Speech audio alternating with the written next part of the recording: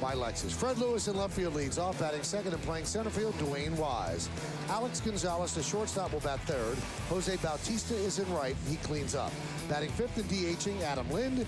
Edwin Encarnacion at third base will bat sixth. Batting seventh and playing first base, Lyle Overbay. Jose Molina will catch. He's going to bat eighth. And batting ninth and playing second base, John McDonald. And on the mound for the Yankees, the all-star Phil Hughes. 24-year-old right-hander getting to start for the Yankees this afternoon, closing out this homestand. The Yankees will be flying west and take on the Oakland A's tomorrow night in Oakland. This will be his 15th start. Look at the record, 10-2. 3.58 ERA, less than a hit per inning pitch, 81 strikeouts in 81 innings. Opponents hitting just 239. Here is our scouting report on Phil Hughes this afternoon. .833 winning percentage. He and Andy Pettit, teammate Andy Pettit, are tied for the best winning percentage in the league. They were 10-2. 30 strikeouts in 36 2/3 innings against the Toronto Blue Jays in his career. But in his last start, he gave up 10 hits in the start against Seattle. That was a career high, so he's going to try and pitch much better than that this afternoon against the Toronto Blue Jays. Well, Phil Hughes knows he's going home, and he's going to pitch in the All-Star game just minutes away from where he grew up, but his mind right now is in the Bronx on that mound. So Hughes is ready. Fred Lewis in the box, and let's do it here on the 4th of July. And the first pitch is a strike, and we are underway.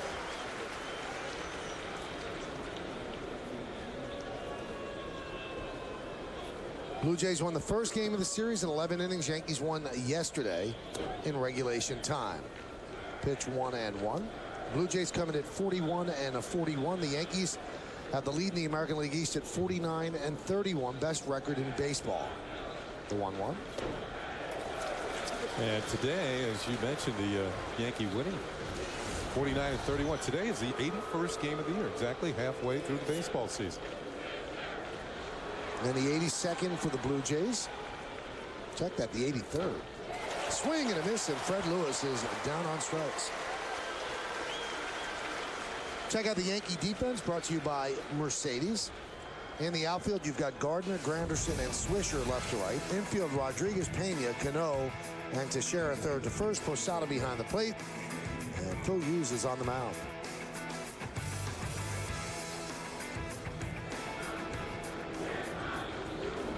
So Phil Hughes last time out had that missed start where they try to cut down his innings. And this time on his normal rest, and he deals a strike to Dwayne Wise. Wise getting to start in center field this afternoon. Just a day off for Vernon Wells. No injury involved.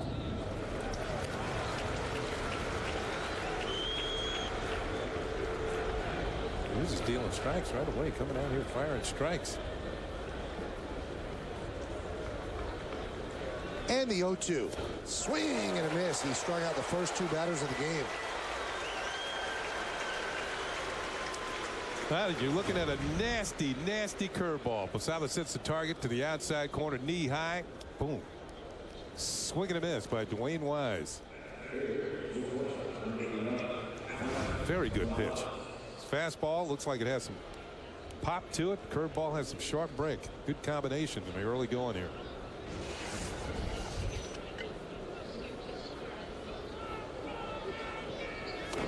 Alex Gonzalez swings and misses. Gonzalez has a very odd hitting streak.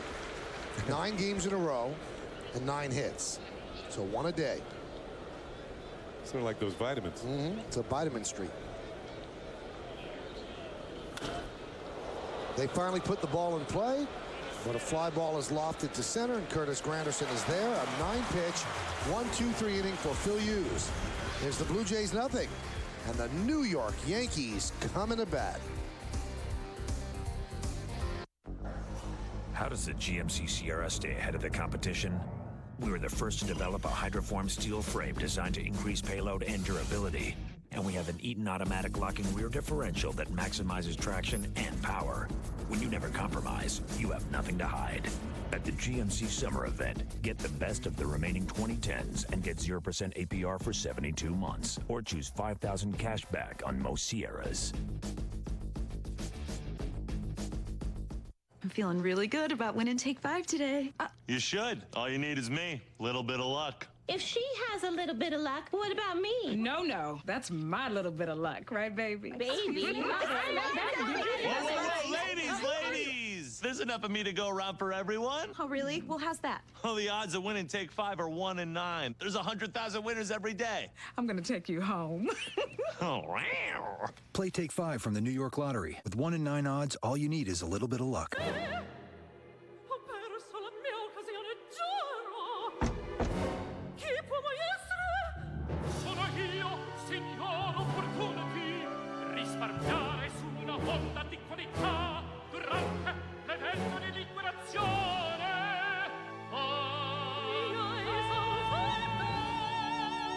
Get 0.9% financing for up to 60 months for well-qualified buyers.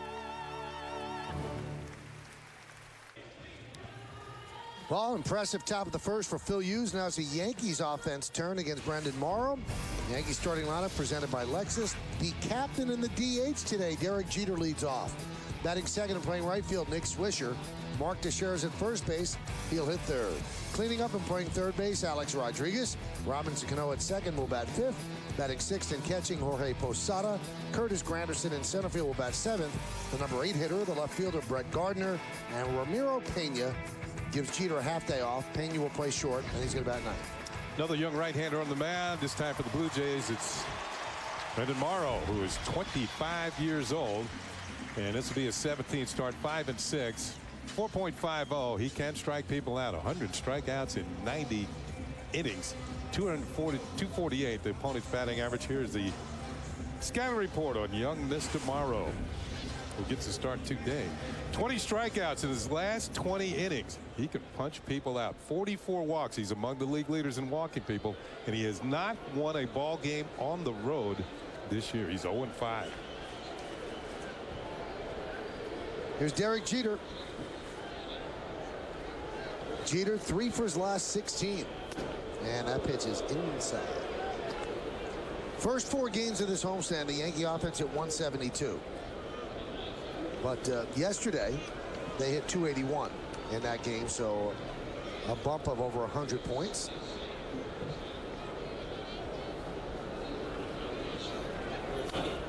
Ooh. Almost got Nick Swisher in the on-deck circle and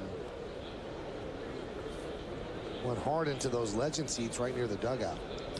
Nick pointed over there, hit it over that way. You know, the thing about Michael, you mentioned the team not really hitting, but sometimes you could win some ball games if you get your hits at the right time. You know, you get 5, 6 hits in a game. But if you get 3 or 4 of them with runners in scoring position, you get good pitching, you can win those games. But the Yankees weren't hitting particularly well with runners in scoring position either until yesterday afternoon in the 3rd inning. Derek's average down to 281. He was voted in as the starting shortstop, and he will be going to the All-Star game for the 11th time. And a weak hack there, and Morrow puts down Jeter on strikes. Blue Jays defense is brought to you by Mercedes. Let's take a look. Fred Lewis is at left, Dwayne Wise in center, and Jose Bautista is over at right. In the infield, Encarnacion, Gonzalez, McDonald, and Overbay third to first. Molina behind the plate. Jose Molina, he of the Yankees World Series team last year. And Brendan Morrow is on the mound. Morrow likes Molina behind the plate, with Molina catching 3 and 3, 2.16. And with John Buck catching 2 and 3, 8.81.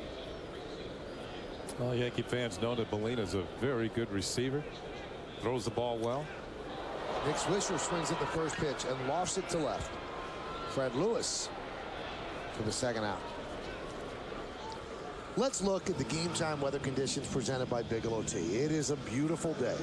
As you can see, not a cloud in the sky. It's 92 degrees. It doesn't seem terribly hot. 25% humidity.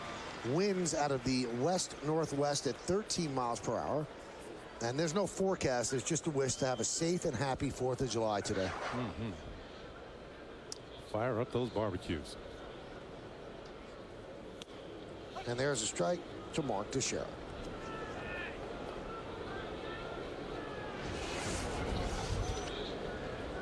Teixeira loves the 4th of July. 11 for 22 lifetime on this date. And on this homestand so far, 6 for 17 for Teixeira. Had a big hit in that 11-run third inning. Yankees had been struggling. They hadn't been getting hits with runners in scoring position. He doubled with the bases loaded inside third. The 0-2. And the 4th of July fireworks continue for Teixeira. He is now 12 for 23 in his career.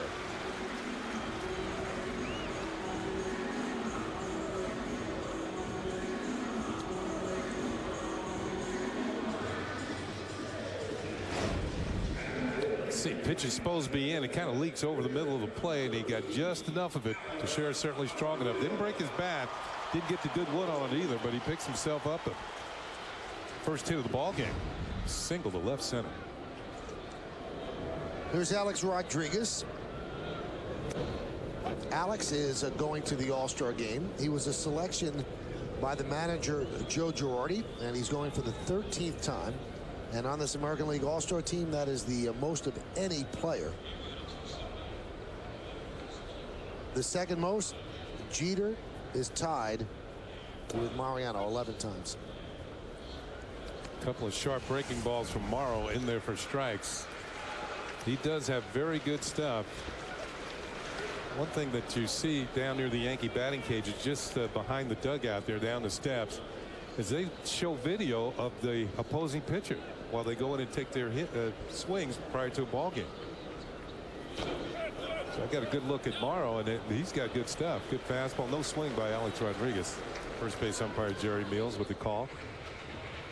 He's got a fastball and get to the mid-90s, and he's also got a very sharp breaking ball. But in his last start against Cleveland, a lot of those breaking balls are in the middle of the plate. It wasn't that he was commanding it all that well.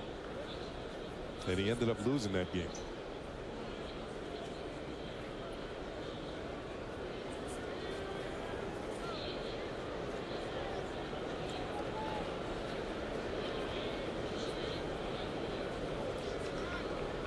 Oh-2 count on A-Rod. Swing and a miss. Morrow strikes out 2 Yankees in the first inning. And the Yankees, no runs a hit, no errors, and 1 man left. We've played 1. Pitcher's doing well. It's no score. I have a few simple rules. No takeout. No feet on the dashboard. No kids under 7. Hand wash only. No dirty feet. I prefer for people to wash their hands. The kids really want a dog, but no. Of all the ways to prevent a luxury automobile from losing value, perhaps the smartest is to get one designed to keep it.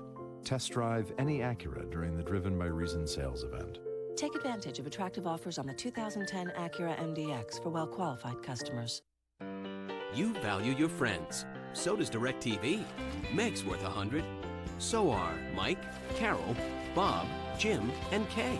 For every friend you refer to DirecTV, you get $100, and they get $100 on top of our best national offer. Just give your account number to your friends and have them call 1-877-4-100 each. They must have your account number when they order.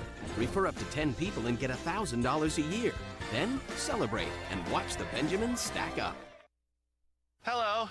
There are lots of alternative energies out there, like solar and wind power. That gave us the idea for Ocean Spray Cran Energy Juice Drink.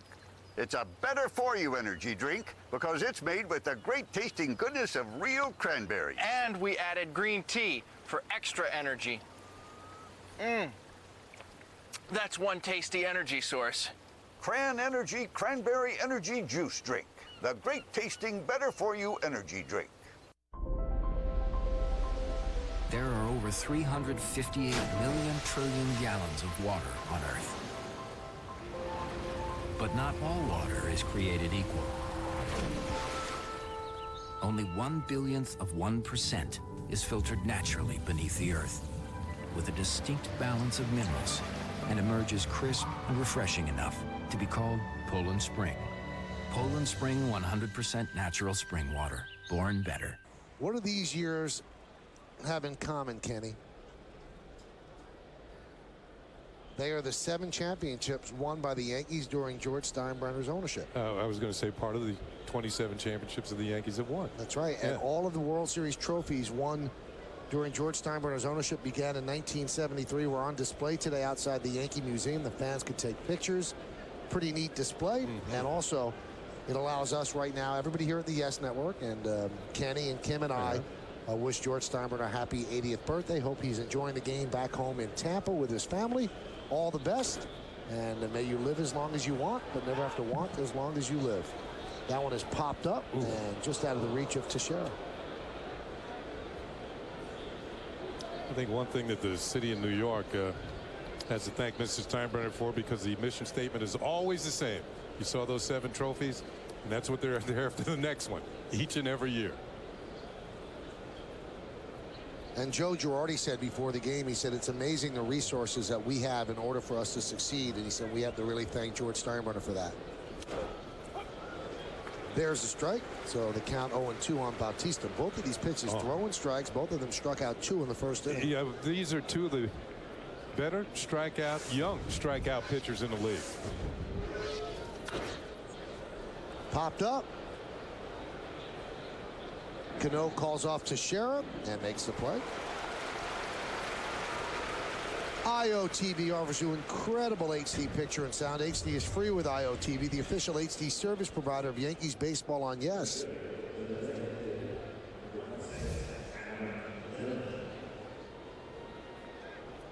Here's Adam Lind. 3 for his last 28. It's amazing the numbers that Lind is sporting this year. 205. He was an all-star last year, right? 300 hitter, and I know he hit over 30 home runs, drove in over 100, but it's not happening this year for whatever reason. Talking to some of the Blue Jay broadcasters, they're saying he's trying to pull the ball too much. Last year he hit a lot of opposite field doubles or to the gap in left center, but that hasn't been working so much this year.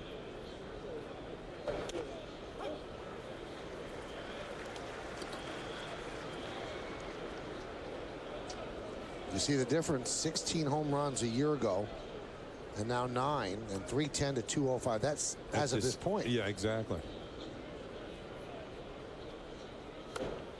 Count 3-1.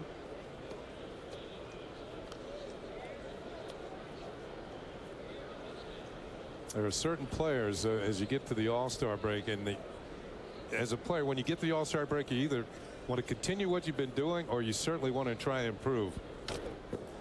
And when you think of Lind and you think of Aaron Hill, who has the day off today, he's not feeling very well. These are players who look in the mirror at the halfway point in the season and say to themselves, what do I have to do to make myself a better player in the second half? Do I have to work harder? I don't know. These 2 young men are certainly hard workers, but maybe the concentration or whatever is going to have to improve to bring their numbers up in the second half. Well, that's not going to help as he goes down on strikes. 3rd strikeout for Phil Hughes. Lind finished last year at 305, 35 homers, 114 ribbies. Not this year. High riding fastball towards the middle of the plate, just about letter high, and he can't quite get to it. Underneath it, Phil Hughes with a blazing fastball this afternoon. 2 strikeouts on fastballs and 1 on a breaking ball. There it is in yes mode. Still too quick for Lind's bat. His Encarnacion, grounded foul.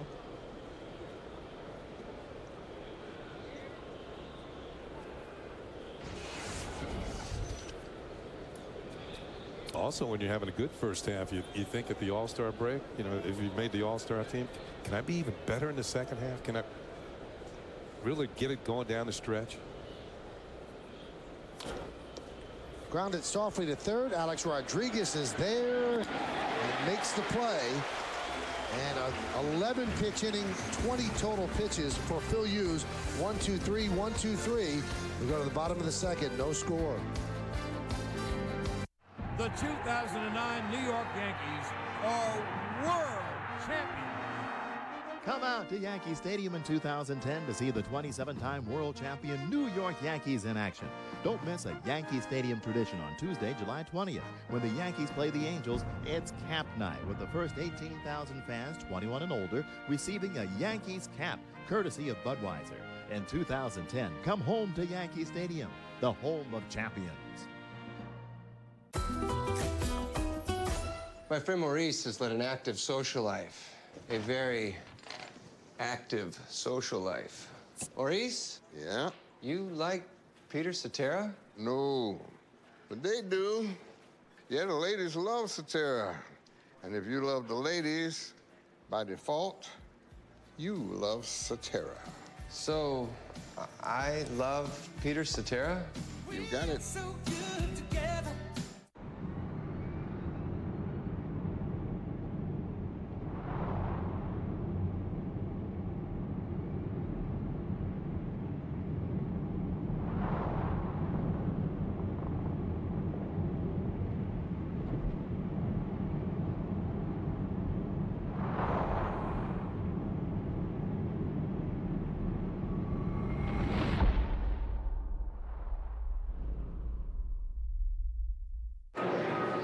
Hi, just wanted to let you know that military personnel can pre-board at the gate. Ask passengers and our uniformed military personnel to board at this time.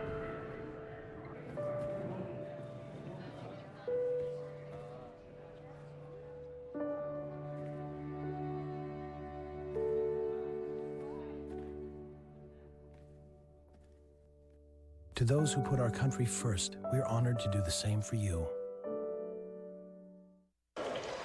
Let's look at the American Airlines upcoming schedule, and it involves travel in the air, that's for sure. 3 games against Oakland on Monday, Tuesday, and Wednesday as the Yankees hit the West Coast, and then 4 games against Seattle, 3 night games and that 1 afternoon game, and then the All-Star break. Yankees come home, and then the Tampa Bay Rays come in. Saturday is a Fox game, but we have Old Timers game, Old Timers Day ceremonies in the game starting at 2 right here on Yes. So let me ask you, Michael, you going to stay up late and watch those games from the West Coast?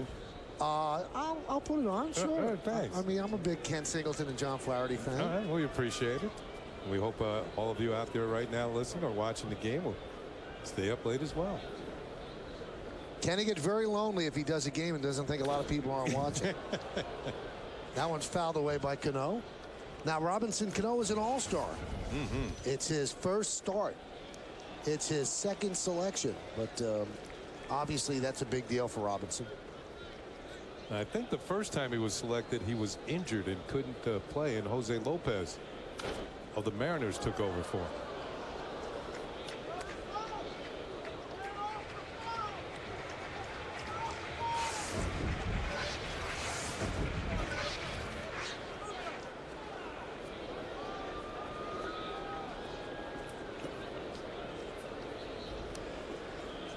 Well, with Jeter and Cano starting in the All-Star game,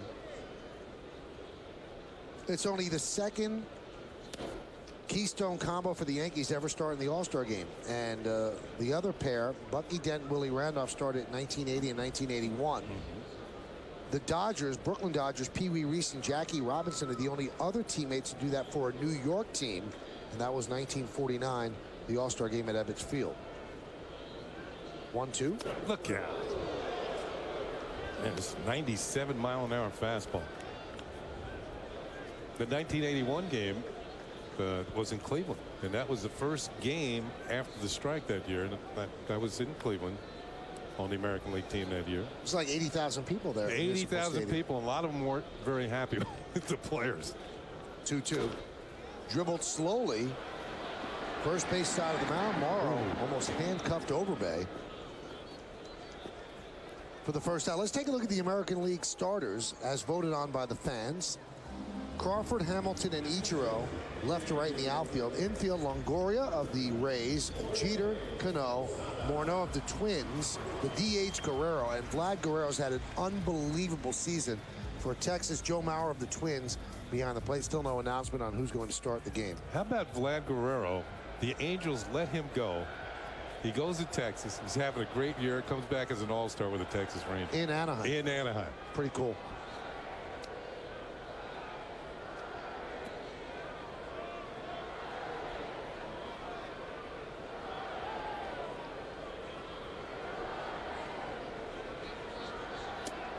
Posada, breaking ball strike. Yeah, one thing the Yankee hitter is going to learn facing Morrow here, and they saw him up in Toronto, and he pitched pretty well in that particular contest, but you have to tune it up a notch or two with his fastball. Now, Brandon Morrow is an inspiration to people that have diabetes. He has type 1 diabetes, and it was diagnosed when he was in high school. And he actually wears an insulin pump when he's not on the mound. Now, he could do that. He's elected not to. He has to monitor his blood levels throughout the game. Actually administer insulin shots so he has the right ratio and things like that. But he said it's just part of his life, and he can still do what he has to do. And being a starter actually makes him, you know, more regimented in the things he has to do. And there you see his resume from Santa Rosa, California.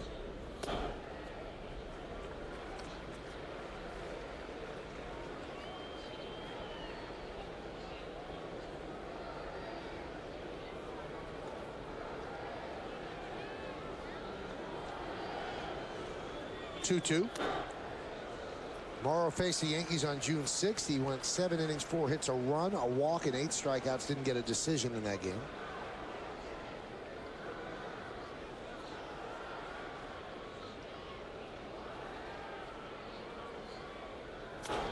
Popped up.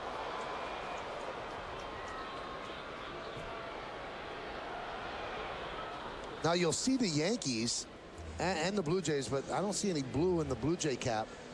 All of the major league teams this weekend are wearing the white hats with star-spangled red, white, and blue. Now the Blue Jays don't have any blue in their cap, but the Yankees do. And you can see the stars and stripes within the logo on the interlocking NY. And some people have criticized this, Kenny. You know, why, you know, Major League Baseball is just trying to make money, which, I mean, even if they were, I'd have no problem. It is a business. But in this case, no one should complain about them wearing the caps, because Major League Baseball doesn't make a dime. Every profit from the sale of those caps goes to the families of veterans. And I can't think of a better cause and a better way for the money that's raised here on July 4th to be spent. So Major League Baseball is not pocketing a dime from the profits. All the profits of the sale of the caps to the public will go to our veterans' families, and that's great. That is fantastic. And they're very popular, these hats. Yep. I think they're going to wear them on Labor Day as well. And they also, and Memorial Day, they already did. I think one reason why the Blue Jays might not have any blue, even though they are the Blue Jays, because they're from Canada. It's probably, yeah. Red and white are the colors of the Canadian flag. Is there a little blue in there? I don't see any blue. Not much. The 0-2, and Morrow is dealing that as his third strikeout. So Morrow and Hughes are hooking up, throwing heat on a hot July 4th. We go to the third, no score.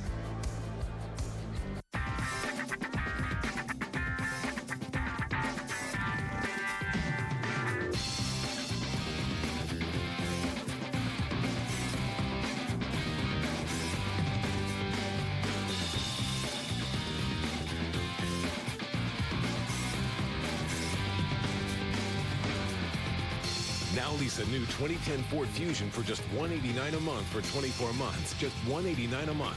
Get to your Tri-State Ford dealer. We're part of nature, and as we destroy nature, we destroy ourselves. It's a selfish thing to want to protect nature. I never intended to be a businessman. We made the world's best climbing equipment out of here. We realized that putting in and taking out of all these pitons was causing damage to the rock. So I made these little soft aluminum chocks that you just put in with your fingers. And I'm a dam buster. We've been working for years to take this dam out. The reservoir behind it is only 4 feet deep. The water gets real warm, kills a lot of the life in the river. When you take out a dam, that's a real victory. I mean, a concrete victory, so to speak. I get an idea to do something, I like to take the first step. If that feels good, I take another step. To do good, you actually have to do something. No matter what you want to do, Members Project from American Express can help you take the first step. Vote, volunteer, or donate at membersproject.com. Let's go. Come on, hurry up.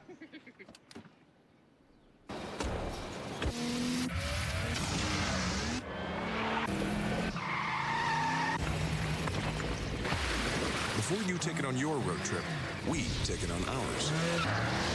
Now during the summer event, get an exceptionally engineered Mercedes-Benz, like the 2010 C-Class, an IIHS top safety pick for 1.9% APR, or lease one for $349 a month. We go to the third inning here at the stadium, and there's so much to talk about with Kimbo Jones that we have to get down to her right away. Kim, the All-Star is the point of discussion, and let's start off with what Kenny and I thought was a glaring omission, and that's Andy Pettitte, because although Phil Hughes and CC Sabathia have had very good seasons, they haven't been better than Andy Pettitte. So try to make sense of this for us. Well, the voting done a couple weeks ago by the players. Here's the deal with the 13 pitchers selected to the All-Star roster, Michael.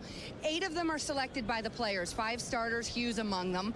3 relievers, Mariano the first selection, of course. Now, the manager then fills out the rest of the 13-member staff for the All-Star game. That's 5 picks.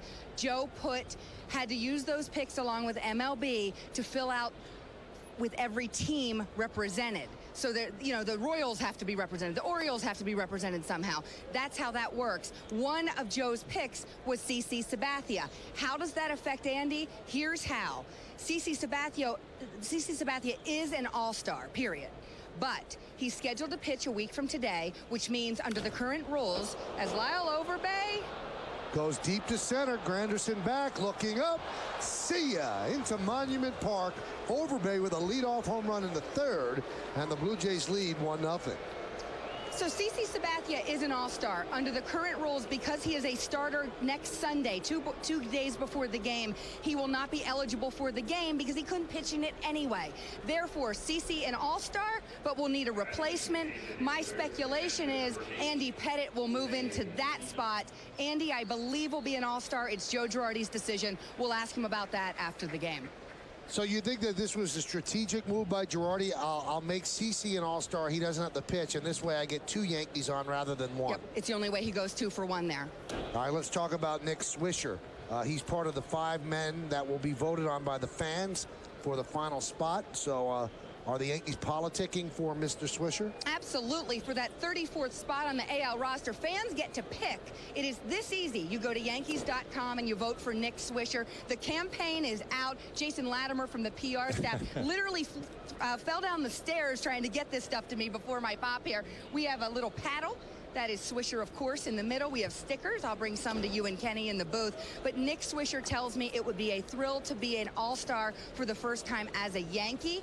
He said, I'd be honored to go to Anaheim and play in the All-Star game. He said, hey, fans, I need you. You're the only way I get there right now. And Swisher has some stiff competition. The other 4 who are in this final 5, Paul Konerko, who's having a great season, Kevin Youkilis, and 2 Youngs, Delman Young of the Twins and Michael Young of the Rangers, who's also obviously a former All-Star and a very good player.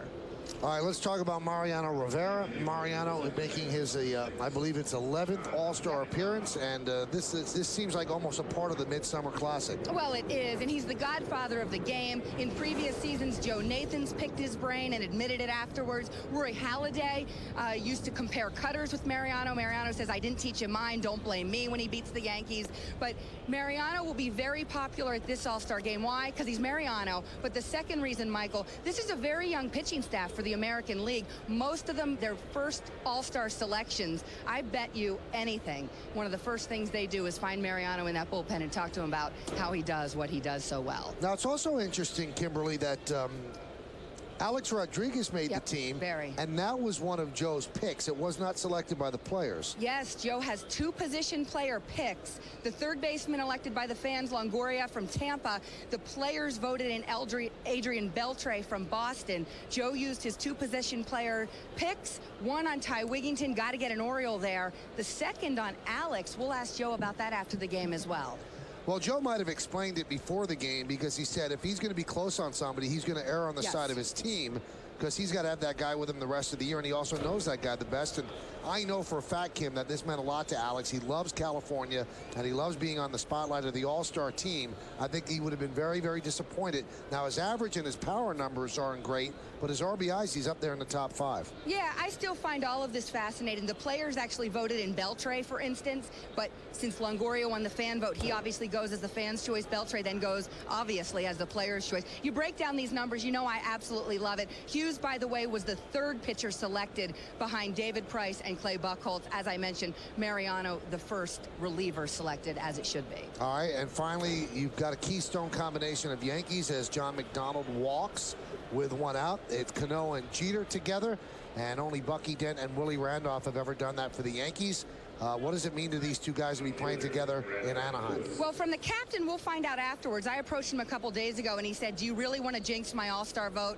And I walked away. Now, with Cano, he was more willing. Today I saw him, and he was certainly willing to talk about it. He said it's such an honor. He said, I get to play beside Jeter every day, and now to do it in the all-star game is just terrific. In '06, he was voted into the game, couldn't play because of that hamstring, and was so disappointed. And now he actually gets to go out there and play. And by the way, Michael, Robbie Cano told me today that he watched our encore last night and saw in our trivia question just how rare it is that middle infielders from the same team start an all-star game. So he was even more impressed after he saw that. Well, I'm impressed that on a Saturday night, Robbie was watching our encore and not out, maybe having dinner. He's getting ready for a day game. That shows me something. Who wasn't watching our encore? Come on. Kenny, were you watching? Yeah, I saw part of it. See? Really? Yeah, my family's in town. I had to go out to dinner. We had to feed those kids. Now, Kimbo, it seems, are you a little fearful when Jeter says the jinx stuff? You just walked away. You didn't even want to engage him at all? I was really confident in the vote. He was so far ahead. But there was a moment where I thought to myself, if this does happen somehow, I am absolutely done. Forever. I'd have to quit. But here's the other thing for Jeter, by the way. I'll ask him about this after the game. If the National League's winning in the 8th inning, say 3-2, you think that rally monkey's on the scoreboard? I would think it probably is. Yeah, I think so, too. And he loves the rally monkey. Jeter does. Yes, absolutely. Who doesn't? A font of information. Wouldn't you agree, Kenny? Unbelievable. And I have one more for you, Oh, Michael. really? wait a We were minute. ready to send you away, but what else you have? I got a little perspiration on the side of the brow here, I got to admit. Heat index right now, 115. It was 110 yesterday, way hotter today, 115. Well, maybe it's that sticker on your shirt that's making you hotter. Whatever. We'll see you later. Thank you. All right, that's Kimberly Jones, and she'll be with us in the postgame. So a quick trip by Dave Island as Hughes looked so great in the first 2 innings, but serves up the home run to Overbay and then the walk to McDonald, now 2-0 on Lewis. And whatever Island said worked as he throws a strike. Yeah, Overbay's was not a cheapie. Straightaway center field. Out towards the monuments.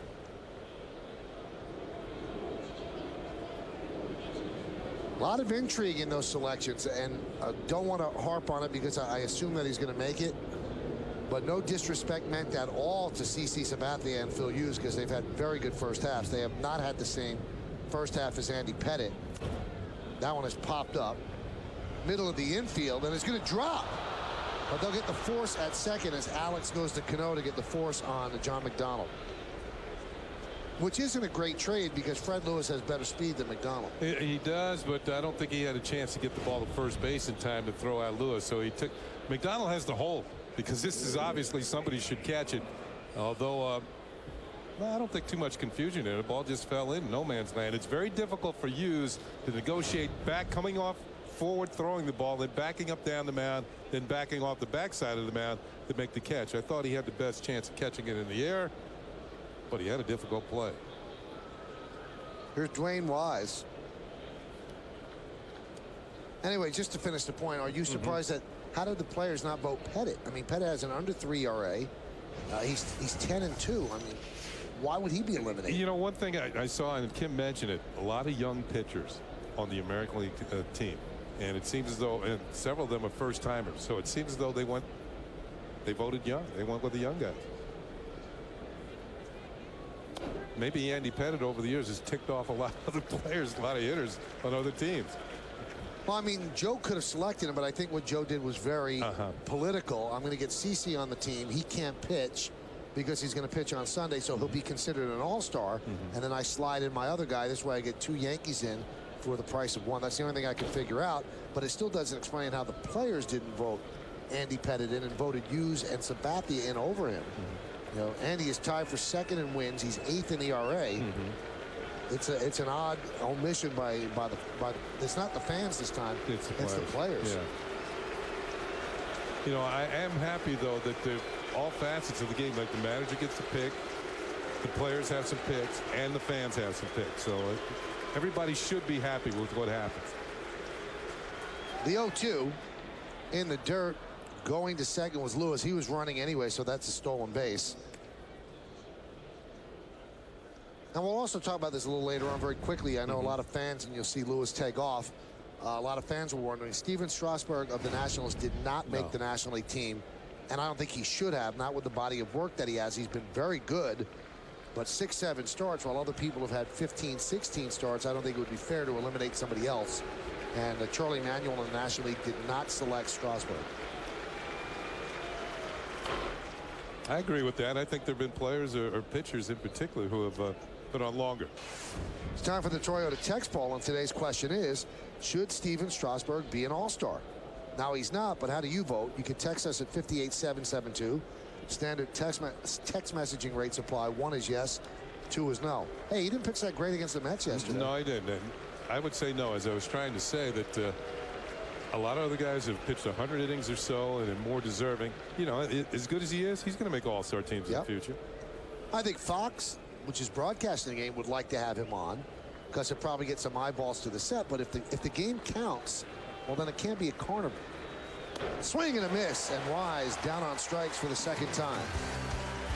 1 run, 1 hit, no errors, and 1 man left on base. The 1 hit, Lyle Overbay led off the inning with a booming shot in the center field onto the netting right above Monument Park. 1-0 Blue Jays. The 2009 New York Yankees are world champions. Come out to Yankee Stadium in 2010 to see the 27-time world champion New York Yankees in action. Don't miss a Yankee Stadium tradition on Thursday, July 22nd, when the Yankees play the Royals. It's Cap Night, and the first 18,000 fans in attendance will receive a Yankees cap, courtesy of Cannon. In 2010, come home to Yankee Stadium, the home of champions.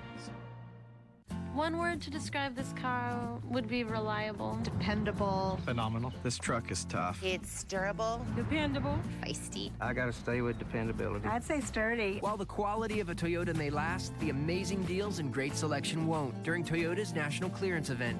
And right now, you can lease a new 2010 RAV4 for just $189 a month. Or choose the new 2010 Toyota Highlander and get a $259 a month lease. Toyota, quality to move you forward.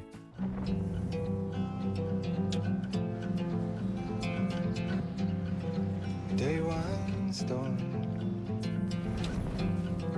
and it was beautiful. So look, see the sights that you like. AT&T covers 97% of all Americans. This summer, get the exclusive Samsung Stride for just $19.99, only from AT&T. Who are you? Air Cav. I was in combat. Black Ops. Yakuza. They have collected the most dangerous killers on Earth. We were chosen. And brought them to their world. This planet is a game preserve. We're the game. This Friday, the hunters are the hunted. Predators. Rated R. He's the legendary musician, actor, and New Jersey native. Tonight, Frankie Valli sits down for GMC Presents Center Stage with Michael Kay. From his chart-topping days with the Four Seasons to his recent cameos on the hottest TV shows, Frankie Valli discusses his legendary career on Center Stage tonight at 8, only on Yes. Oh, what a night. Big girls don't cry. Sometimes they do. Yeah. We go to the bottom of the 3rd inning. Here is Brett Gardner. A big day for him yesterday with that grand slam in the 11-run 3rd inning. And the pitch to Gardner is upstairs. Now, one thing that Kim did not mention in her report about the Swisher voting and the voting for the final 5 players that are up there for one spot, the voting ends at 4 p.m. on Thursday, and the voting could be done at MLB.com or Yankees.com, whichever one you want to vote for. The Yankees have very quickly put together a little politicking. Nick has already put together a video that they're running on the screen between innings. That was cool. He's standing there with a surfboard and a summer shirt saying, I want to go to California. Nick's the guy that's going to, I'm sure, politic for that. You know, several of the other players who are involved in that online voting, though, I think they have a slight advantage over Nick because some of their teams are going to be home during the course of this upcoming week before the All-Star game. And those teams are certainly going to use their ballpark to promote their players. A Gardnerian hit as he goes the other way. Now, we go back in the archives for the Coors Light Cold Hard Blast. Not that far back, Kenny, just to the third inning yesterday. Oh, it's still very cold, though. Certainly cold to Ricky Romero. A grand slam home run. Romero served it up in the third inning. First ever grand slam for Brett Gardner. Well, Hughes faulted just a bit in the third, so now will Morrow falter as Ramiro Pena is up. He's really been struggling. Will they have him bunt here, or will he just stay there and let Gardner go? Now Molina, 16 base runners have attempted to steal against him. He's caught 10 of them. That's well, Yankee fans remember his throwing arm and his ability to throw runners out. Gardner was going the pitch out, and then he heads back. He was going on the first move. A lot of things happened on this play. He was going. I believe Overbay yells, "Step off." The pitch is a pitch out anyway. So even though Gardner did not go, he might have actually benefited by not going because there was a pitch out on. Now, would they ever pitch out 2 times in a row? Teams do it. Maybe not with a guy who's walked 44 batters this year and just walked 1. Snap throw to first, and scampering back is Gardner.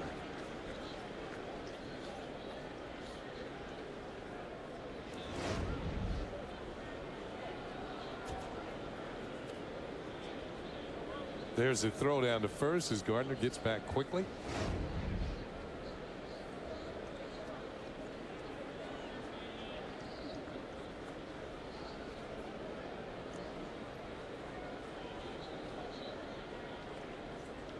I think they're through pitching out. There was a strike. One thing that helps Pena in this situation, he can expect the fastball. Molina's going to want the ball as quickly as possible. And sometimes a pitcher will yank a breaking ball into the dirt. Almost no chance to throw out somebody with the speed of Gardner. So if you're up there hitting now, you're looking for the heat.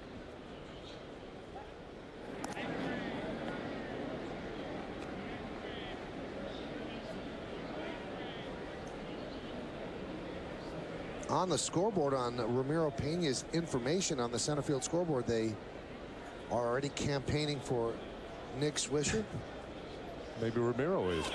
Swing and a foul tip as Gardner was going. Probably had the base stolen. There it is. Send Swish. You know, I talked to Swisher before the game, Kenny. He said, "I'll do anything to go. I don't care how I go. If I get there, that would be great." Some players would not want to take part in it, but Nick is very lighthearted and he has fun, and he does want to go to the All-Star game. Well, he hasn't been to one yet. And when you experience one, you want to go time and time again.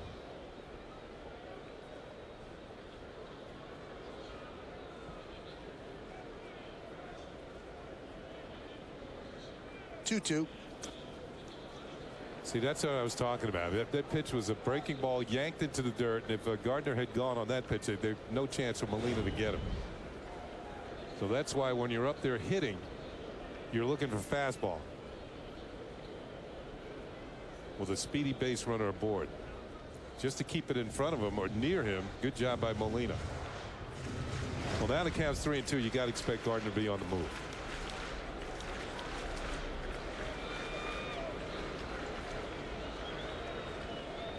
There he goes. And that's punched out to the left side.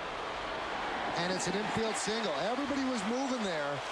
The shortstop went to cover second base. The third baseman, Encarnacion, had a range far to his left. It was a slow roller. Perfect storm. Pena with an infield single. And you throw in Pena's speed, and you're right, an infield base hit for Ramiro Pena. Encarnacion well to his left. You can see that just about the whole left side was open except for him. Couldn't get much on the throw, and Pena beats it out. Well, he was well across the bag.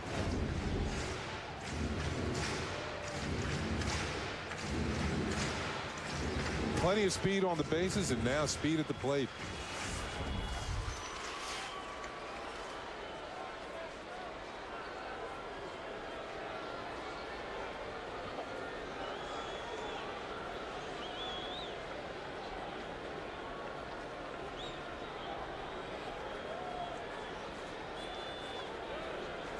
Jeter with a bunt. They're going to go to third. They don't make the play. Overbay got very greedy with the speedy Gardner. So Jeter's going to reach. Bases loaded, nobody out. Well, one thing you got to know who's running. And one of the fastest runners in the league. Overbay took a chance. He did get to the ball quickly, and maybe he would have had it out with an average runner at second. But this is one of the fastest runners in the league, and you can see that Gardner is obviously safe at third base. And now the Yankees have the bases loaded and nobody out. Poor decision by Overbay. Now, Jeter's going to get a sacrifice and reaches on a fielder's choice. Pretty good bunt. Overbay immediately goes to third and does not get Brett Gardner.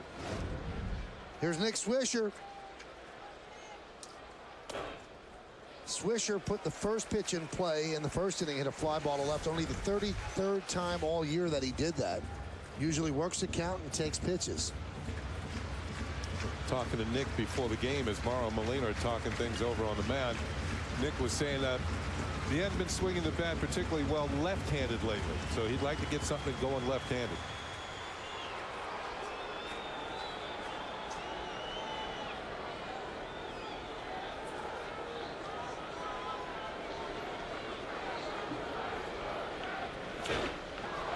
Popped him up. That is not going to get a run in. But the sun almost caused Lewis to lose that one. Reminiscent of yesterday with John McDonald when A-Rod hit the pop-up with the bases loaded. So there's one down. You know, it's almost as if Lewis was looking towards Gonzalez. Now watch, he'll take his eye off. Yep, he wanted to see where everybody else was, and now goes back to finding the baseball. Almost big-time problems for the Jays on this play. And here's yesterday. With the bases loaded, 3-2 pitch with 2 out. The runners are on the move. John McDonald, who was in left field yesterday, loses the ball in the sun. Now, he had sunglasses on. I believe he tracked it until the very end, and that's why he didn't flick the glasses down. Teixeira swings at the first pitch and pops it up. Encarnacion toward the stands, and he runs out of room.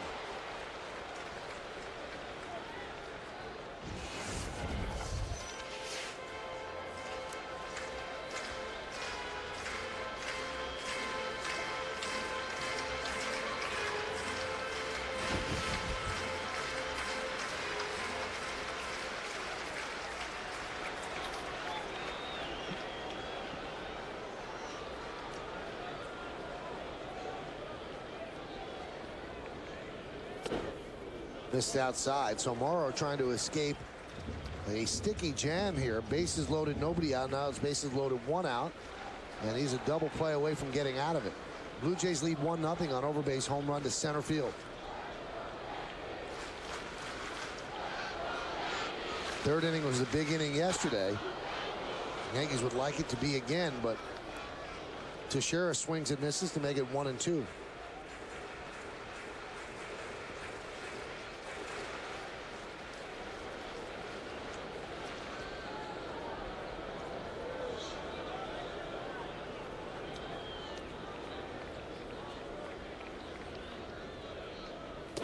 Outside, 2-2.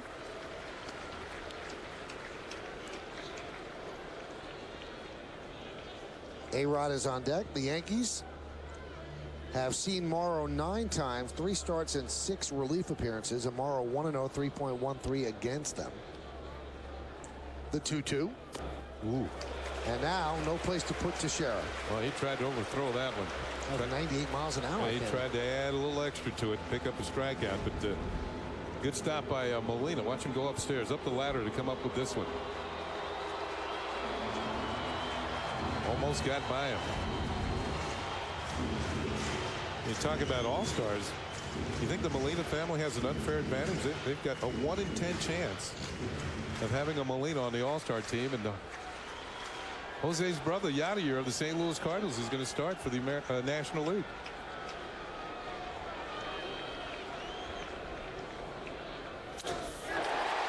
Fly ball, right field. Bautista is there. He'll make the catch. Tagging is Gardner. He'll score. Moving to third is Pena. A sac fly for Teixeira. And it's a 1-1 game. Let's see how they attack Teixeira. And the pitch by pitch brought to you by Suzuki Kizashi. Well, the count ran full at 3-2 and starts him off with a good fastball. Popped up foul. Had to hit the corner and missed. 1-1 with another heater. Changeup swung on and missed. Another changeup missed again. 2-2. There's that high fastball. Now it's 3-2. And off the end of the bat, as we look at Yesmo, or else this one would have been in the seats. And I believe he broke his bat, but got enough of it to get the run in from third. So here's A-Rod. First and third, now 2 outs. Game tied at 1. Boy, this kid throws hard. 97 miles an hour, 1-0. Third inning has been the Yankees' big inning this year. They've scored 66 runs now in the third inning. Far more than any other inning on the board.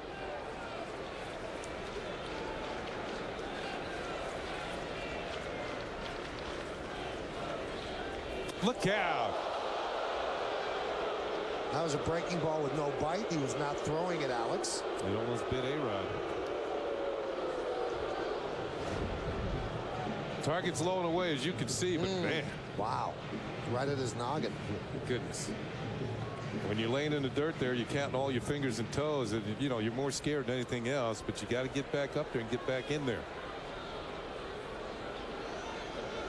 And you're trying to pull the trigger on a 98-mile-an-hour fastball, so you're waiting. The 2-0. Oh, he's lost it this inning. Having trouble from the stretch. We've seen pitches all over the map in this inning. There's pitching coach Bruce Walton looking on.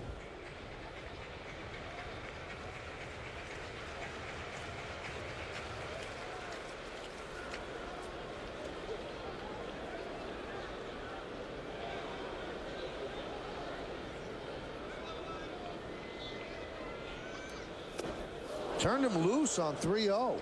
Swings through a 97-mile-an-hour fastball. Trying to catch him speeding. Pitch was toward the middle, maybe up just a hair for A-Rod. Good swing at it, though.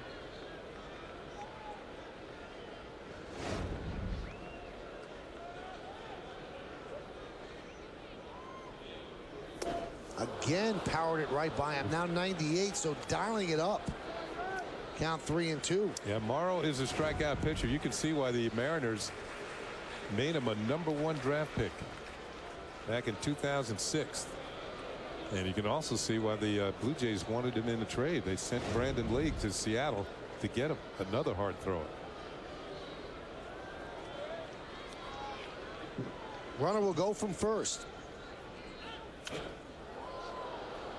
Fouled off a 98-mile-an-hour offering. A-Rod struck out in the first inning. This is a spot, Kenny, if he drops in a breaking ball, he strikes him out because he's dialed up. Yeah, but right now in this particular inning, Morrow hasn't had much control this inning. He's been kind of all over it. Yeah, you're right. I agree with you. He'll lock him up if he throws a breaking ball. Molina, no, they want the fastball away. 3-2. Line, base hit to left field. Scoring is Pena. Jeter moves to second. Alex Rodriguez with an RBI single. And the Yankees lead 2-1, and A-Rod has now driven in a run in 10 of his last 12 games. That's his 62nd ribby. That's a big league at bat. Morrow against A-Rod. Yeah, he finally caught up to a fastball. You can see this one was not away. The target was away, but it was on the inner third, and A-Rod was quick. Trusting his hands to get the barrel of the bat to the ball, and a solid line drive to left field. He gives the Yankees the lead. Knocks in Pena from third base.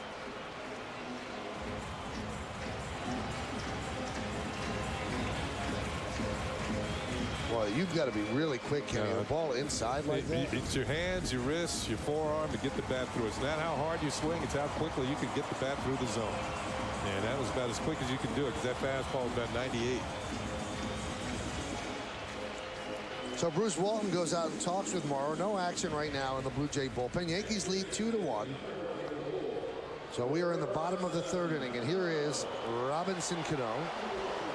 Tapped to the first base side of the mound. That was in the second inning, so he's 0 for 1. Robinson is 3 for his last 16 and 1 for his last 11, so a little bit of a slump.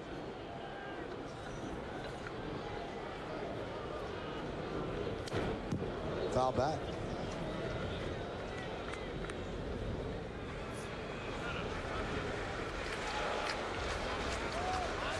Morrow struggles with men on base. Entering today with a man on base, opponents hit .291 against him.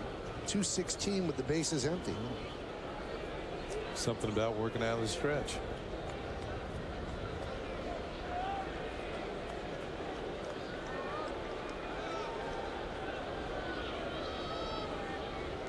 It also shows you, Kenny, in college, Morrow said that he never had to throw a breaking ball, so he never worked on it. He said, I always could get by on 98 to 99, and I didn't need to develop a breaking ball. And that's why he might be behind the curve, no pun intended, in that case. I saw where you went there, but he does have a pretty good breaking ball, but I don't think his command, he can throw it for a strike, but sometimes it's in the middle of the plate. All the video I saw before the game, it was in the middle of the plate. 1-2. Molina's getting beat up this inning.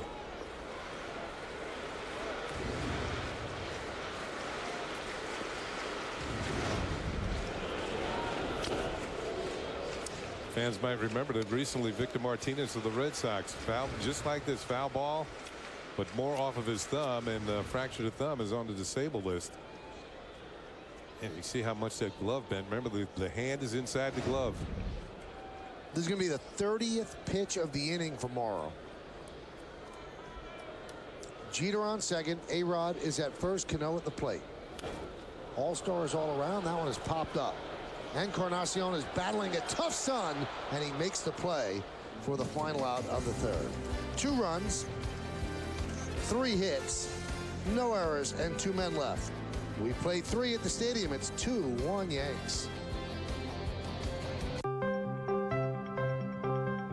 Hundreds of ideas and innovations come together to create an entirely new luxury sports sedan.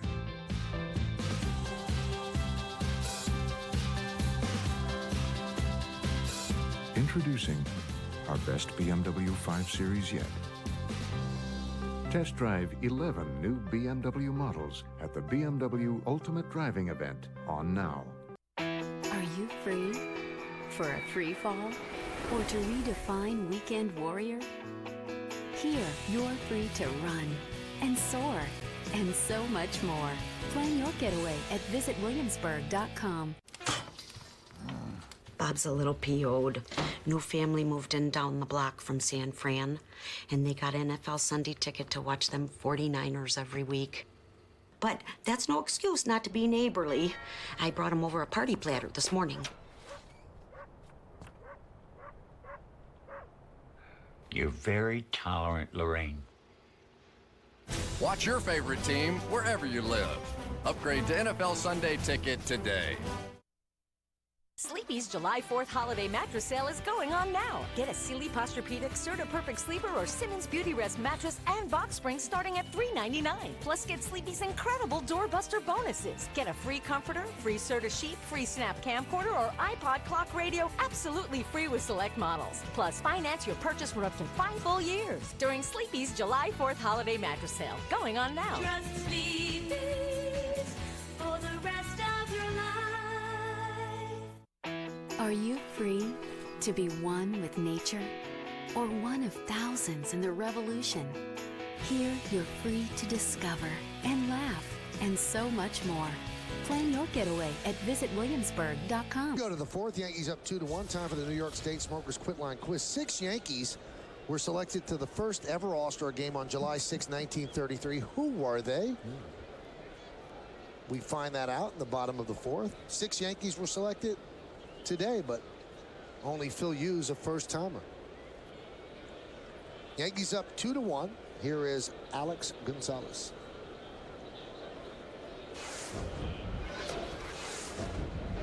Count 1-0. Here's the Home Depot hitter scouting report. 9-game hitting streak, as Michael pointed out. He's only had 9 hits during that streak.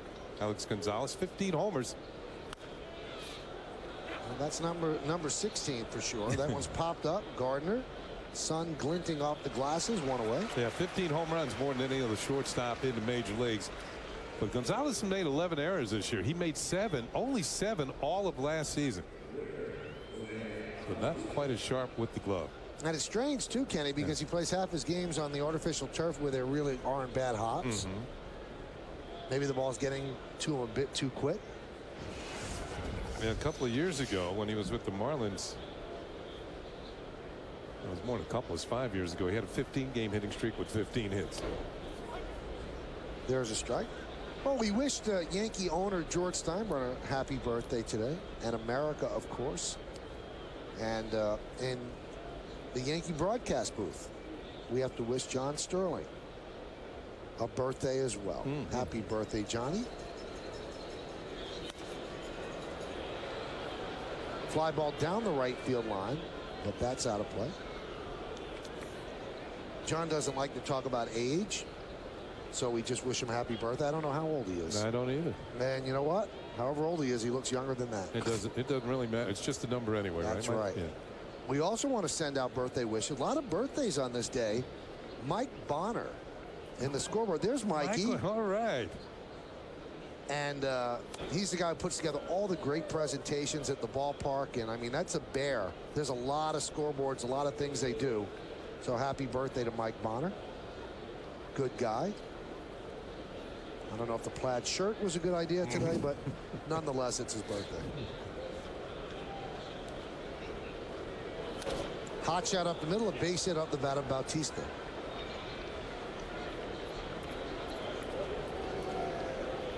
Hey, stay tuned during the 6th inning for a message from our friends at Miller High Life with a sneak peek at how we can give returning vets a piece of the high life.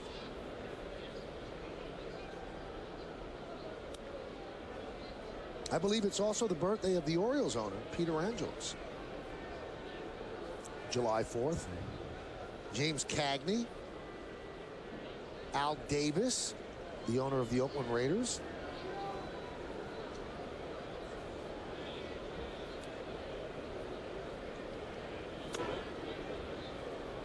Count 1-0.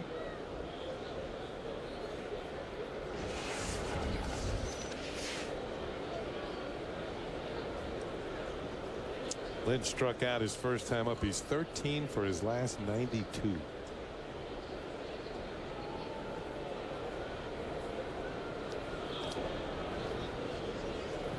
Right about this time, Kenny, I know you've told me stories that you were struggling sometime in June. Right about this time, has he given up on having a good year? No, I wouldn't do it. There's too much baseball left. I mean, you can still rush your way. Maybe not to 300 like he hit last year, but certainly you can get up to 280. I mean, he can rush it. I mean, this is a good young hitter. It's just for whatever reason, it's not been happening. Maybe chasing too many pitches out of the zone. And you got to remember, when hitters like Lynn have good years, young hitters, a lot of video out there. The opponents are just studying and studying. How can we get this young man out? What do we have to change to get him out? So it's up to him to make readjust. It hasn't happened as of yet. Swing and a miss. And right there, Phil Hughes has thrown 2 fastballs by him. And he struck him out on the he struck him out a curveball the first time up. So he's remembered that curve in his mind. It was a very good one, though. That curveball would have struck out a lot of left-handed hitters, knee high on the outside corner. Let's see how they go at him this time. But as a hitter, those are the things you have to remember. Fouled away. And that time they went with the heat, try and blow it by him outside. That was a good pitch, too. Knee high on the outside corner. Posada's target, man, right there.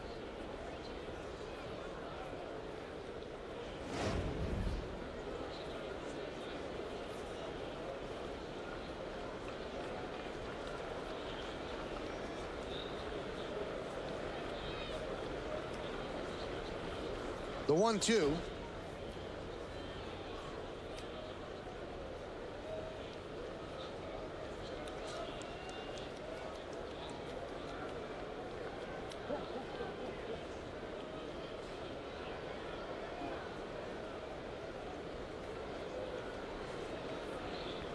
Bautista leads off first, 1 out. The 2-2. Oh, what a play by Teixeira. He'll get the force at second. That's all they get. Wow, Lind, who's struggling, probably thinking, really? Why me? Mark Teixeira ranging far to his right off the bag. And, you know, we see how to play a game that you don't see other first basemen make. And from his knees, just want to get the lead runner. Probably knew that he couldn't get two, but Batista is erased. This ball looked like it was destined for right field. I wouldn't say it was routine, but for him, it's getting to be that way.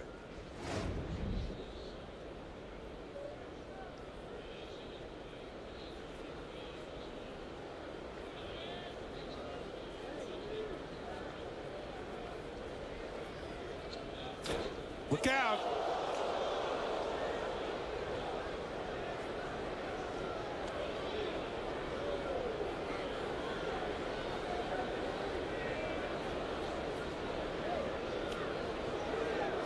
Looks like everybody's okay.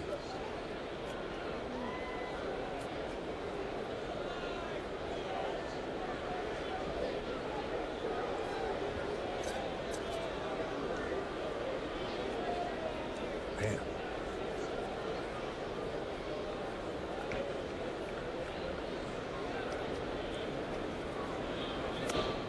Pitch inside.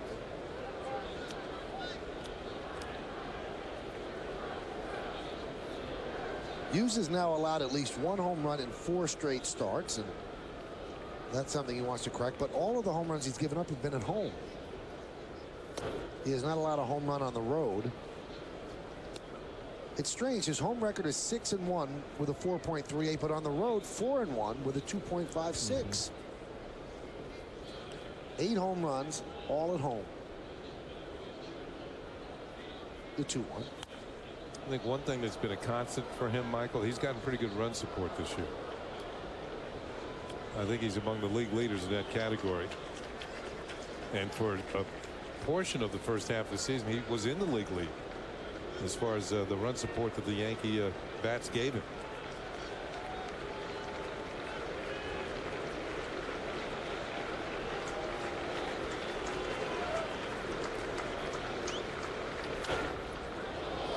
Popped up and out of play.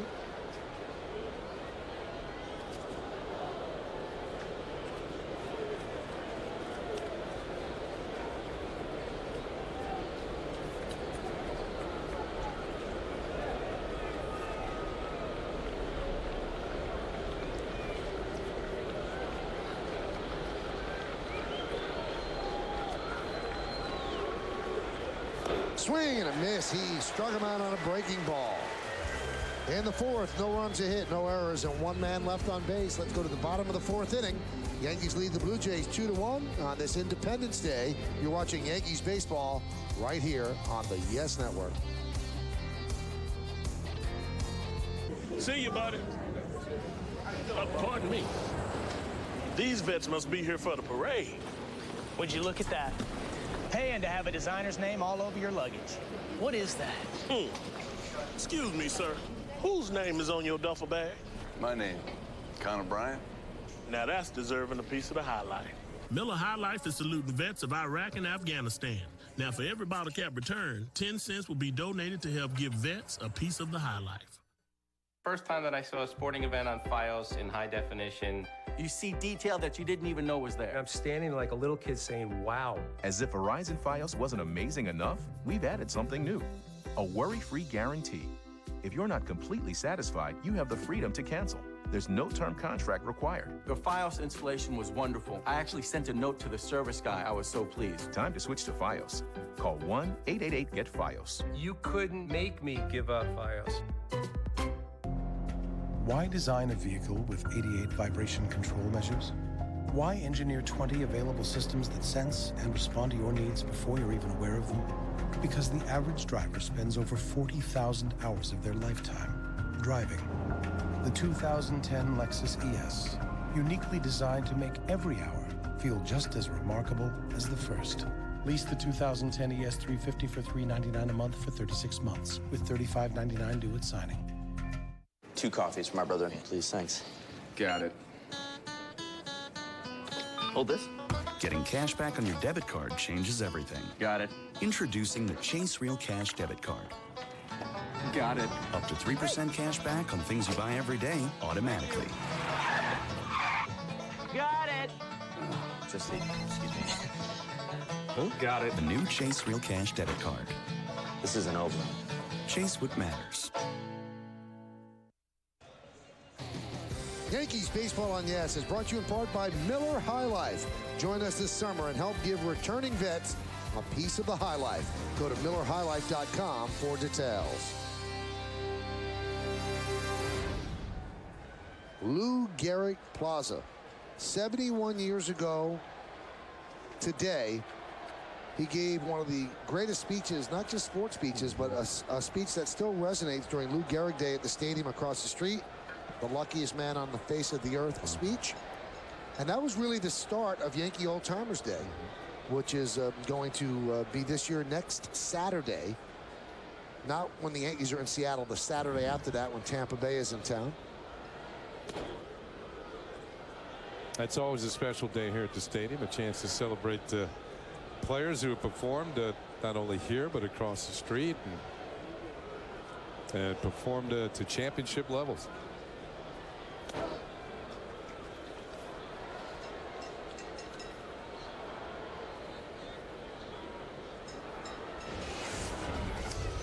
It's a big chance to review Yankee history for some of the youngsters who come out here and hadn't seen some of the Yankee greats of the past.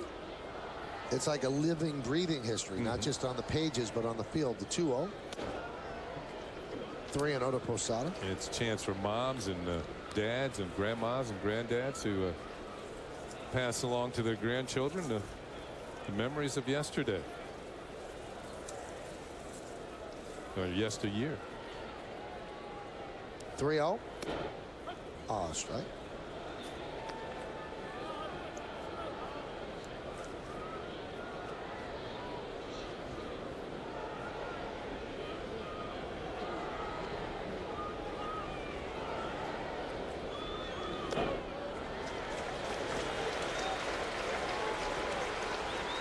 So Posada works a walk. Why don't we take a look at the answer to the New York State Smokers Quit Line quiz.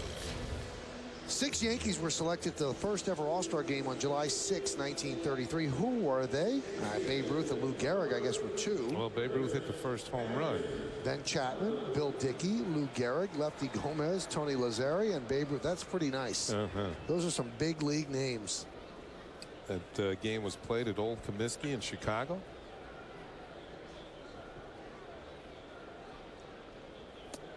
And Babe took somebody deep from the National League. It's only right. Or in his case, left.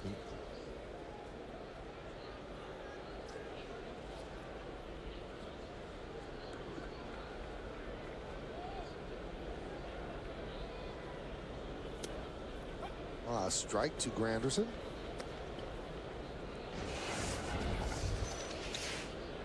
Granderson 3 for 18 on the homestand, trying to put something together.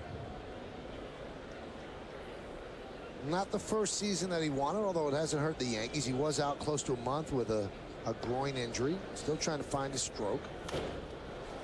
Fouled away. Hey, we didn't even mention, it was mentioned on the pregame show, but the Yankees have Marcus Timms back on their active roster, who was out with a hamstring pull, and Chad Huffman, who did a nice job and made a very good play in the field yesterday. He was sent back down to Scranton Wilkes-Barre, but you have a feeling he'll be back at some point. There's Marcus.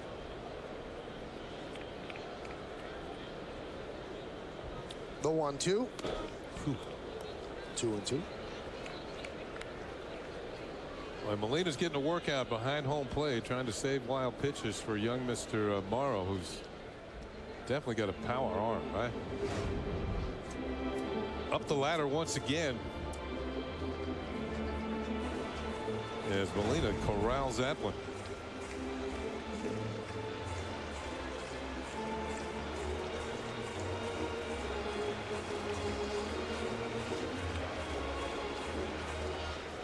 Jose Molina's brother, Benji, who was with the Giants, got traded to Texas. The Yankees are going to be playing the Rangers pretty soon here. So now 2 Molina brothers in the American League. Soft ground ball to second. They could turn 2. There's 1. Not in time. They took a little bit too slow on the transfer. Something was going on. The timing was off between McDonald and Gonzalez.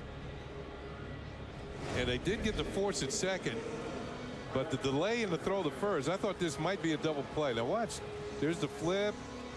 That's too many steps. Too many steps, and you know what?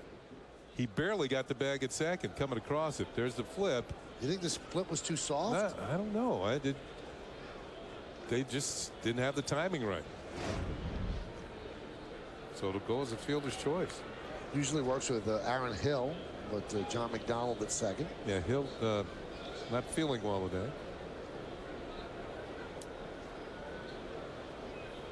Well, the Yankees certainly will take that exchange speed-wise. Posada not fast. Granderson is.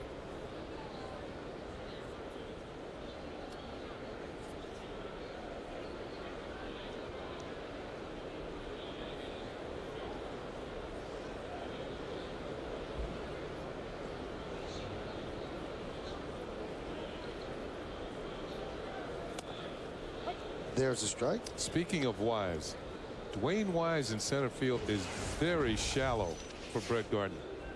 Now, one of the dangers here, when you play this shallow with a hitter that's this fast, if he gets one to the gap, it's going to be a triple. And not only do you have one run in, but you also have a runner at third that can score in a sac fly.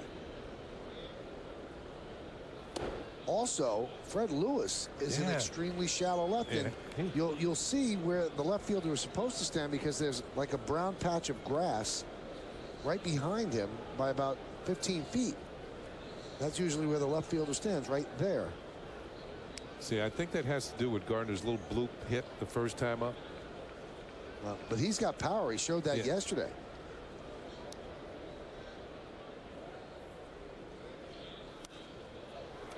Pop that up. And it makes the dugout out of play.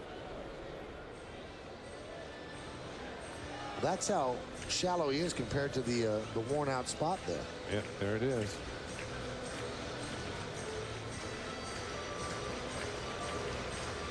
Extraordinarily shallow is the center fielder Wise.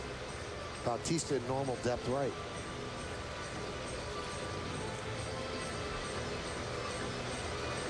Well, after over his last 26 games, Gardner's hitting .387, scored 16 runs, drove in 12.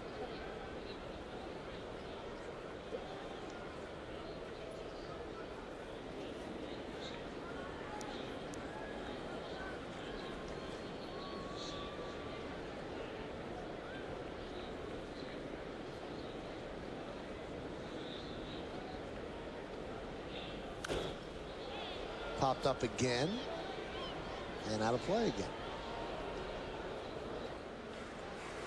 Gardner has become quite proficient at spoiling pitches, especially with 2 strikes, until he gets one that he likes and can put in play. Do you think, Kenny, that hitters can foul balls off on purpose? I think it takes a hitter who does not have a particularly big swing, because if you have a bigger swing, there's more of a chance you're going to miss it. And he's sort of like just slashing, trying to hit the ball the other way, particularly with 2 strikes.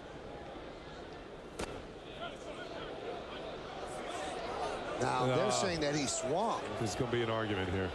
And Granderson goes to second on the wild pitch. He's going to say the ball hit him. But if the swing will supersede the ball hitting him. So if Dale Scott has said that Brett Gardner makes an offer at this pitch. Now, he's actually hit by the ball, but he says he swung the bat. Now, if you take a look at, did he hold up? I think that's pretty close. Oh, that is close. Yeah. Now, this might be the definitive angle. Does he go around? Real close. Really close. The ball hits him. Now, Gardner said it hits him, which means he wants to go to first. But Dale Scott said he swung at the pitch and struck out. Now, Cito Gasson's thinking that. I don't think that the runner can go to second, though, because the ball didn't hit the batter. I think he has to go back to first. I would think so, too, because how could it be a wild pitch? Doesn't it become dead once it hits the batter? Now, the swing will supersede the hit by pitch, but it shouldn't supersede a wild pitch. He's got to go back. Well, they're letting him hang there at second.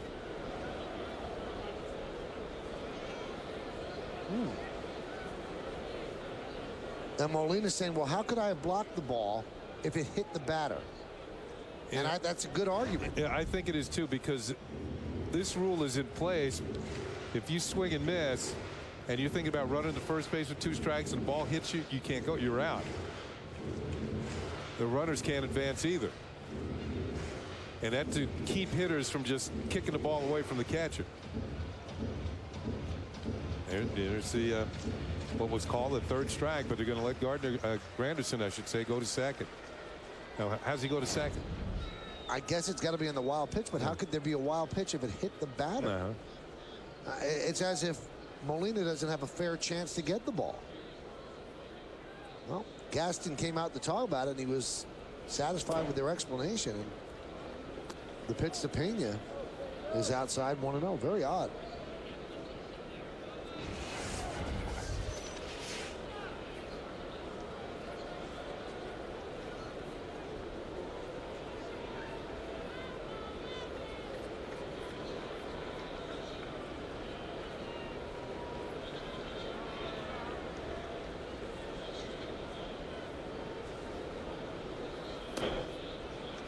Count 2-0. Pena with an infield single toward shortstop, fielded by the 3rd baseman. That was in the 3rd inning. Ended up scoring the Yankees' 2nd run. They're up 2-1. Bottom of the 4th, and Granderson is at second with 2 outs.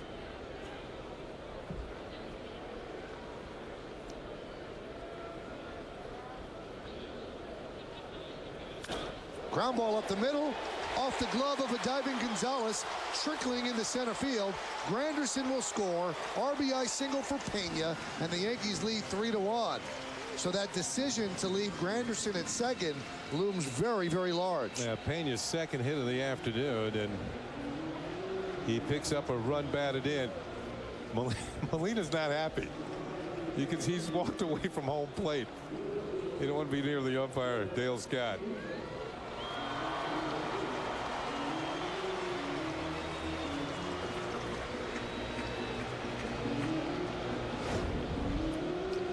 Here's the hit by Ramiro Pena.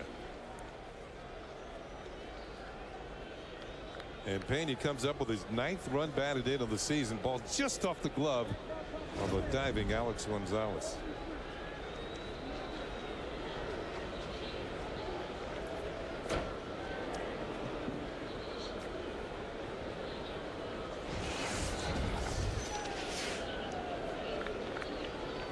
Pena a threat to go over at first.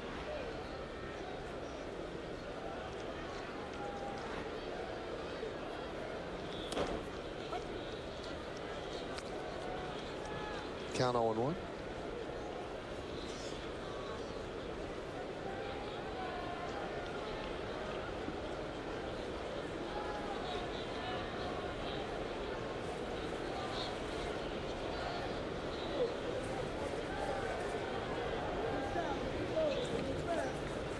Runner goes. And no throw by Molina. Could not handle the ball. A stolen base for Pena. Not trying to be a little extra quick, and the transfer from glove to hand was not successful. Breaking ball in the dirt. Yeah, that's going to be a tough pitch to throw somebody out on anyway. We talked about you're usually getting fastballs when you're up there with a stolen base threat aboard, and the breaking ball in the dirt pays off for the Yankees. Pena with his 3rd stolen base of the year. He's yet to be caught.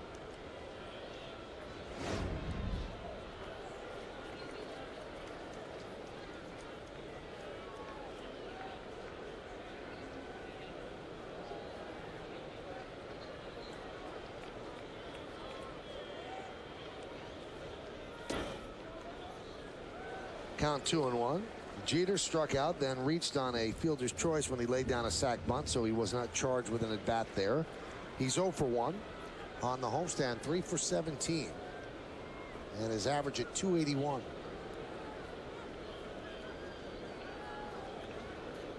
The 2-1.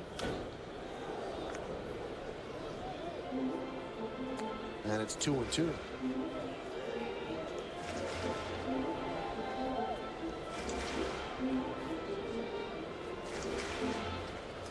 You know, it appears on that play that had Granderson at second that they just ruled that the ball did not hit Gardner. Well, then they were really wrong. Yeah, they were wrong, and it actually benefited the Yankees because Granderson was able to stay at second base.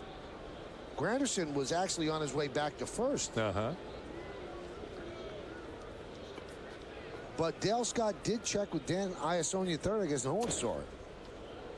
And the count 3-2.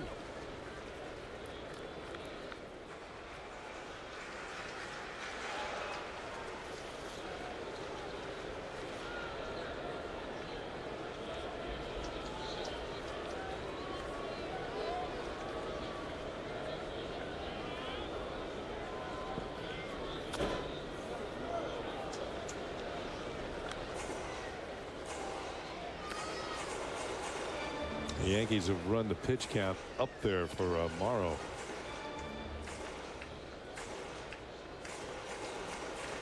Although he's thrown 1 walk, he's got 4 strikeouts, but a lot of deep counts, including the 3-2 to Derek Jeter here.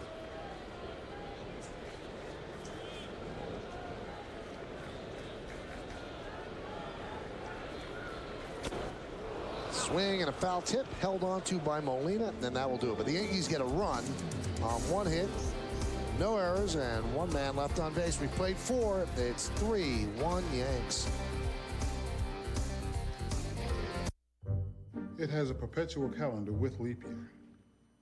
But there are over 680 moving parts, all handmade. It's damaged steel, the same kind they used in sword making. There are excuses for spending money on luxury. And then there are reasons. Test drive any 5-star crash safety rated Acura at the Driven by Reason sales event. Take advantage of attractive offers on the 2010 Acura TL for well-qualified customers. What had happened in Central Harlem was failure became the norm. The schools were lousy, the health care was lousy, gangs were prevalent, violence was all over, families were falling apart.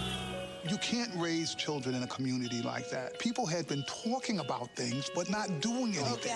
I'm doing great. How about you? Right here on 119th Street. If we could fix this block, then we could fix the next block, then we could fix the next block. We promised parents, if your child stays with us, I guarantee you that child is going to graduate from college. Failure is simply not an option. 60 to 70 to 80 to 97 blocks, which ends up being 10,000 children. We start with children from birth and stay with those children until they graduate. Like that. If you really want to have an impact that is large, you'll get there going 1 step at a time. There is no act that is too small to make a difference. No matter what you want to do, Members Project from American Express can help you take the first step. Vote, volunteer, or donate at membersproject.com.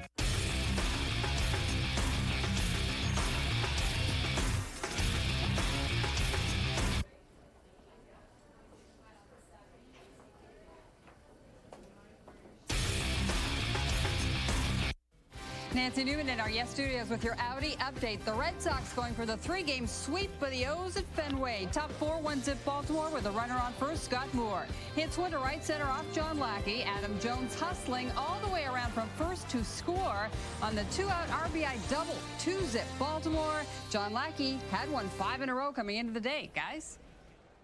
Thanks, Newman. We'll talk to you a little bit later on in the 7th inning and then on the post-game show with Kim Jones. Nancy Newman in the studio today. Let's go to the 5th inning. Yankees are up 3-1. Lyle Overbay. He hit a home run deep to center field in the 3rd inning, the only blemish against Phil Hughes. And that one is driven into left center field. Going back Gardner, and he makes the play on the run. 1 pitch, 1 out.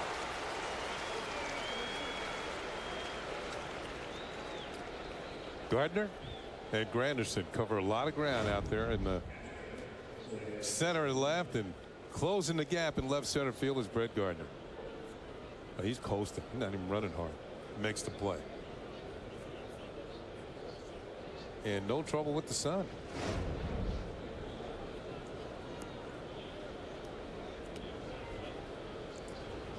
Yeah, he's wearing sunglasses. Yesterday, did John McDonald have glasses on yesterday? I don't think he did. He didn't flip them down. He never flipped them down. Yeah. Molina swings at the 2nd pitch and lofts it to right center. On the warning track, Granderson puts it away. 2 pitches, 2 outs. Pitcher's dream. This copyrighted telecast is presented by authority of the New York Yankees and may not be reproduced or retransmitted in any form and the accounts and descriptions of this game may not be disseminated without the express written consent of the New York Yankees. Well, you know John McDonald's not going to swing the first pitch, so this is a free one.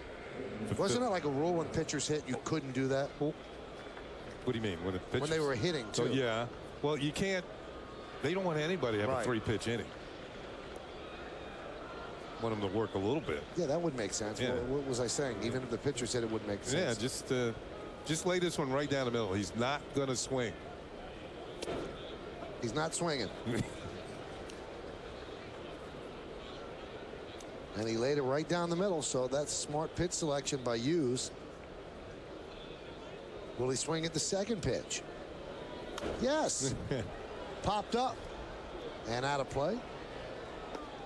He's got a chance. Phil Hughes has a chance to get out of here quickly with this one, with this inning. I was thinking about the sun problems that McDonald had yesterday on that fly ball left field. You think the sun is 93 million miles away. Something that far away would make a lot of trouble. A lot. For the left fielder at Yankee Stadium.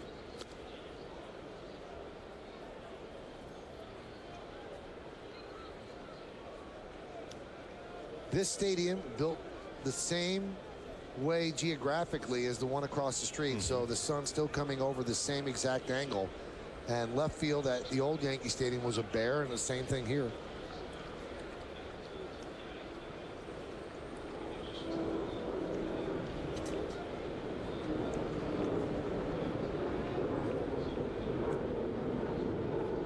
And the 1-2. It's not going to be that quick of an inning as McDonald lines one to left field to keep the inning alive.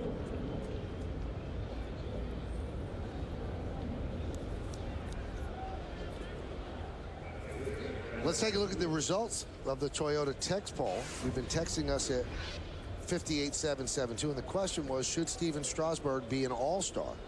Here's how you voted. 78% agree with us, no, and agree with Charlie Manuel, the Philly manager, and the National League manager. 22% said yes. Might have been people watching on the dish in the Washington area. Voted yes. And by watching us, they're voting yes.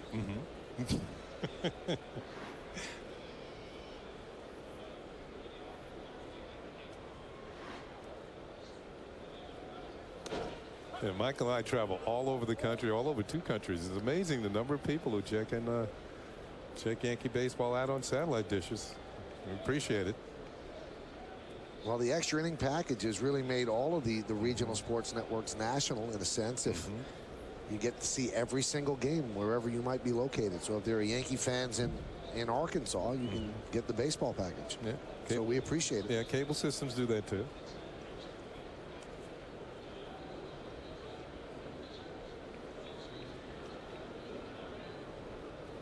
The 1-1.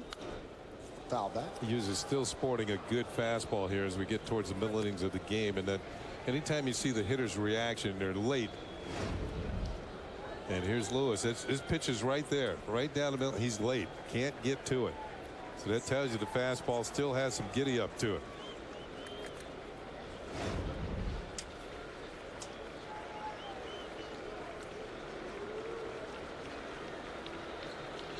The 1-2. Gets away from Posada, allows McDonald to scamper to second. So a wild pitch.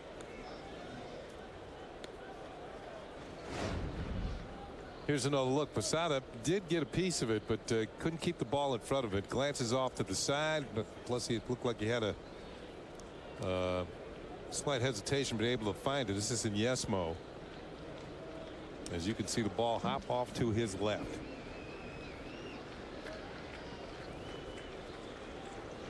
Lewis 0 for 2. Struck out and grounded into a fielder's choice to third. 2-2. And the count 3-2. Hey, what an honor for Phil Hughes. Think about it. He had to battle to win the 5th starter spot during spring training. Was a reliever last year. Joe Girardi said to me yesterday that if you look at Phil Hughes' numbers out of the bullpen last year, they were as good as Mariano's in '96. 3-2.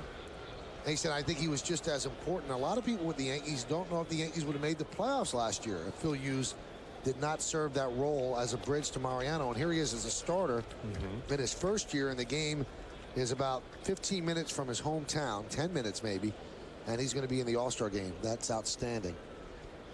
David Price has the most wins in the American League for Tampa Bay with 11. Then Sabathia, Pettit, and Hughes all on one team, tied with 10 with Verlander, Lester, and Buchholz. A lot of good years in the American League. 3-2. He missed outside and a walk to Lewis. You know what? So many pitchers. I mean, we are about at the halfway point right now. So many pitchers with 10, 11, certain with 11. We could be seeing a run at 20 by several pitchers this year. 20-game winners.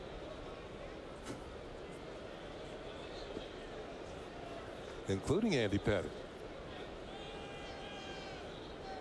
who is a former 20-game winner. Now, in terms of all the pitchers that were selected, Kenny, David Price won the player vote. He had the most votes of any of the pitchers, so the #1 pitcher selected. I don't exactly know when he's going to start. He started yesterday, didn't he? So if he started yesterday, he's going to start Wednesday or Thursday, same as Andy Pettit, so he could start the game.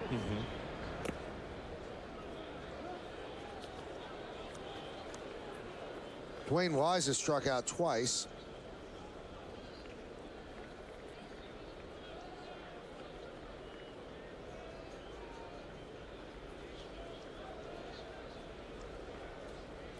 The pitch. Driven deep to right field. Fair ball, it's gone. It's off the pole. A 3-run home run for Dwayne Wise. And just like that, the Blue Jays jump ahead 4-3.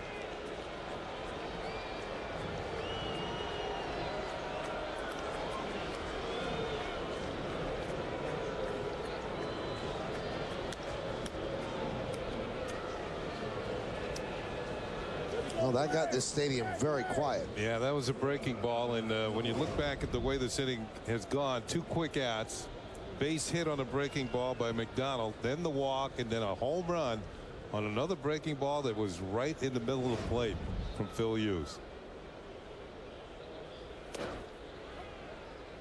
And a strike to Gonzalez.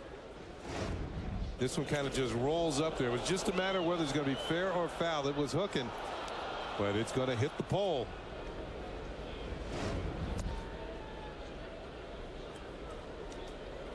Eight of the 10 home runs that Hughes has allowed this year have been to left-handers, and he was trying to will that foul. Didn't work. Clanged off the screen.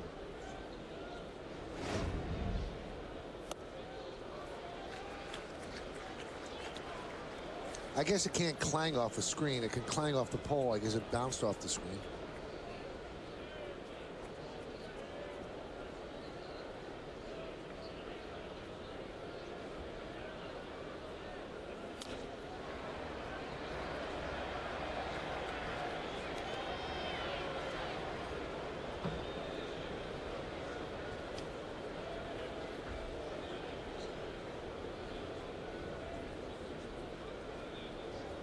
So Dwayne Wise with his first home run of the season. Here's an inning that started with 2 pitches and 2 outs.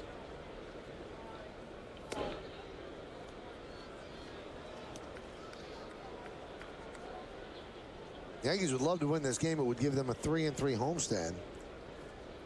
They lose. 2-4 is not good. First 6 starts of the season for Hughes was perfect. Last 8 starts, high ERA. That one's popped up.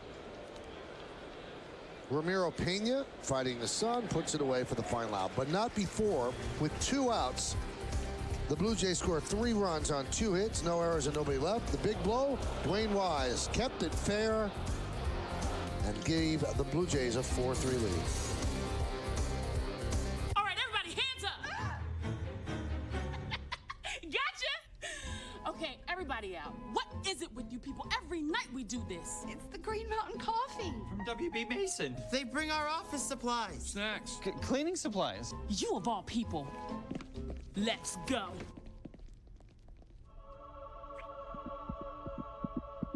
Oh, that's so sweet. But they didn't mention my low prices.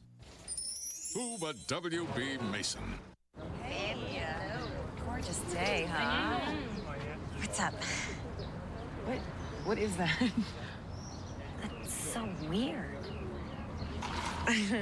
What? What? We're your friends. Summer's here, and McDonald's is on the way. Pick up 32 refreshing ounces of sweet tea for just $1 and sip all day long. Let's go. Come on. Hurry up.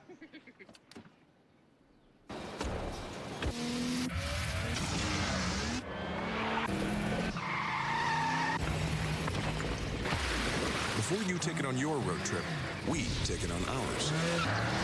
Now during the summer event, get an exceptionally engineered Mercedes-Benz, like the 2010 C-Class, an IIHS top safety pick for 1.9% APR, or lease one for $349 a month.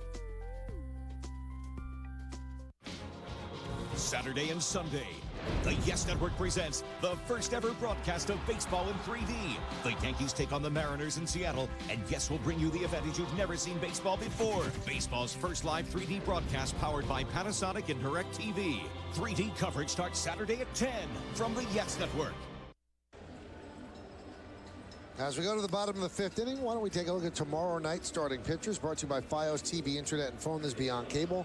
This is Fios. Javier Vasquez will go for the Yankees, 6 and 7, 5.11. Ben Sheets for the A's, 3 and 7, 4.98. Our coverage from Oakland begins at 9:30 with the pregame show, and then Ken Singleton and John Flaherty call the action. First pitch right around 10:07. So Javi Vasquez will try to get back on his winning ways. And he is facing a very weak-hitting A's lineup tomorrow. But the A's can pitch. Trevor Cahill actually made the All-Star team. Yeah, he's going to match up against CC during the series. Dwayne Wise with a 3-run home run. The difference in this game right now is Toronto leads 4-3. Nick Swisher leads off. Swisher, Teixeira, and Rodriguez. Well, Brendan Morrow was down 3-1. Now he's got a 4-3 lead. Let's see how he reacts here in the bottom of the fifth inning.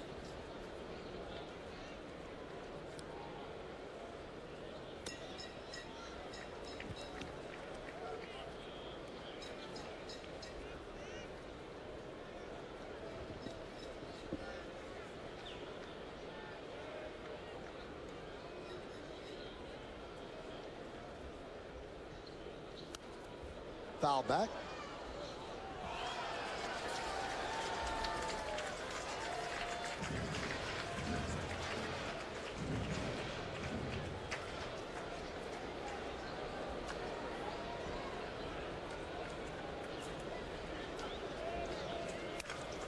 Line drive, a base hit to right center off the bat of Swisher.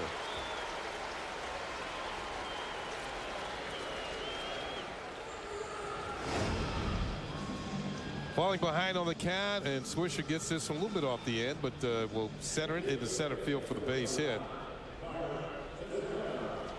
And gets it started for the Yankees as they're now in a comeback mode, down 4-3. Teixeira 1-for-1 with a sac fly. Morrow deals. 0-1. Morrow's been a reliever and actually likes being a reliever. He said, I love the thrill of coming into a game late, tight game, people on base. Doesn't mind starting, but he's not one of those guys who really wants to start and shuns the relieving aspect. He loves relieving. With his fastball, you can see why. The 0-1. That one's driven into deep center field. Wise back, still back, still back. Reaches up, can't make the play. Ball goes to the wall. Swisher's at third. They're waving him home. Gonzalez throws. Here's the play. He is out. Moving to third is Teixeira. Swisher held up to see the ball got over Wise's head and then was chugging and was waved home by Robbie Thompson. Remember, we talked about Wise playing fairly close, and in this case it was an unwise decision. Ball over his head. Teixeira hit it well, and here's the relay. Gonzalez with a strong throw to the plate. Watch Molina sit down in front of the plate and really not give us Swisher anything. Holds on to the throw and is tagged out at the plate. There's the hesitation that Michael was talking about. Now Swisher tries to regain his momentum. Waved home. Here comes the throw. And there's really nothing, no home plate there for him to slide into. Infield is in as Alex lofts one to center field. Tagging up is Teixeira. Wise makes the catch. Here comes Teixeira. Here's the throw. Here's the play at the plate. He's out. The Yankees run themselves into 2 outs in the inning and get nothing. So that is an 8-2 double play as Teixeira is tagged out by Molina. Well, this is the first tag out on Swisher as Molina blocks the plate. And then the second one, Teixeira bearing down. Tries to slide around the tag, but a good tag by Molina, and Teixeira knows he's out.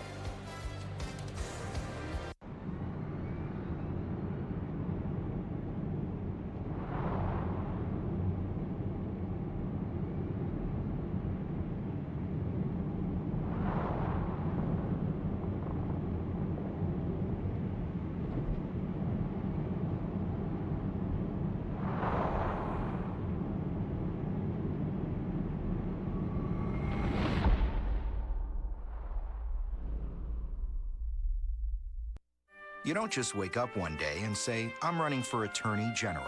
If you're Sean Coffey, you grew up in a family that struggled through hard times, but never stopped believing in better ones. You spent years as a naval officer, tough federal prosecutor, and as a lawyer who took on Wall Street on behalf of thousands of defrauded investors, holding company officers accountable by making them pay out of their own pockets. New Yorkers don't need another politician seeking office. We need an Attorney General seeking justice. When you want the largest selection of appliances, TVs, and electronics at the guaranteed lowest prices, nobody beats PC Richard & Son. And nobody beats our July 4th week-long sale. Get a 42-inch Panasonic Plasma 1080p HD TV with free Blu-ray player for just $7.99. Frigidaire 5200 BTU air conditioner, now $139 after rebate. Get thousands of July 4th sales specials throughout the store at PC Richard & Son. Going on now. Change the way you feel about moving with one call to DirecTV. Then experience our award-winning customer satisfaction, including free professional installation at your new home, a free DVR or HD receiver upgrade. Plus, ask about getting 21 of the best movie channels free for 3 months. It all adds up to over $200 in additional savings. The 5-Star Movers Connection. Compliments of DirecTV.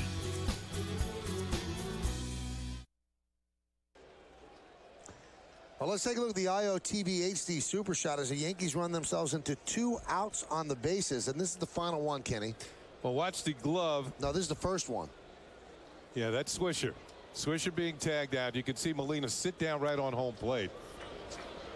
Bautista pops one up. Pena will put it away for the first out. Good job by Molina blocking home plate. And here's Teixeira. Doesn't really get a chance to block it, but see the tag. He makes him go around, which means he doesn't have a direct route to home plate. And Tex, watch his left hand. He's reaching for the plate, but the tag is on the back before the hand can get there. And all that is on Yesmo. So 2 ways of blocking the plate by Jose Molina. Fouled away.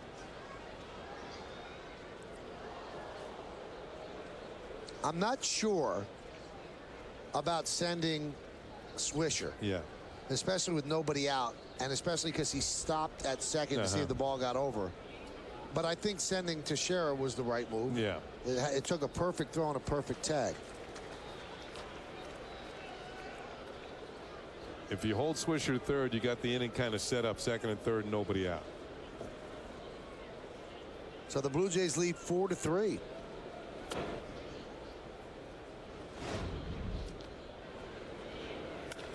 And here's where, as he holds up here to make sure the ball clears the center fielder Wise, that's when you might start there. You have to watch the relay throw, and it was a good one right there. He could have held him up. He had time to. He was hitting third, Kenny, when the ball was settling to Gonzalez's glove. Yeah. I mean, you still got 90 feet to go, and Gonzalez just has to get rid of the ball. I mean, it was close, but you got a catcher who's not afraid to block the plate. Gonzalez has a strong arm. Right there, Gonzalez has the ball. Yeah. So he's about 8 feet away from third. So he's got 82 feet to go. Gonzalez just has to throw the ball. The 1-2 outside. And here's the throw. It was a good throw. One hop and just a great block of the plate by Molina. 2 in a row by him. Yeah. Jose Molina's in the big leagues because of his defense, and he just showed it right there. Here's one more look at the block of home plate by Molina. Watch him just sit down in front of home plate. Shin guards, and nowhere really for Swisher to go except right into him. And it's just a matter of whether Molina holds on to the ball, and he did.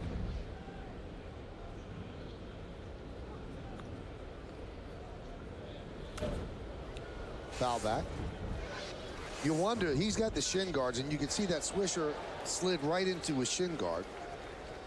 If a runner's going in with a slide feet first or even head first, catcher doesn't care. He's not going to get hurt. Now, if you want to knock the guy over, that's a different story. Then there's some trepidation. Both Teixeira and Swisher, especially Swisher, had a chance to plant Molina. I don't know if Teixeira did. That one is driven deep to right field. Swisher back. He's on the track, looking up. See ya. A home run off the bat of Adam Lind. Third home run allowed by Phil Hughes, and the Blue Jays lead 5-3.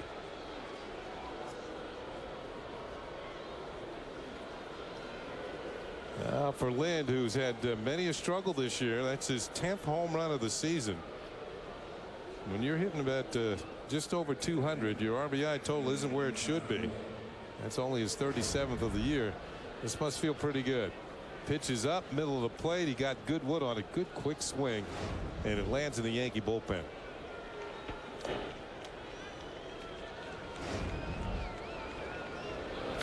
There's another. It had that sound off the bat. I think Lynn knew it as well. Just have that feeling as a hitter. You can't hit a ball that well, it's going to stay in the park. Foul back by Encarnacion. 3 home runs allowed by Hughes, ties his career high. And the home run flying out against Hughes of late, not good. And this time you can't blame it on the skip start. He's on his normal rest and looked great in the first 2 innings, but has labored. That one is fouled away down the right field line.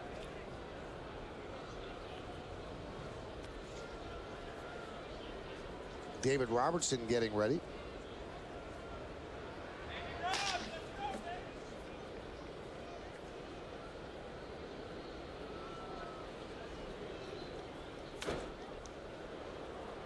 Encarnacion continues to foul it off.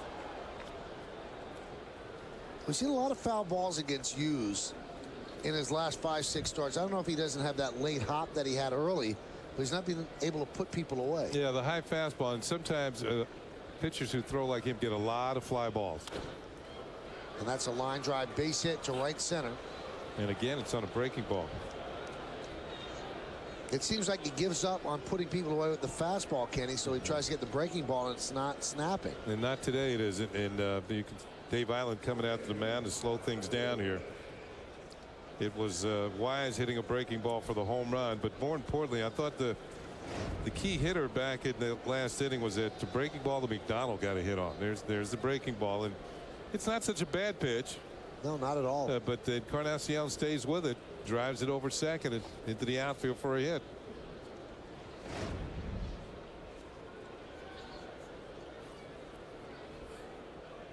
Home games through today, 11 home runs he's allowed, and his ERA 2 runs worse than it is on the road, where he has not allowed a home run. Now, home games still 6-1, but one thing that we said about Phil earlier, gets a lot of offensive support from the Yankees, and that's gone a long way toward that 10-2 record. Yeah, he's going to need that to break through in the win column today. The Yankees are going to have to rally once again.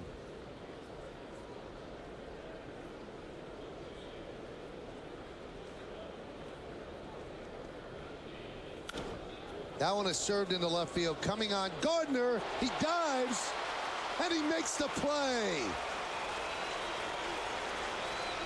Right off the blades of grass, and he took a base hit away from Overbay. Good play by Brett Gardner. Well, we talked about both Gardner and Granderson covering a lot of ground. Yep, and he did catch it cleanly.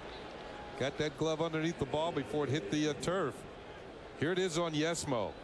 The concentration, the catch, and holds on once he hits the ground. Excellent play.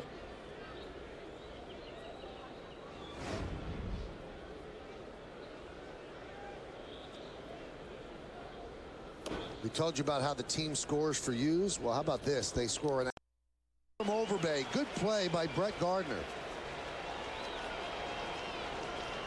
Well, we talked about both Gardner and Granderson covering a lot of ground. Yep, and he did catch it cleanly. Got that glove underneath the ball before it hit the turf. Here it is on Yesmo. The concentration, the catch, and holds on once he hits the ground. Excellent play.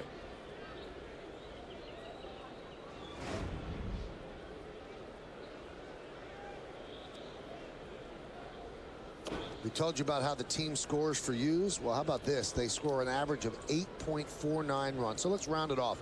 8.5 runs a game when Hughes starts.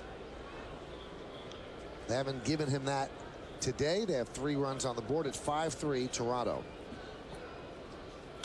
Molina fouls it back.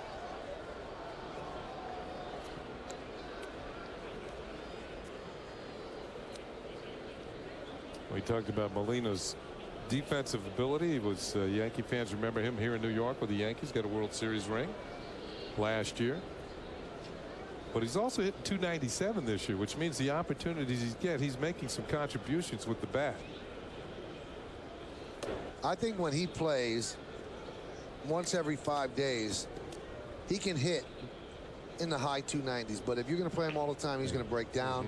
They're going to find holes in the swing. He's going to get tired. I think that happened a lot last year with all the injuries the Yankees had. But he can be a pesky hitter. He can run into one every now and then. 2-2. They hit the last home run at the old Yankee Stadium. Yep. He ran into that one.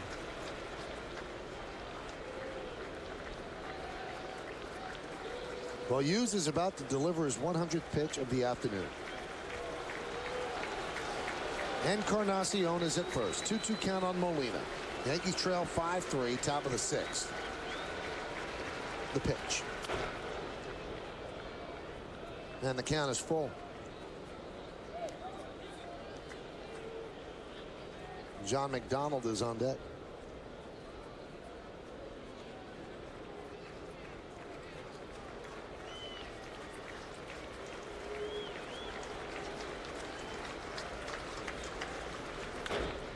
Grounded to short. Pena will go across the diamond, and that'll do it. Well, our friends at Miller High Life are proud to be showcasing their partnership with the Iraq and Afghanistan Veterans of America during America's favorite pastime. Here's a sneak peek at how we can give returning vets a piece of the high life. Here we go, and back range and action. Well, you know you can't celebrate the 4th of July without America's favorite pastime, baseball. There is nothing like being in the stadium, seeing families together, smelling hot dogs, you got peanuts under your feet, they singing "Take Me Out to the Ball Game," throwing out the first pitch, and just acting a plum fool in the sun. That's the high life. Whose name is on your duffel bag? Mine. Tom Bryant. Now that's deserving a piece of the high life. The high life salutes vets like you. Miller High Life and Miller High Life Life are very excited to join forces with America's favorite pastime, baseball, to support the IAVA. The mission of the IAVA is to better the lives of the Iraq and Afghanistan veterans and their families. We appreciate all you did, man. It's really a 21st century veterans organization that brings veterans issues to the limelight in the media when it wasn't being done so before. We hope to collect over 2 million bottle caps this year, which represents one for every veteran of the Iraq and Afghanistan war. And we're really looking forward to what we can do and how we can make this a movement, not just a program. And here I am almost a year later starring in one of the commercials too, so it's pretty cool how you come full circle. Miller High Life is proud to be partnering with IAVA and showcasing that partnership during America's favorite pastime, baseball.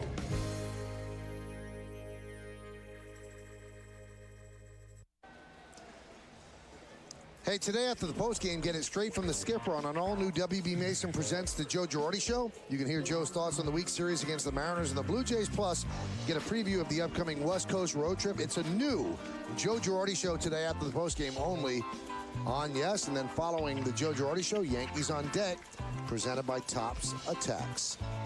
So good stuff after this, but there's still plenty of game to go. As we go to the bottom of the 6th inning, Yankees with 3 home runs by the Blue Jays are down 5-3. Yankees have out-hit the Blue Jays, but those home runs have made the difference, Kenny. Yeah, this is what you saw early in the year from the Blue Jays. They're the top home run hitting team in the major leagues. That pace is slowed somewhat of late, but they're having a reprise here this afternoon at Yankee Stadium.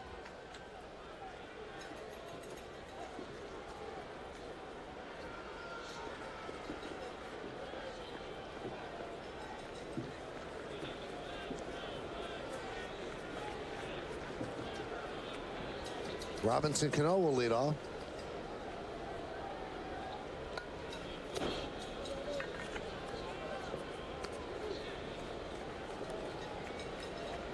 You had the feeling that last inning, Morrow was in the process of giving the lead away. Now he has an extra run to work with. 2 Yankees thrown out at home plate.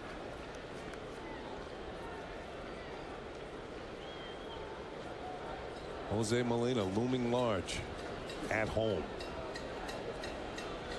As it turned out, he was home alone. He survived just like McCauley did. The 1-1. Grounded foul. Grabbed there by Mick Kelleher. Nice play. He was a former infielder in the big league. Still has good hands.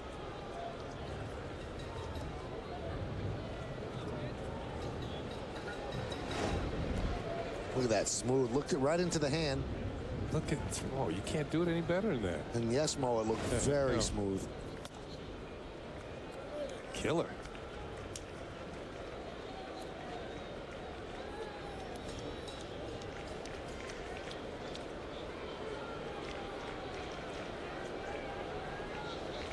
The 2-2 fouled away. Yeah, Kelleher's done a great job with the infielders, including Robinson Cano. You know, we've seen Robbie make some great plays this year, but I don't know if Robinson Cano has been any better at this point in any season than he is right now. Not only with at the bat, he's having a great year, but in the field. The 2-2 is about to be delivered by Morrow. Cano continuing to battle. Yeah, Cano has made just 1 error this year at second base. And it's not like he's not getting to the plays. You know, a lot of those fielding percentages can be bogus sometimes because there's a lot of players who don't make many errors, but they don't get that many balls either. So Cano does have the range, and for him to have just 1 error through halfway point in the season, pretty darn good. The 2-2. I wonder if the Blue Jays have an advantage with Molina behind the plate, because he really knows this Yankee lineup very well. There for a couple of years, he knows their weaknesses. Now the pitcher has to execute, but in terms of calling the game, you think Molina has an edge.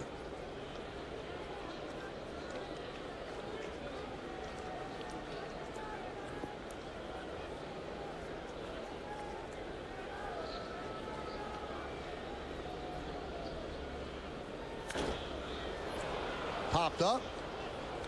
Long run for Lewis. And he makes the play right by the seats for the first out.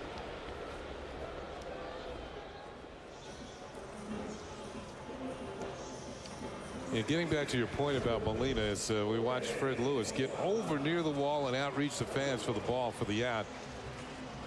You're right. When you're a backup catcher, you're watching the whole game, not just the other team. So I'm sure he didn't come to the stadium on days when he wasn't catching just to eat his lunch. He was here to be a catcher and be in the game as if he were playing.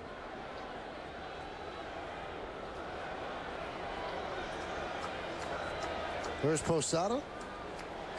Right up there at the plate. The Yankees' former 1-2 punch behind the plate.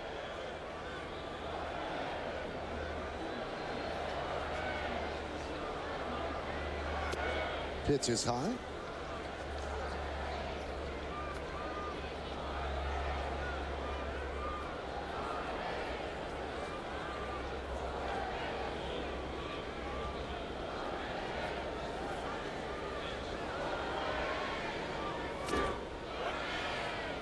There's a strike, 1-1.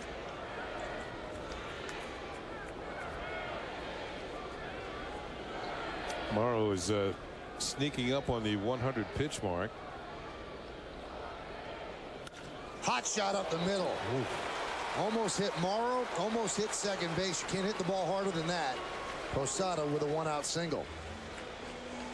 Man, that was close. The reaction was a little late by Morrow, as this ball is a hot shot. Oh, that was a screamer. That's so scary, Kenny. Because he reacts. He didn't actually. Oh, that was just over his shoulder and into center field for the hit. I was going to say, but the season. Oh man, it gets scarier and scarier. Granderson fouls it back.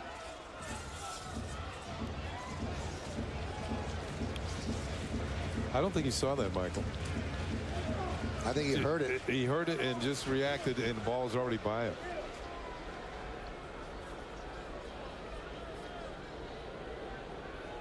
Sean Camp up in the Blue Jay bullpen.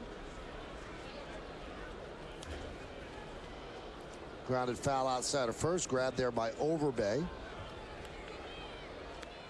Yankees are in first place on July 4th. Significant? Yes.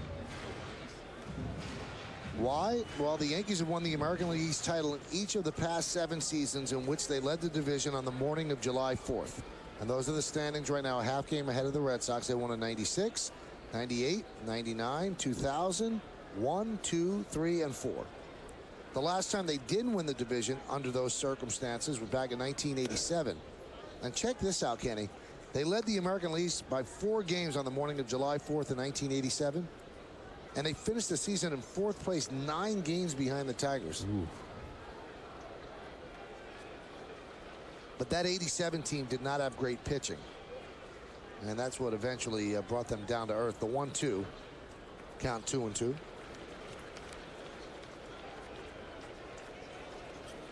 Well, we saw it last year as Cito Gaston, Bruce Walton, Ligon. The Yankees really closed out the deal last year. In the second half of the year, they played like gangbusters. And then on into the playoffs.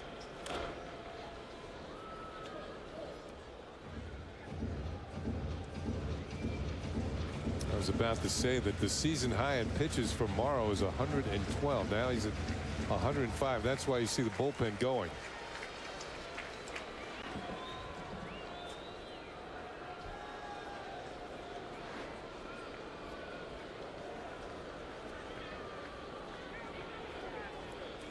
Two. Missed with the breaking ball inside. Morrow wanted that one. Might have been a little upstairs. And also maybe a little inside. You see Molina trying to just deftly bring it back towards the strike zone. 3-2. They'll do it again. Posada was not running on 3-2 with 1 out. You have a hitter at the plate that fairly high strikeout totals, and Posada's not particularly fast, so that's a combination for a swing and a miss and throw him out double play, and inning's over. You don't want Morrow at this point. He's tiring. You don't want to get him out of an inning quickly. 3-2 again. Swung on and missed. Got him swinging. 2 away. Looked like he might have chased. This ball's well out of the strike zone. And Granderson into swing mode. It couldn't even reach it. It was that far out of the zone. We mentioned this the other day that when the Yankees scored 11 runs of walks and a hit batter, Huffman got hit by a pitch, kind of fueled that inning. That helped put extra men on base to be driven in. And that's why walks are so important to keep innings going.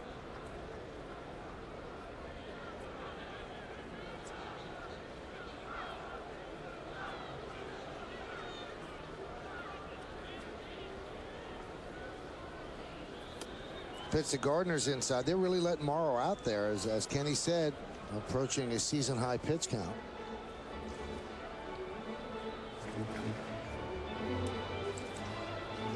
Bruce Walton Going to slow things down a little bit. Yeah, he knows he's getting tired. He wants to give him a little bit of a break. Probably let him work out of this himself. If he doesn't get Gardner, he might be coming out of the game. John Buck jogging briskly into the bullpen. Give them another catcher to catch some of the relievers out there. Kind of dirty work for an all-star. He was chosen the American League All-Star team. Scott Downs now joins camp.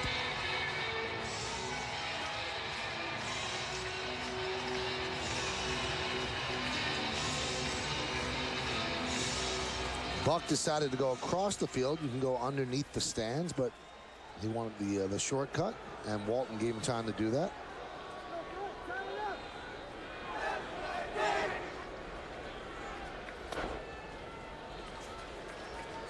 Pitch is low to Gardner.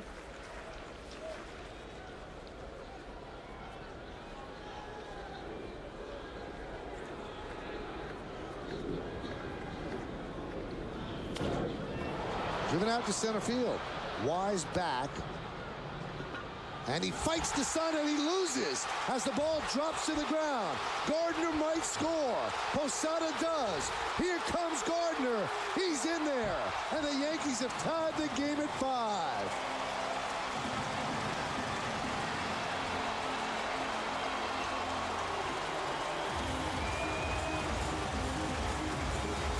Two days in a row, a Jays outfielder has been thwarted by the sun.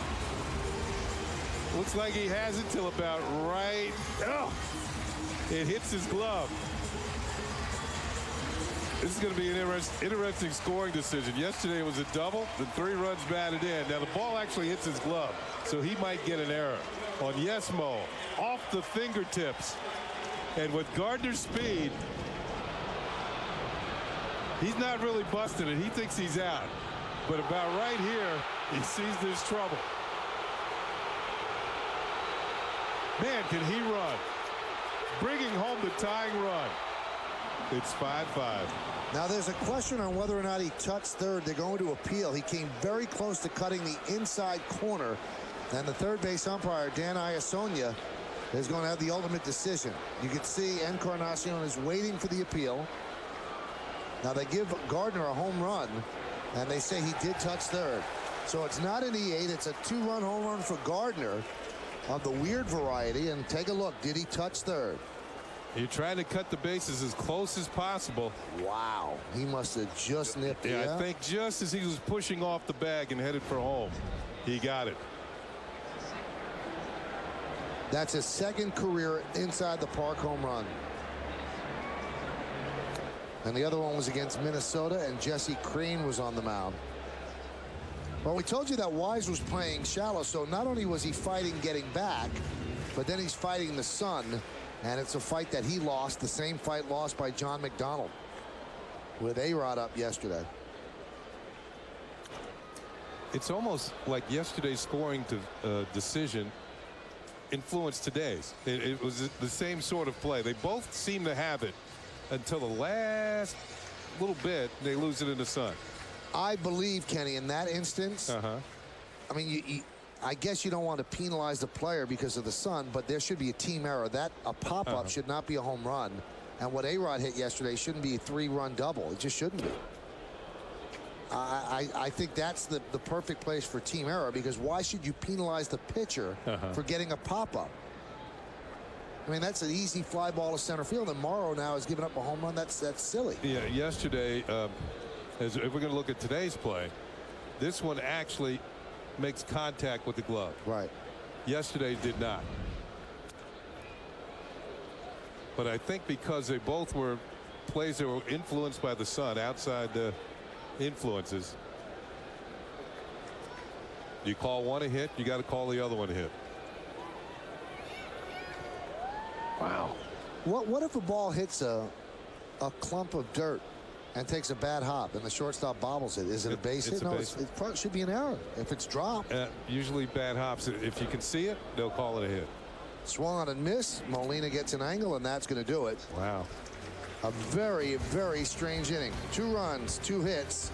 And the sun has been really an enemy to the Blue Jays yesterday and today. The sun on the Yankees side as we go to the 7th, 5-5, and the sun with 2. The 2009 New York Yankees are world champions.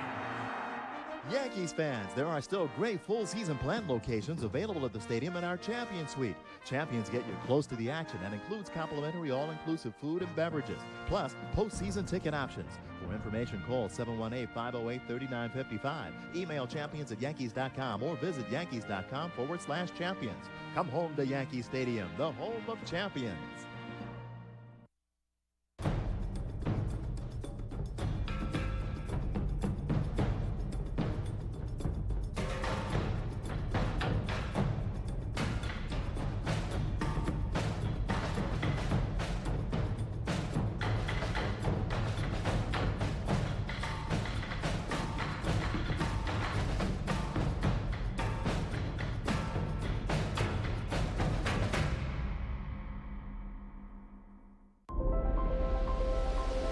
There are over 358 million trillion gallons of water on Earth.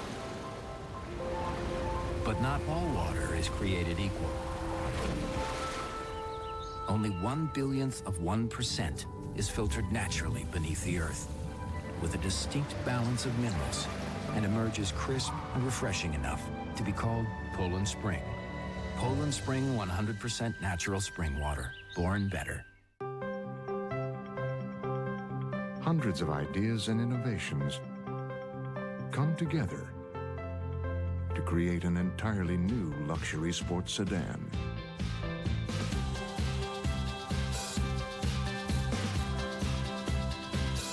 Introducing our best BMW 5 Series yet. Test drive 11 new BMW models at the BMW Ultimate Driving Event on now. Well, we're going to take another look at the play in center field off the bat of Brett Gardner. Here's the swing. It looked like a lazy high fly ball that was going to end the inning. Dwayne Wise drifting back. He's there, loses it in the sun. The ball rolls all the way to the wall, and Wise is going to get back in, but not nearly in time to get Gardner, who circles the bases. Wise just wants to get out of the ballpark somehow. He had the glasses on, though, so you know he had all the help he needed with sunglasses. He used the glove. It still didn't help. Damaso Marte comes on for the Yankees.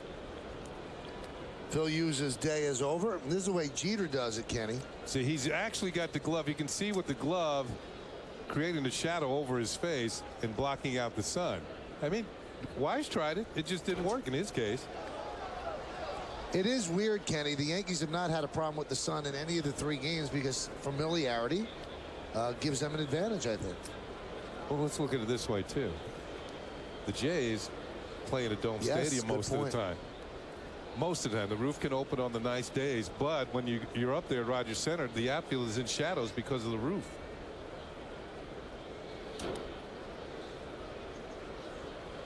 Joe Girardi makes the call to the bullpen, brought to you by AT&T. Rethink possible.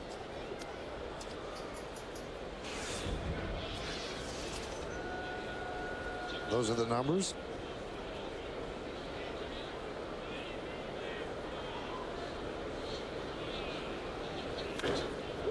That one is lined into left center field. And Granderson has been taking a couple of very odd routes, but he has not misplayed a ball yet for the first out. Well, it shows you what he did. He was reaching across his body. Then he has to reach back the other way. Whoop, wait a minute. Change horses in midstream and still makes the play. Now, I would give you a million guesses, Kenny, if you could tell me the man who had the last inside the park home run against the Jays, and I don't think you'd get it. I know it wasn't me.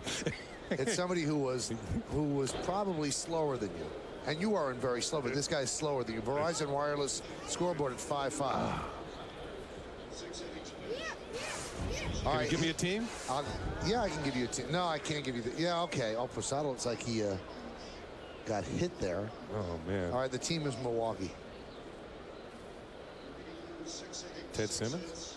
Prince Fielder. Prince? In 2008. Well, it looked like it got Oh, no. Jorge pulled away from Gene Monahan. Yeah, both catchers have been taking a lot of punishment today. And I think that's they're going to be taking him out of the game. That is not a good sign for Posada, who is about as tough as nails, to come out of this game. We'll have to take a look at what happened. And here comes Francisco Cervelli in from the bullpen. Here it is. Let's see what happened. Fred Lewis. Oh, the same thing that happened to Molina early in the game. That was off the gloved hand, too. It's kind of right off the fingertips and might probably bent the fingers back. Man.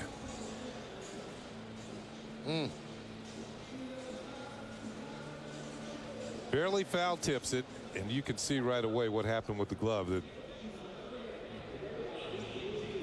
drops the glove right away in pain.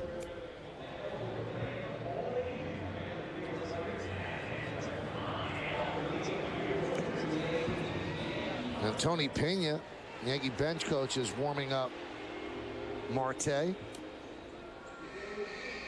Boy, he was some catcher. Yeah. Cool.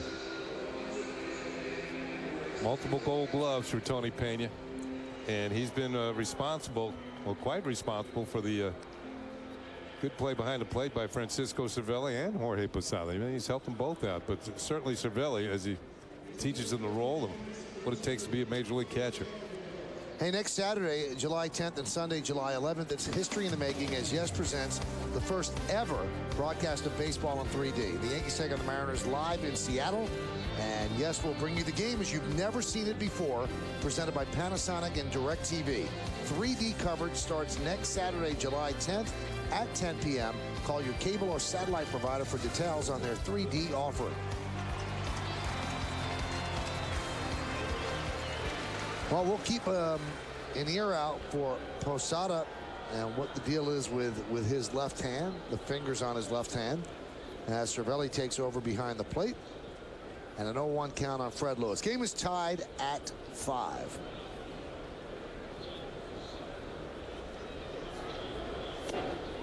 Good breaking ball.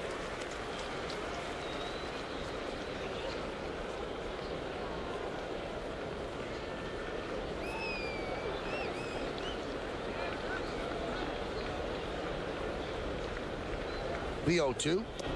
Missed outside. Lewis has actually hit lefties pretty well. He didn't play in yesterday's game, but he's hit lefties at a 292 clip. A little bit better than he's hitting right-handers. 280 overall. Pitch high. So Phil Hughes went 6. He will not be involved in the decision, but he gave up 3 home runs. Had some problem finishing off batters, and his breaking ball got hit. 2-2.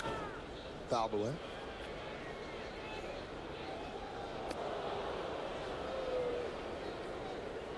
David Robertson, who pitched on Friday, and he and Chan-Ho Park actually gave up the 5 runs as the Blue Jays won the first game of the series 6-1 in 11 innings.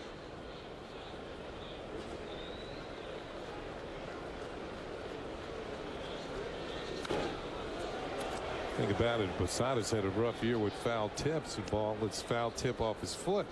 Cracked a bone in his foot. And hopefully it's not that severe today, but he did look like he was in some kind of pain as he left the field, and hopefully it won't be all that bad concerning the Yankee catcher. Very important to the Yankees over the years, and certainly again this year. The 2-2.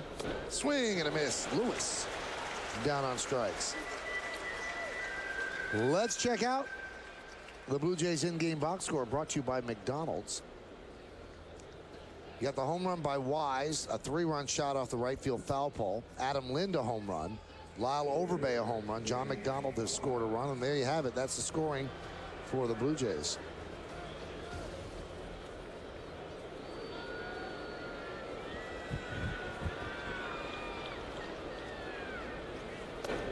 Swing and a miss by Wise.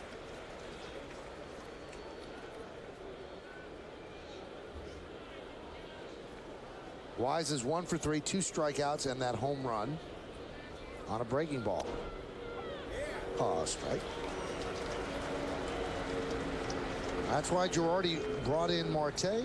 He figured he could battle through against McDonald. He has 2 lefties after that. The 0-2, and he did quite a job, Marte.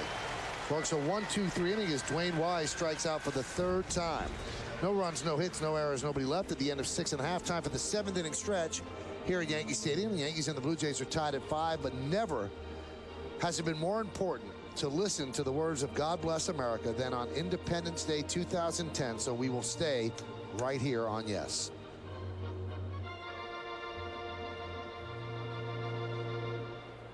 Attention, please, ladies and gentlemen. Will you please rise and remove your caps? Please direct your attention now to the microphone behind home plate and welcome back Alyssa Lunan and the official vocalist of the West Point Band, United States Army Sergeant First Class Mary Kay Messenger. In honor of the servicemen and women stationed around the globe, they will now perform God Bless America. God bless America, land that I love. Stand beside her and guide her through the night with the light from above. From the mountains to the prairies, to the oceans white with foam. God bless America, my home sweet home. God bless America, my home sweet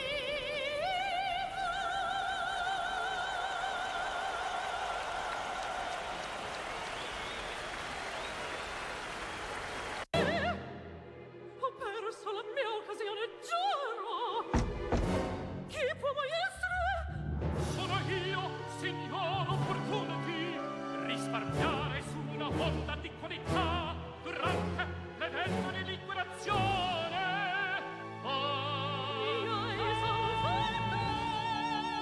Get 0.9% financing for up to 60 months for well-qualified buyers.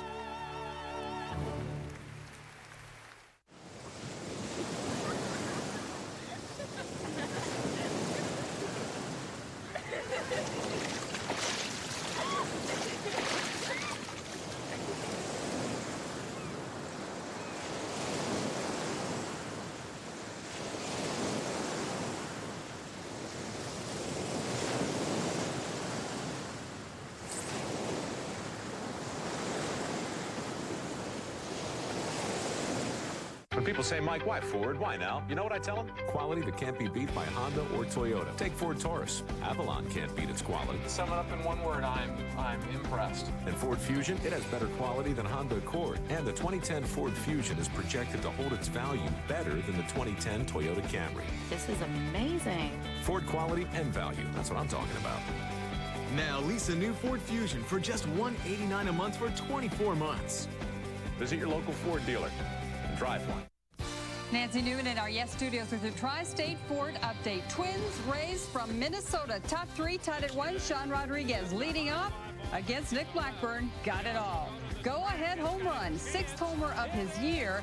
2-1 Rays. Interesting note, Rodriguez 5 multi-hit games over his last 6 games. 3 hits on the day thus far. The RBI triple from Longoria got the Rays scoring going. Longoria named to his 3rd straight All-Star team today. 3rd in 3 years. He's been up in the bigs, guys. Thank you, Nancy. We'll hear from Nancy and Kimberly Jones a little bit later on the WB Mason postgame show, but still a lot to go before then as we head to the bottom of the 7th inning. It's a 5-5 game, and a new pitcher for the Blue Jays is Sean Camp, and he's had quite a season. 25 strikeouts, only 32 hits at 42 2/3 innings. Reliable pitchers out of the bullpen for Cito Gaston. Here's Derek Jeter.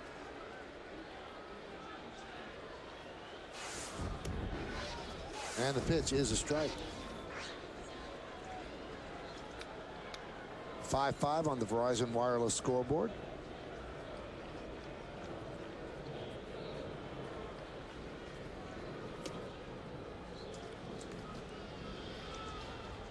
18 of Camp's last 20 appearances have been scoreless.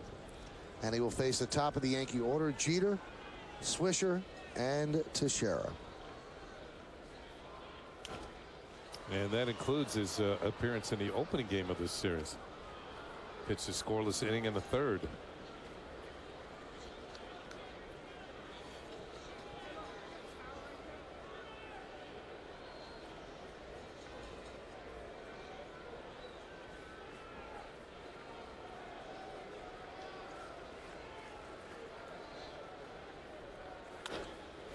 Ground ball, base hit. So Jeter with a leadoff single here in the seventh. Let's take a look right now at the Yankees in-game box score, which is brought to you by McDonald's, and it's up to the moment as we had that base hit for Jeter. Nick Swisher also with a double. Mark Teixeira is 2 for 2 with a sac fly, so a double and a ribby. Alex Rodriguez has a ribby. Robinson, Cano, and Curtis Granderson, the only ones not in the party, but Granderson has scored a run. And Brett Gardner, 2 for 3, and his inside the park, Sun-aided home run has tied the game at 5. So let's see if Swisher bunts.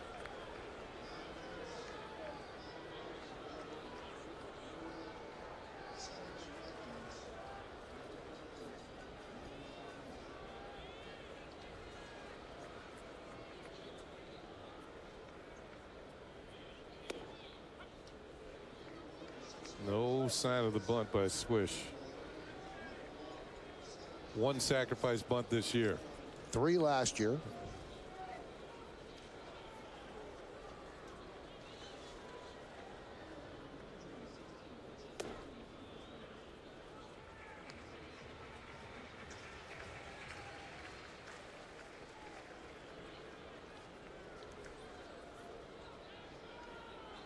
Nick Swisher is part of a group of 5 that will be voted on for the 34th and final spot on the All-Star team.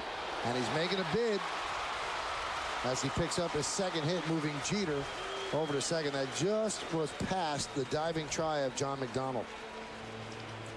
Speaking of that, the All-Star voting isn't quite over yet. Today through Thursday at 4 p.m., you can vote for the 34th and final player for each league roster.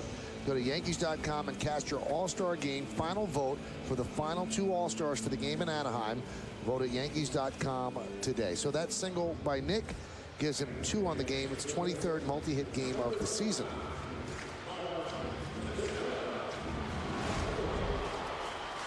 Let's see how he gets this one. Is it off the end? Broken bat single. He makes the trade, though. Yeah, he would, especially because he's come back with 2 hits in his last 2 at-bats. Teixeira rips one to right field. It is a base hit. It goes down the line. Cut off there by Bautista. Jeter scores easily. Swisher's at third. It's an RBI double for Teixeira. His 3rd hit of the afternoon, and the Yankees lead 6-5. Mark Teixeira is now 9 for his last 20. And he drives in his 2nd run of the afternoon, and the Yankees have the lead. Right in the middle of the plate, stays back, rips it into the corner. And we mentioned how well Sean Camp has been pitching. The Yankees are set up here, 2nd and 3rd. Nobody out. They already have a run in.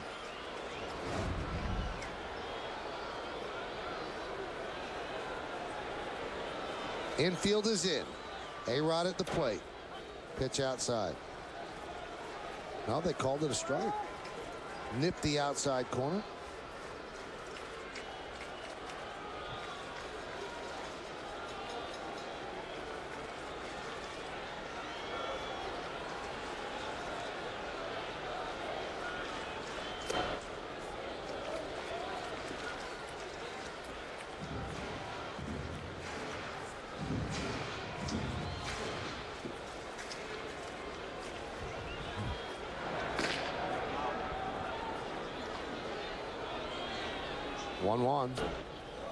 Yankees would like to tack on some runs, make it a little easier for their bullpen, which has been a little shaky of late. You've got Swisher at 3rd, and Teixeira is at 2nd. Teixeira went from May 9th to July 2nd without a game with 2 extra base hits. Now he's had 2 extra base hits in each of his last 2 games. And slowly the average is creeping up. Tech's now at 244. He'd been under 230 for the longest time. Plus, he's starting to hit from both sides of the plate. Makes him doubly dangerous. Check swing. Did he go? Yes, he did. So Alex down swinging with 2 runners on in the infield in. He's going to come in. He thinks this is a fastball, but it's actually a slider and couldn't hold up. Yeah, I get the feeling Cano's not going to get a chance to hit here.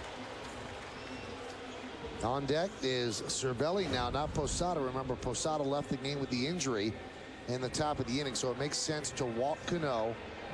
Now, Cervelli's been great, though, with runners in scoring position all year, but it's still a better bet to go against him. And if they want to, they can lay back and play for the double play and try and get out of the inning.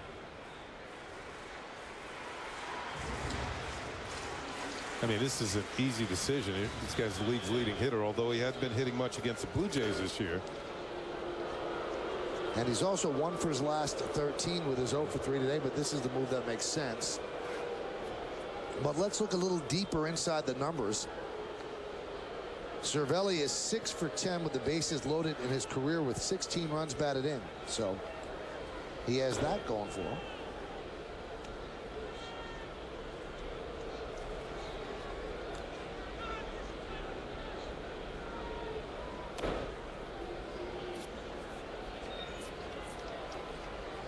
So an intentional walk issued to Cano. 1 run already in here in the 7th.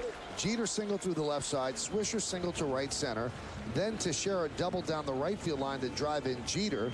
2nd and 3rd, nobody out. Rodriguez struck out. Cano is intentionally walked, and it brings up Cervelli for his first at-bat of the game.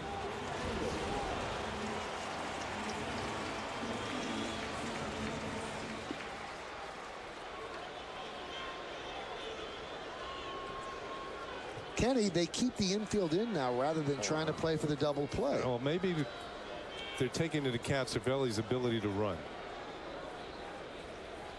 No, he's not Maury Wills. You know, we're talking about how Cervelli has done well with the bases loaded. Blue Jays actually had a player back in the day with them and also played with Cleveland. Pat Tabler, who's in the next booth. His career with the bases loaded was amazing. 43 for 88, 489. With the bases loaded.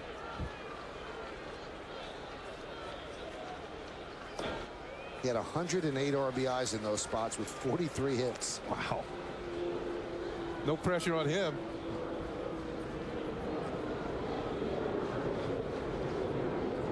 Swisher's at 3rd. Teixeira's at 2nd. Cano is at 1st. The 1-1. And a strike. Went to the breaking ball. Actually missed the target. That was a pretty good pitch to hit, but obviously Cervelli fooled with the break of the pitch. It was right down the middle. Camp got away with one. 1-2. Still 1-2. Molina wants to talk with Camp.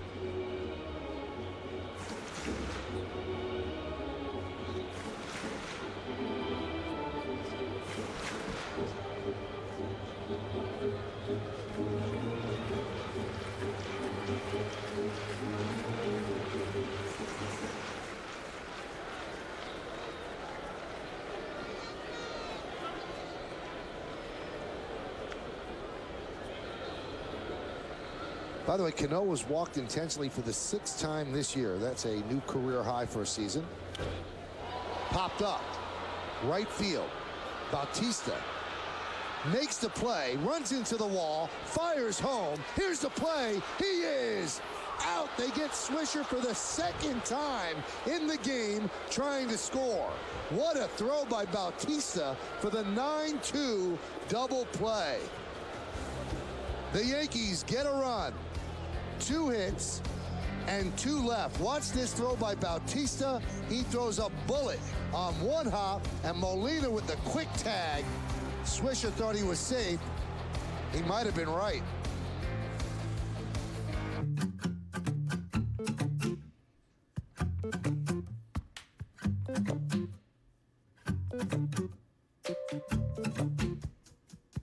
All we ask that you keep doing what you've always done. The Lexus RX. Never has a vehicle been designed to feel so natural. Lease the 2010 RX 350 for $479 a month for 36 months, with $36.79 due at signing. For more than a quarter of a century, our attorneys have been representing asbestos victims throughout New York and New Jersey. The knowledge and dedication of our team has enabled us to win some of the largest verdicts in the country. We care about the families we represent and personally handle each case. And we don't stop until our clients get the justice they deserve. Call 1-800-MESO-LAW for your free mesothelioma guide with 2 DVDs and over 100 pages of legal and medical information. Top of the Rock Observation Deck, New York's most breathtaking view. Explore 3 floors of indoor and outdoor decks. Touch the sky 70 stories above it all. An experience you'll never forget. This is your New York. Top of the Rock Observation Deck at Rockefeller Center.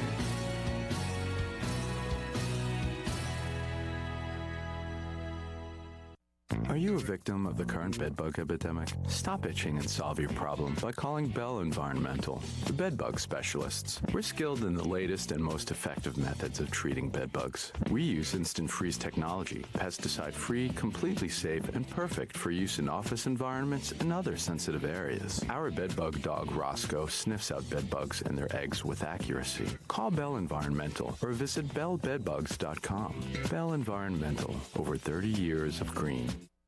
In this ballpark that wants some collisions at home plate, that's Tom Coughlin, the coach of the Giants. I mean, what are we sliding head first in all the time, everybody? Don't you want collisions to try to knock the ball loose? To make them feel at home, right? Yes. Yeah. Or maybe get yourself safe. I mean, the Yankees have had 3 runners thrown out at the plate. 2 by Nick Swisher, 1 by Mark Teixeira. It's unbelievable. Yeah. Bautista made a heck of a throw. He's got one of the strongest throwing arms in the league, and he showed it off there to get Swisher at the plate. Pretty special throw and a good tag by Molina.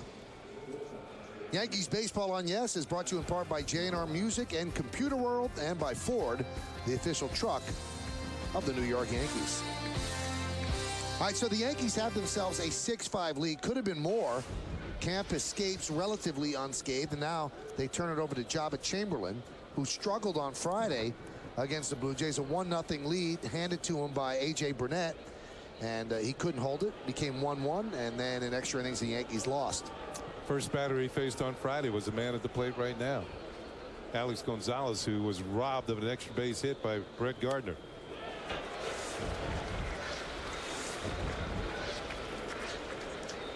Jabba has struggled in day games this year. In day games, Jabba's ERA is 7.94. Night games, 4.09. Now, I was talking to Girardi about Jabba's inconsistency, because sometimes he looks really good on the mound. The 0-1, he said Friday he hadn't pitched in 4 days. He said, you know, we kind of lean toward giving him rest when we can. He said, but I think he pitches better when he pitches more. So now he's only had 1 day off. Let's see how he performs today.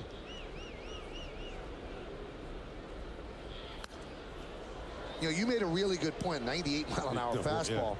That Gonzalez long drive that was hauled in on a great catch by Gardner might have kind of scared Jabba out of his routine, because he didn't look the same after that. Well, he looked a little tentative. The counts went a little deeper. He ended up walking Bautista, who scored the run that tied the game.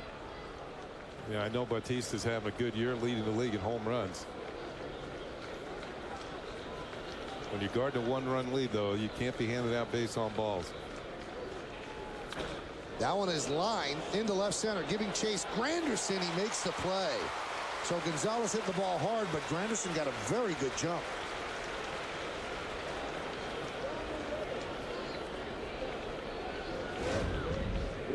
See Granderson at the top of your screen. He's almost off at the crack of the bat, and closes the gap in left center field and hauls it in. So for the second time, Gonzalez hit the ball hard, facing Jabba Chamberlain, comes up empty. Here is Jose Bautista, who had that great throw to end the bottom of the 7th. That one is lined to left field. It is a base hit. Gardner will cut it off before it goes to the wall, and Bautista makes a big turn. He stops right there at first. So 2 well-struck balls against Chamberlain. Hey, Batista's a fastball hitting. Loves the fastball. And that one was right there for him to pick on. And he's a really good high fastball hitter, but then he drags this one into the corner. Good play by Gardner to get to it, hold him to a long single. Well, we broke down the rest angle, Kenny, in 14 appearances on 1 day's rest, which is what he's working on now. Job has a 5.54 ERA. In 5 games on the second day of back-to-back appearances, Java's ERA is 1.93. So the more work, the better. It's a delicate balancing act, though, because you don't want to overwork him, but they've got to figure out a formula because they really need this guy. Yeah, Joe Girardi and Dave Island very rarely have any one of the relievers throw 3 days in a row out of the bullpen. It's usually 2 and a day of rest.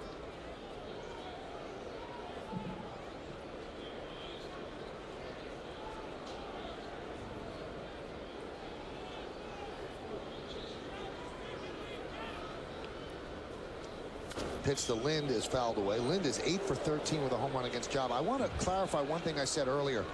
You see the hats that the Yankees are wearing, and all the teams around baseball, at least one time this weekend, will we wearing the hats, stars and stripes. And Major League Baseball, I said, is giving all of its profits to the veterans of the wars that keep this country what it is. Well, a couple of people have emailed me, a couple of fans, and said, well, we've gone to the MLB.com site. It says $1 is going toward the veterans, the O2. And that's true. See, MLB.com and all the stores are retailers. They're chipping in another dollar on top of everything that Major League Baseball is giving up. So Major League Baseball is not making a dime off those caps. All royalties are going to the veterans and their families, and that's why they're wearing them this weekend. So just wanted to clarify that, because a lot of people thought, well, it's just a buck. No, it's not just a buck. It's a buck from the retailers. But everything Major League Baseball makes will go to charity. The 1-2 upstairs.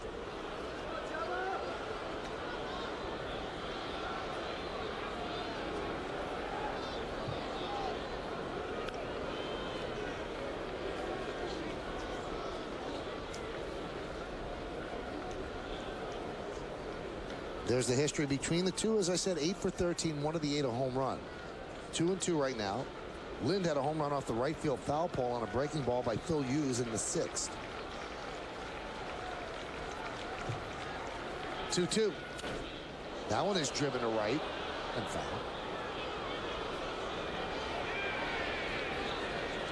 Cervelli goes out to talk to John, but that one kind of hung, and Lind was a little too quick. Keep him focused. Target's low and away, and he does not hit the target. It's towards the middle. Concentrate on the glove.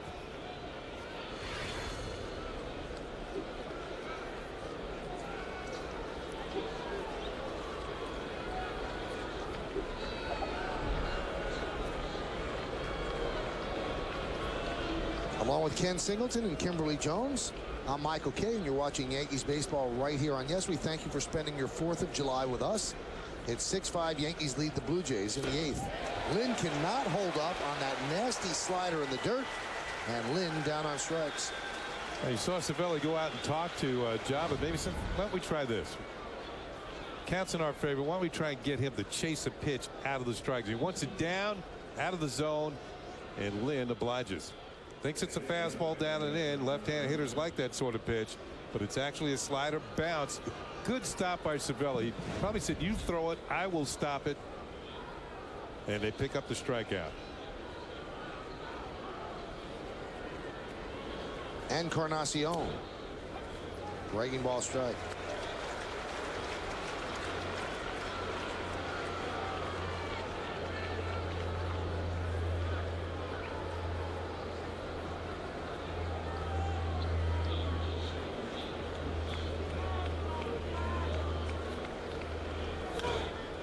Popped up right side. Cano giving chase, and Nick Swisher makes the play for the final out of the 8th. So Java does a good job. No runs a hit, no errors, 1 man left. We go to the bottom of the 8th inning. Yankees 6-5 over the Blue Jays. How does the GMC Sierra stay ahead of the competition? We were the first to develop a hydroform steel frame designed to increase payload and durability. And we have an Eaton automatic locking rear differential that maximizes traction and power. When you never compromise, you have nothing to hide. At the GMC Summer Event, get the best of the remaining 2010s and get 0% APR for 72 months. Or choose $5,000 cash back on most Sierras. You know we'll always have each other. We've got a friendship like no other. You're the best friend that a best friend could be.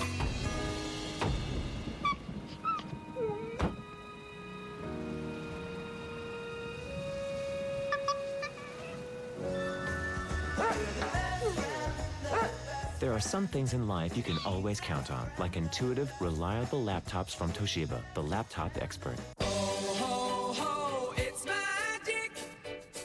You know, never believe it's not so. Welcome to Ultimate Rewards from Chase.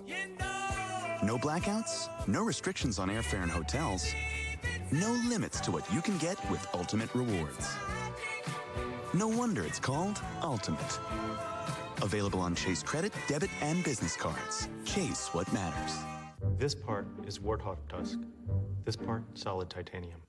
There are only 49 others like it in the entire world. It's damaged steel, the same kind they use in sword making. It reproduces frequencies only dogs can hear. There are excuses for spending money on luxury. And then there are reasons. Test drive any 5-star crash safety rated Acura at the Driven by Reason sales event. Take advantage of attractive offers on the 2010 Acura TSX for well-qualified customers. Today and throughout the Yankee season on Yes, we're asking you to vote along with us for the Chevy Player of the Game. Text your vote to 58772. You could vote online at yesnetwork.com. Today's candidates are number 1, Brett Gardner, number 2, Ramiro Pena, number 3, Mark Teixeira, and number 4, Dwayne Wise. You can vote now, make your voice heard. Standard text messaging rates apply. Curtis Granderson will dig in against Scott Downs, the new pitcher for the Blue Jays, as the Yankees lead 6-5.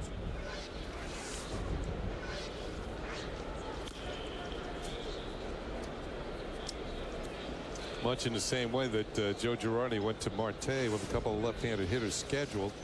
Cito Gaston returns the favor as we look at the numbers on Downs this year. Pretty good year, 2.88 ERA out of the bullpen. Only 7 walks in 34 1/3 innings. The Yankees have 2 left-handed hitters scheduled this inning, back-to-back here in Granderson and Gardner.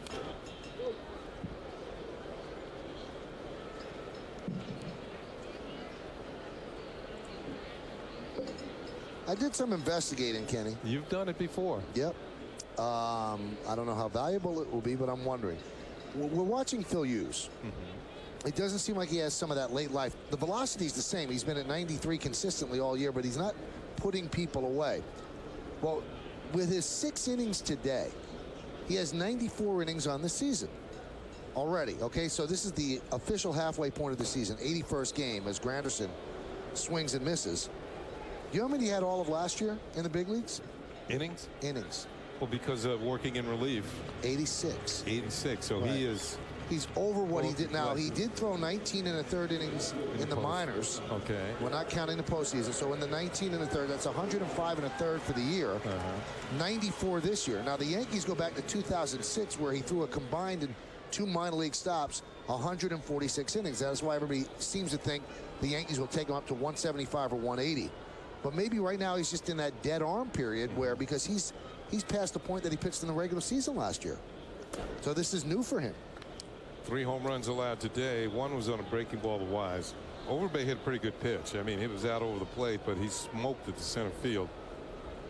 And Lynn hit one pretty well, too. I think that was on a fastball. Just a thought as people try to figure out why. Pitch outside to Gardner. Well, investigating is supposed to create controversy. And that's. I think the Yankees realize that, he's going to have to get through the wall. When you work only 2 innings at a time out of the bullpen, it's a different animal than starting. And they knew that they would run into this. And it's how he responds and how he gets through it.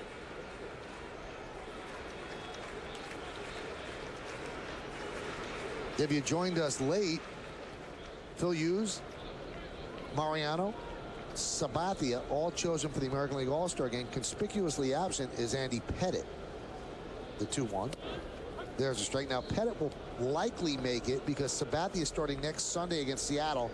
He wouldn't be eligible to pitch then in the All-Star game. So he's been named to the All-Star team. He is an All-Star. He would be removed from the active roster, and then they would slide Pettit in, I think. And Pettit could actually start the game, but I would think David Price, with his 11 wins, will probably start the game. Right back to camp. Except that Downs, and there are now 2 outs. Yankee fans take center stage on Monday, July 19th for the first annual Bombers Boomer Broadway Softball Classic and help support the Boomers Esiason Foundation and Broadway Cares. Game 1 of the doubleheader features stars of the Broadway squaring off at 11:30, followed by Yankees alumni and celebrities versus the WFAN All-Stars in Game 2. All tickets are just $10. Call Ticketmaster at 877-469-9849 or visit Yankees.com for tickets.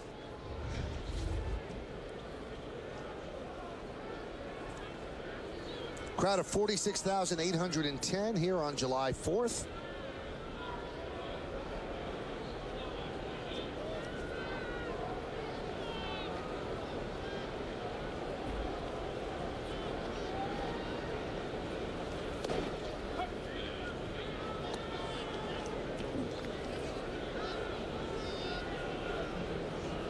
The 234th birthday of our country.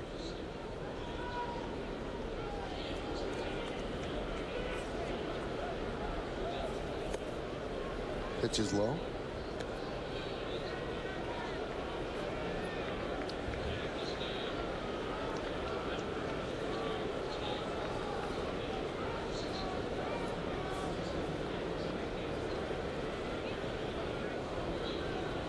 The 1-1. 1-2. Rare start for Pena, who's been struggling offensively, but today 2 for 3. Infield single, run scored. Infield single and an RBI and a stolen base. And he struck out in his other at bat.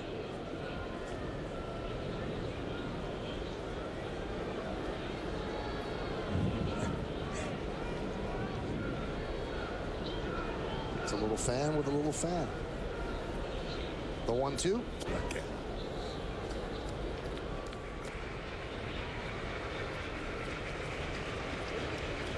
And for Pena, it's his second multi-hit game of the year. Yeah, bonus. You know, the fact is that Girardi hasn't been there. They get Jeter a day off one day, A-Rod the other day, and expecting good defense from him. Today he gets a run scored, run batted in.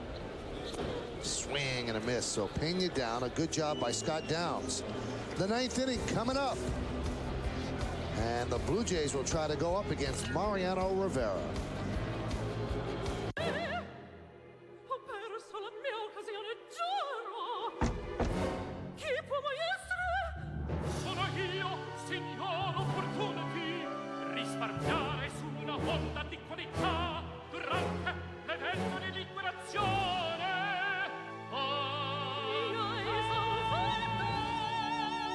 Get 0.9% financing for up to 60 months for well-qualified buyers. Okay, who likes slots? Who likes racing? Who likes live entertainment? Who likes winning? Who likes driving 2 hours out of their way? The last one was a trick question. Judge a book by looking at the cover.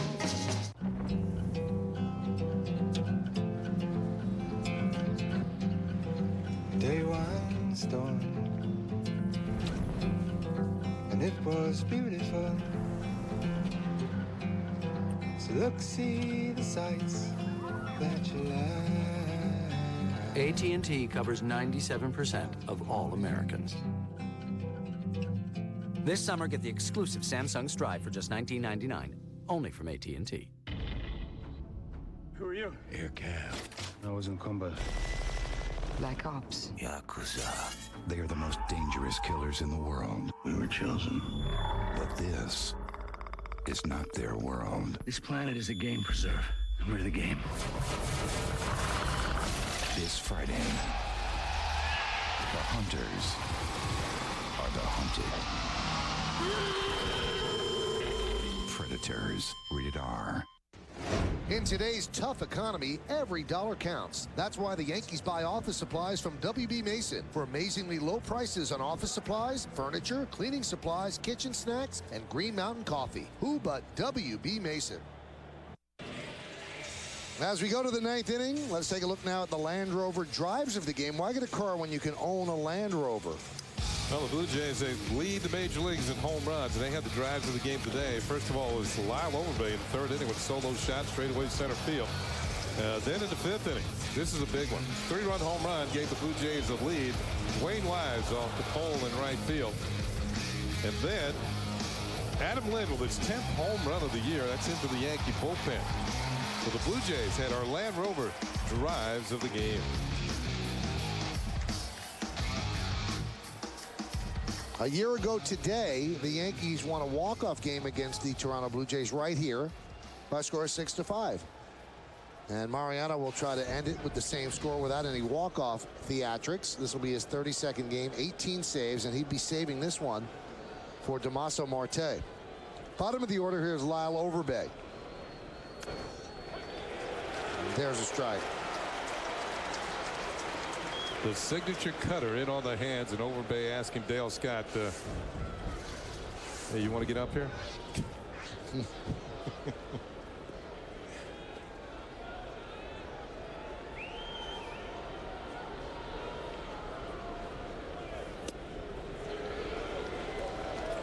I remember doing that to a fan in Nolan Ryan that struck me out for the 3rd time. And he was yelling at me. I'd come back. I just kind of handled him bad. Tried to say, hey, you go up there. You try and hit him. Ollie goes back door. And Overbay saying, really?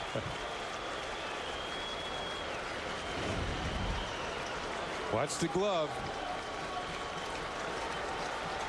Overbay might have had a beef on that one, but still Mariano gets the call. Close enough. 1 for 9 against Rivera. And the 1-2. There's a base hit to right field, so the Blue Jays are alive. A leadoff single here in the 9th inning. Let's take a look now at the play of the game, brought to you by Geico. 15 minutes could save you 15% or more on car insurance. That happened in the bottom of the 7th. Mark Teixeira with his 2nd double of the game. That's going to drive in the go-ahead run as the captain Derek Jeter scores, and it gives the Yankees a 6-5 lead. That's our Geico play of the game. Teixeira, 3 hits this afternoon.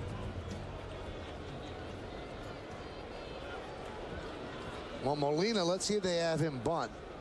Usually you play for the win on the road, but I've never bought that. I think you have to tie the game before you can win it. Let's see what they do. Not bunting. Fouled away.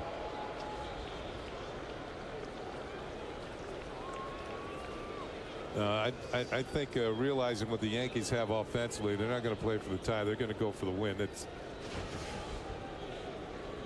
And if you're Mariano, you also know that Molina's a good double play candidate. You get him to hit the ground ball with one of your infielders. Now, Mo's never been a great double play pitcher because you don't hit the ball that hard against him. But the lack of speed by Molina might even things up just a bit, even if he hits the ball softly.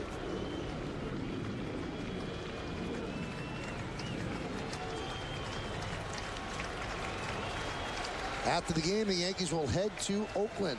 3-game set against the A's and then 4 against Seattle in Seattle. The 0-2. Ooh.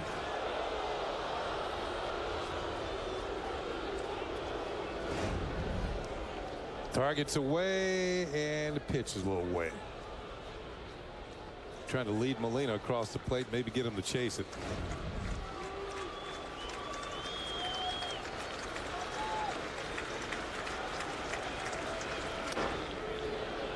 Almost hit Molina. I don't think he would have minded that, but he just kind of shrugged out of the way. Trying to come back inside and get in on his hands. Almost a little too far inside. 2 balls, 2 strikes. Nobody out. Overbay is at first. 6-5 Yankees lead, top of the 9th inning.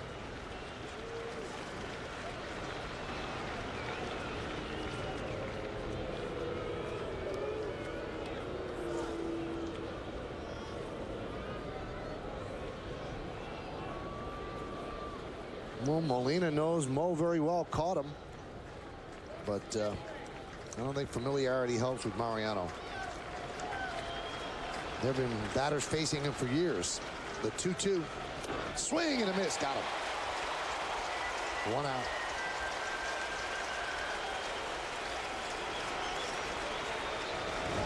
Well, no double play, but he gets it out. You can see the grip on the cutter. And the swing and a miss. Well, now John Buck, who was chosen for the American League All-Star team, he is going to pinch hit for John McDonald. Tomorrow, the Yankees start another West Coast road trip with the first of 3 against the A's. Complete coverage starts at 9:30 with the Tri-State Ford pregame. Then Kenny Singleton and John Flaherty have the call. Yankees-A's tomorrow at 9:30 only on Yes. How about the Yankees' last road trip to the West Coast? Yep. And it all happens before the All-Star game. Last year, they had 2 after the All-Star game. In September. Yeah. John Buck 0 for 6 lifetime against Rivera. Right back up the middle. Now he's 1 for 7 as Overbay will stop at second to 2 singles against Rivera. And the tying runs at second base for the Blue Jays in the top of the order coming up. John Buck is one of those hitters that doesn't waste much time. He's going to be swinging at the first pitch, and he hits one right by Mariano's right leg and into the outfield for a hit.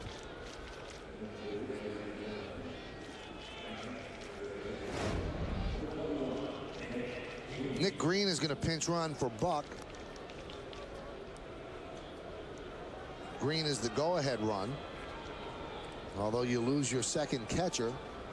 And that puts a lot of pressure on Molina if there is extra innings. Very hot day here at the stadium.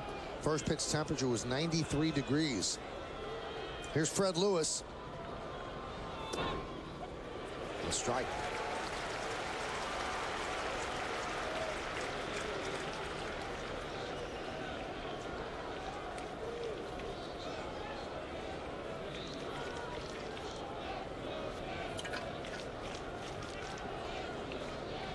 The 0-1.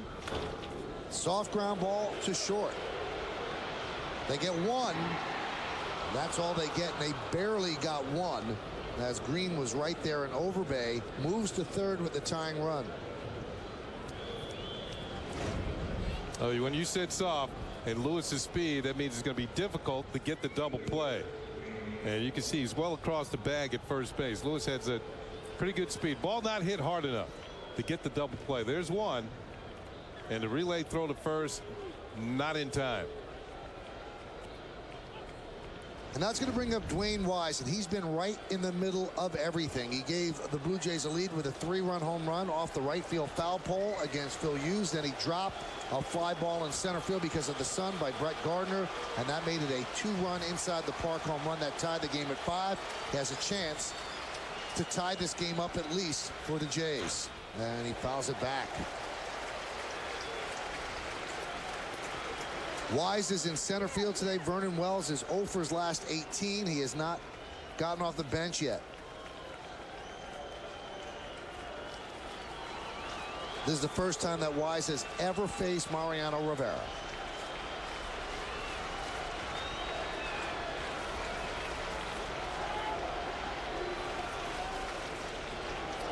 Making sure that Wise was not out of the batter's box there. The the lines that are put in before the game are long since been gone. He's getting about as far back as you can get.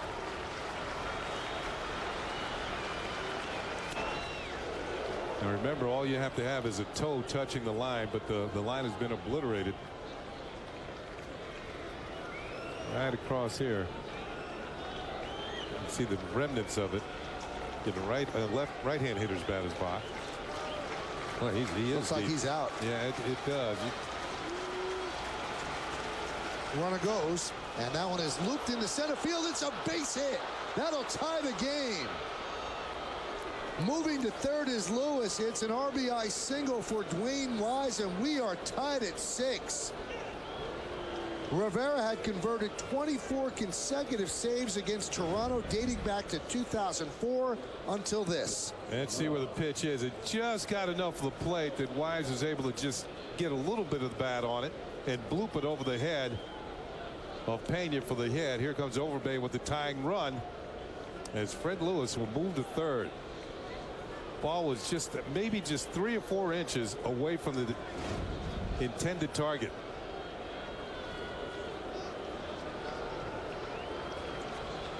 Here's Alex Gonzalez. Count 1-0. So Mariano, who has been near flawless of late, today was again chosen for the All-Star team, blows the save here on July 4th. And it's the first run that Mariano has allowed since May 21st. He has to get Gonzalez here to give the Yankees a walk-off chance in the bottom of the 9th. And there's a strike. Mariano's throwing hard. You see 93 miles an hour, which is outstanding.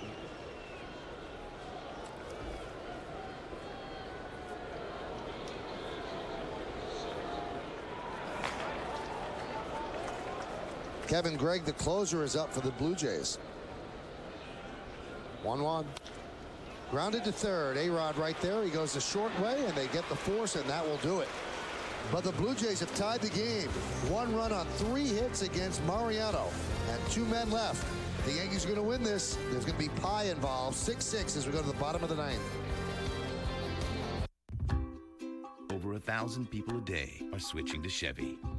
They like that vehicles like the 2010 Malibu, Traverse, and Silverado half-ton have each been named a Consumer's Digest Best Buy. They like that Chevy backs the quality with a 100,000-mile powertrain warranty. They're not just trading in, they're trading up. Now qualified lessees get a 39-month low-mileage lease on this Traverse LS front-wheel drive for around $299 a month. Call for details. See you, buddy. Pardon me. These vets must be here for the parade. Would you look at that? Paying to have a designer's name all over your luggage. What is that? Excuse me, sir. Whose name is on your duffel bag? My name, Connor Bryant. Now that's deserving a piece of the High Life. Miller High Life is saluting vets of Iraq and Afghanistan. Now, for every bottle cap return, 10 cents will be donated to help give vets a piece of the High Life.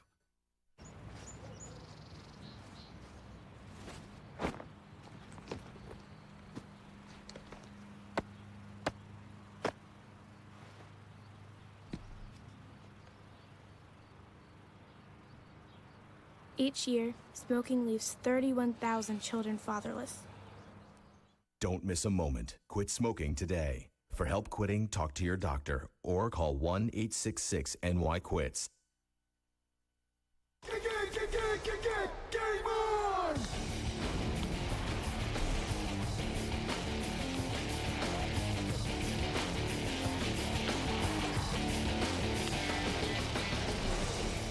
Yankees, A's. Pre-game coverage starts tomorrow at 9:30.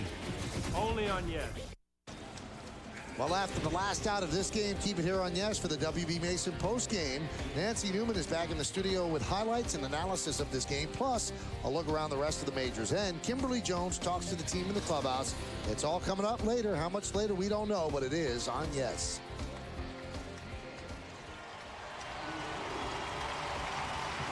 Mariano allows 3 hits for the first time all year. And Mariano says, stupid. He is upset as he blows the lead, but the Yankees still have an opportunity here in the bottom of the 9th inning. Jason Frazier will come on, the 4th pitcher used by the Blue Jays. This is the rubber game of this 3-game set. And it'll be the top of the Yankee order, starting with Derek Jeter.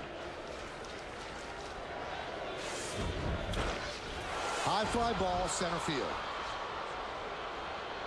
Wise makes the play. 1 pitch, 1 out.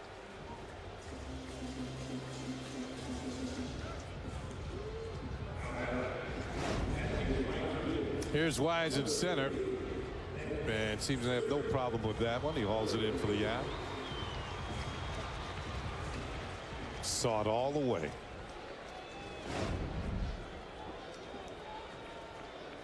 Here's Nick Swisher. Swisher 2 for 4 today. There's the numbers on Frazier.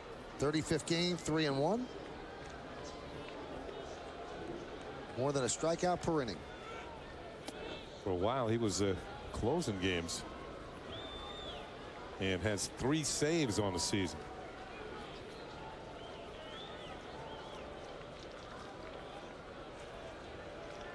Swisher flied out to left twice, then a single to right center, and then another single to right center. Been thrown out at home plate twice in this game. Once in the 5th, and then once in the 7th on throws from the outfield, one by Wise and one by Bautista.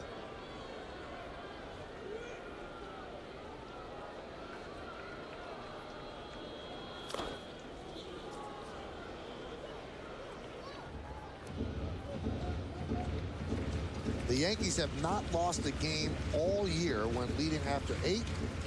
We told you Swisher, one of 5 candidates for the final spot on the American League All-Star team, and you could vote at MLB.com, Yankees.com. It's between those 5.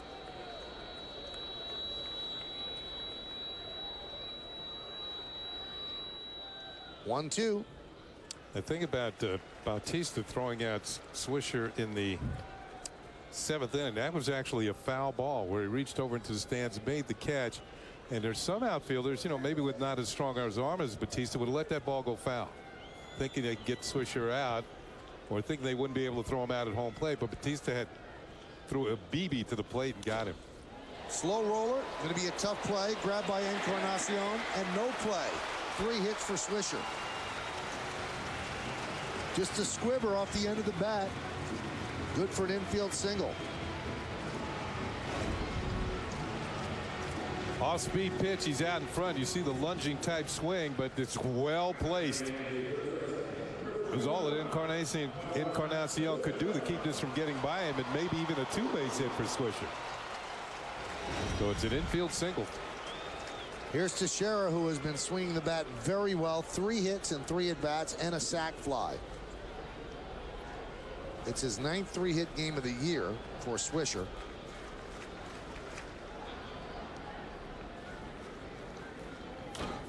That one's popped up and out of play.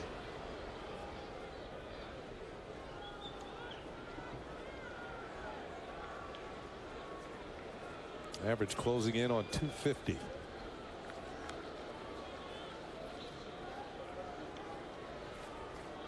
Sure, he'd like to go to the All-Star break with a 250 average. That's a high climb from where he had been. Off to an awful start over the first couple of months of the season, but really starting to swing the bat well now. The Jays don't shift for Teixeira as other teams do. The 2 infielders on the left side are actually on the left side. Third baseman pulled off the line, but nothing drastic. The 0-1. The outfielders are in a no doubles defense, as Michael was talking about the infield. They don't want the ball over their heads, but one of the things here, if it's a little blooper, there's no way they're going to keep Swisher for going from first to third. Plenty of room between the infielders and the outfielders.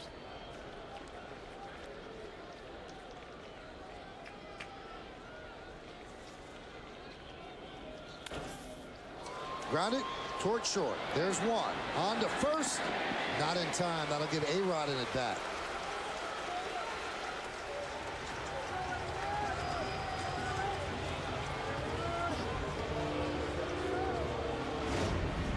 Gonzalez had to go to his right, so this lengthens the play. Makes it a little bit more difficult to turn 2. That is Nick Green at second base. You can see Teixeira easily across the bag, so the inning continues.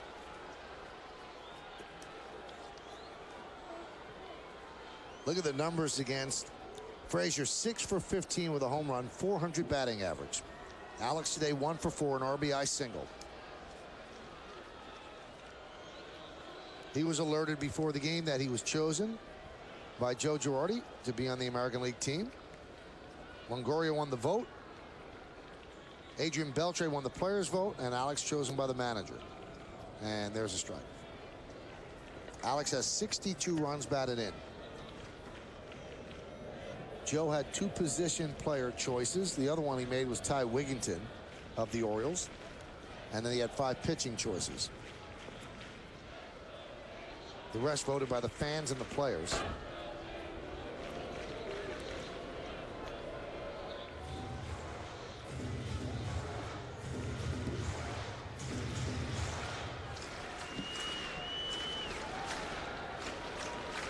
Encarnacion deep and hugging the line at third, guarding against the extra base hit.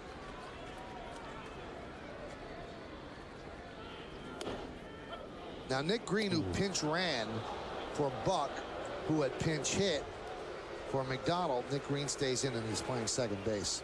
That one just nipped the outside corner, so the count 0-2. There's Nick.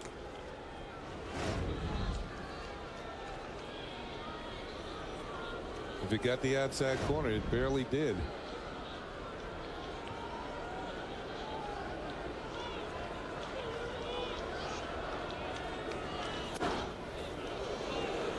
Count 1-2. Long game and a long day for the home plate umpire Dale Scott with the equipment on and the mask. It's hot down there between innings. Yankee trainer Gene Monahan has been helping him out with some liquids and ammonia towels. You can see the sweat working its way through the shirt. It's a long day back there.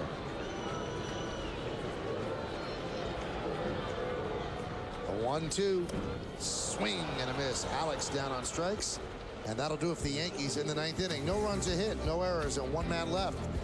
Bonus Cantos, free baseball coming up. We go to the 10th, 6-6.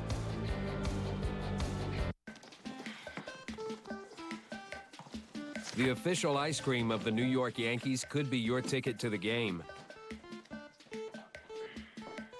Every carton of delicious Turkey Hill Bronx Bombers Sundae and Pinstripe Brownie Blast is a chance to win Yankees tickets. Brain freeze. Ring in the closer. So get into the game with Turkey Hill, official ice cream of the New York Yankees. Some guys, well, they're just plain lucky. Other guys, they earn it through good, hard work. Some guys, they just know it's about being at the right place at the right time. But our guy, well, he just knows how to dress. And that's where it all starts. Van Heusen. Could switching to Geico really save you 15% or more on car insurance? Does a former drill sergeant make a terrible therapist? And that's why yellow makes me sad, I think. That's interesting. You know what makes me sad? You do! Maybe we should chug on over to Mamby-Pamby land, where maybe we can find some self-confidence for you, you jackwagon! Tissue? Cry, baby. Geico. 15 minutes could save you 15% or more. Today, on an all-new WB Mason presents The Joe Girardi Show. It's a star-spangled show for number 28 as he discusses the series against Ichiro and the Mariners, plus a run-in with the Blue Jays. The skipper also looks ahead to a West Coast swing against Oakland and a rematch with Seattle. It's an all-new Joe Girardi Show, today after the postgame. Only on Yes. Home plate umpire Dale Scott, not thrilled with extra innings, I'm sure. And one of his umpiring mates making sure he's okay, getting some hydration. So he's going to work overtime on a very, very hot day out on that field. And now David Robertson will become the 5th Yankee pitcher. Phil Hughes started. He went 6th, then Marte, Chamberlain, Rivera, who blew the save, and now David Robertson. David with a 6.15 ERA. And he's going to face guys that can hit the ball out of the park. Bautista, Lind, and Encarnacion.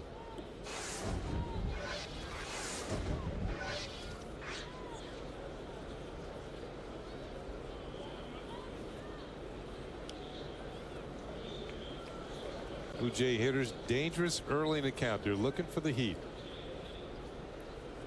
Bautista in particular. You got the heat, but in a good spot. That's what you got to do. You got to hit the corners with him.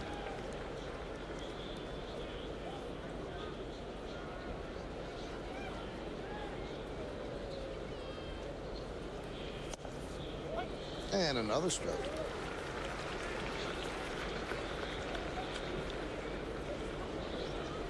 Now Robertson can expand the zone. He can try and get him to chase, whether it's up and out of the zone or down and away out of the zone.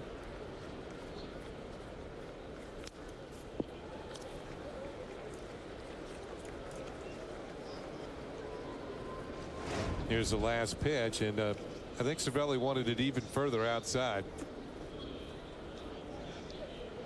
Bautista put it well, fouled it off. Too close to being a strike.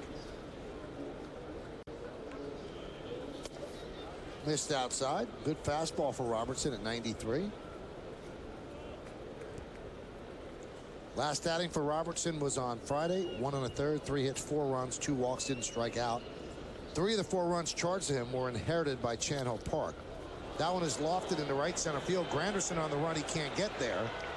And a base hit to start off the inning by Jose Bautista. 3rd hit for Bautista. When you look at Bautista, I mean, he started the day with a .229 batting average. And playing deep, the outfielders are back. They don't want anything over their heads, and drops in for a base hit. That's what I was talking about. Even if the ball's not hit all that well, it's going to drop in.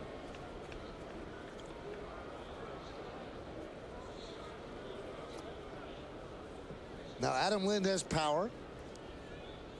You think about bunting him.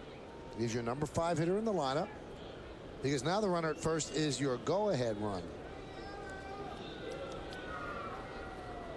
Well, you're going to ask him to do something he's not used to doing. So I don't believe he's going to be bunting. And he's not. Yeah. Count 1-0. These are the guys supposed to be driving into runs. I always look at Cito as a hitter's manager. You hear about players managers. He's a hitter's manager. He gets it. That's what he was. Yep. And when he first came to the big leagues, he was a hitting coach. And he also served as a hitting coach after his first stint as the Blue Jay manager, which is, you know, he didn't find odd at all. He was okay with doing that.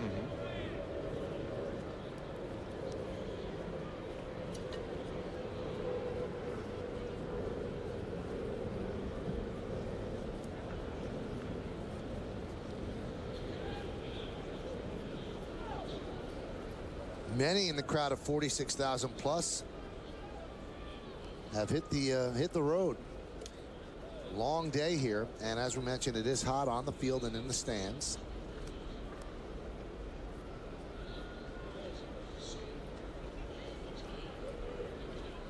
Bautista led off the inning with a single. 2-0 count on Lind. Now it's 3-0.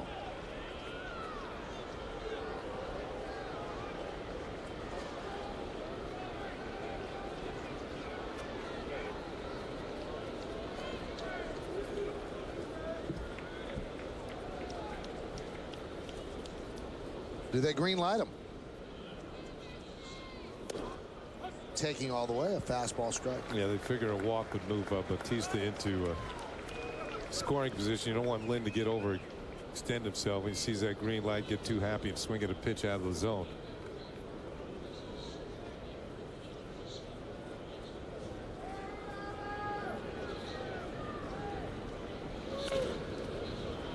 Grounded, foul.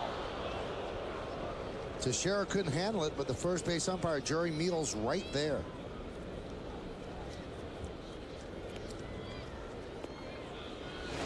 Well, Yankee fans have seen Teixeira make good plays. You figure if he can't handle it, it's got to be foul. Just had to reach too far for it.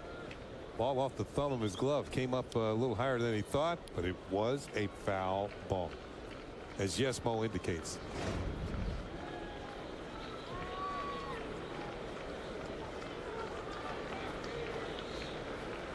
Three-2. Fly ball down the left field line, foul.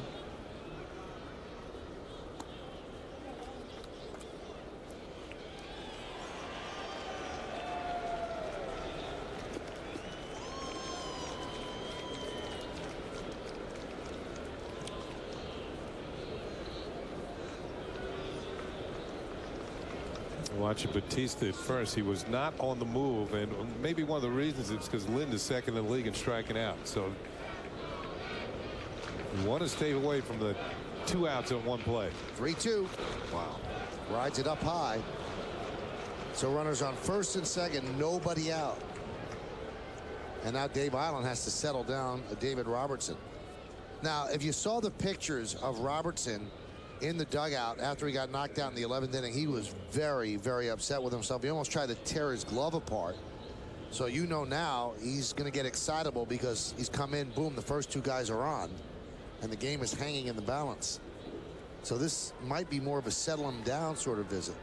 I believe so. As I look out towards the Yankee bullpen, there's nobody warming up. So at least these next few hitters are going to fall on his shoulders.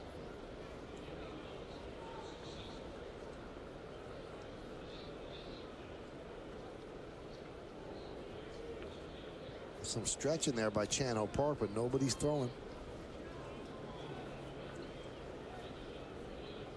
Here's Encarnacion. The Yankees are expecting a bunt. At least Alex is. He's in on the grass.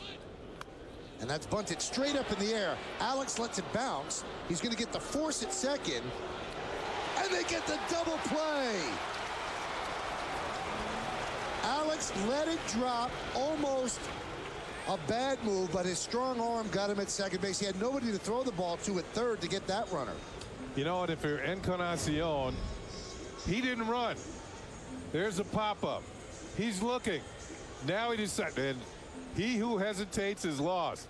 This is the reason why the Yankees get the double play. Good strong arm by Pena. Encarnacion did not run when the ball was popped up, and the Yankees are able to get two. He's looking. He's a spectator. A-Rod looks to third. There's nobody there. He has to go to second, and there's the strong arm you were talking about. The force at second to throw to first on the spectator. Encarnacion, he goes 5-6-4 for the double play, with Cano covering at first base. And now they will intentionally walk Lyle Overbay, who started the rally in the 9th inning against Rivera.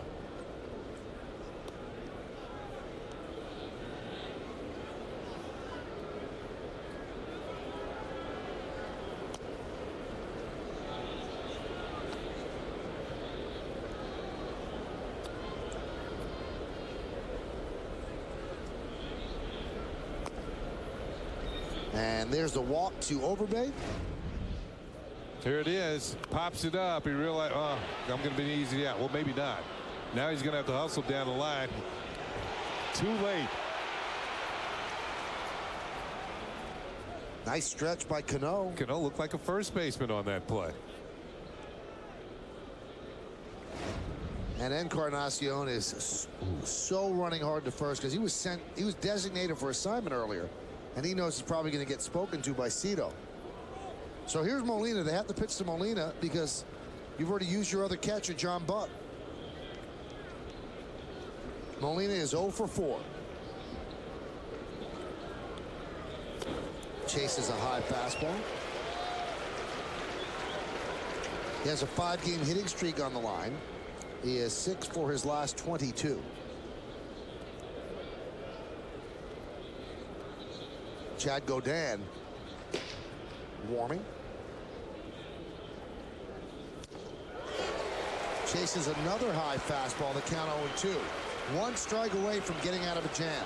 You know, if Encarnacion hustles, it changes the whole complexion of this because they have first and third and 1 out. And you have to face Overbay. Yeah.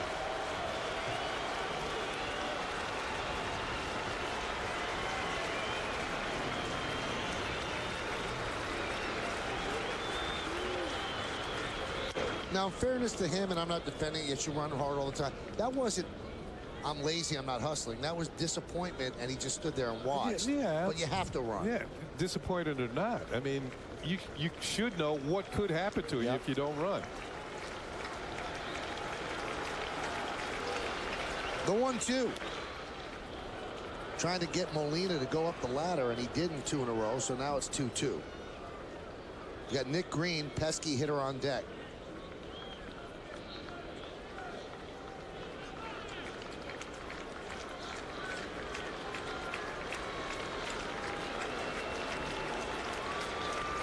Two balls, 2 strikes, 2 outs, 2 on. First and third. We're in the 10th.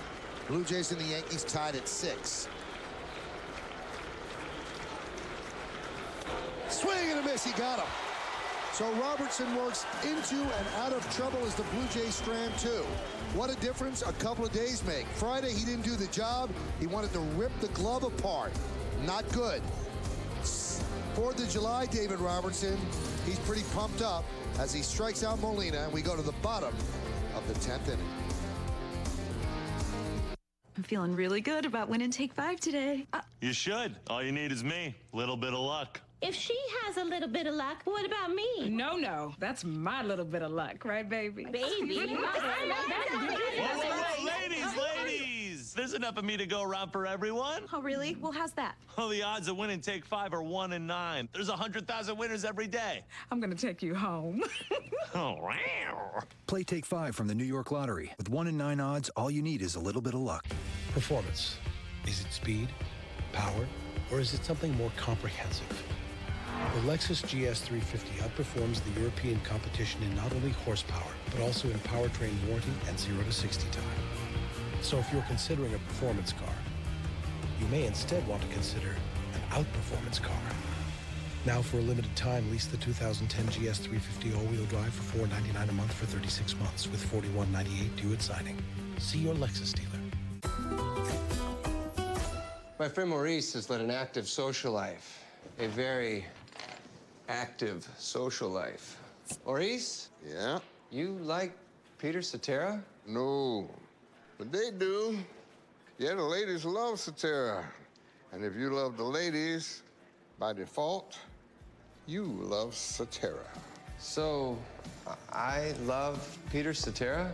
You got it.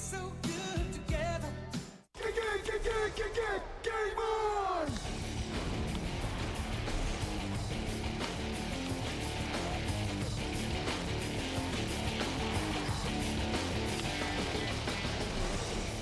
Yankees, A's. Pre-game coverage starts tomorrow at 9:30. Only on Yes. Well, after the last out, you have to keep it here on Yes for the WB Mason postgame. Nancy Newman is back in the studio with highlights and analysis of this game, plus a look around the rest of the majors. And Kimberly Jones talks to the team in the clubhouse. It's all coming up later, only on Yes.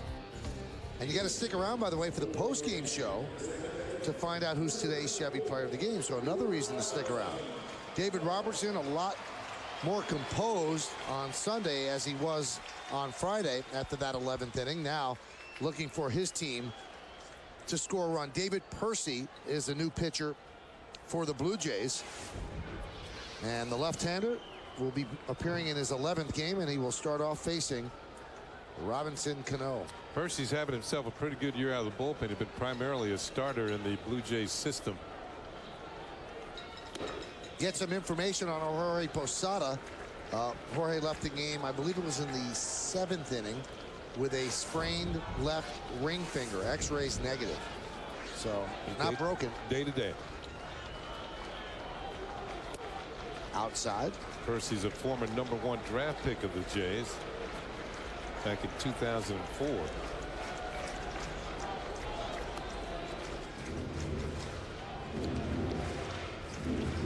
But after being used as a starter, now coming out of the bullpen. And you saw the pretty good numbers for him.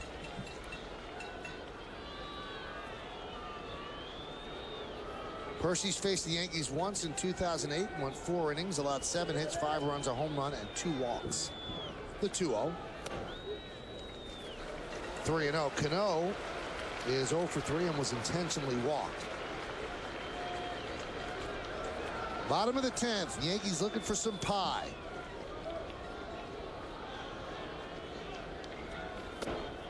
And now the winning run is on base as Cano has walked on 4 pitches. And there's the pie man. He has not had that much action this year. Yankees had 15 walk-offs last year in the regular season and 2 in the postseason. Here's Cervelli, who can bunt. Is Cervelli going to bunt Cano to second? You got the lefty Granderson on deck. Cervelli's a good bunter. And Encarnacion thinks he's going to bunt. He's creeping in at third.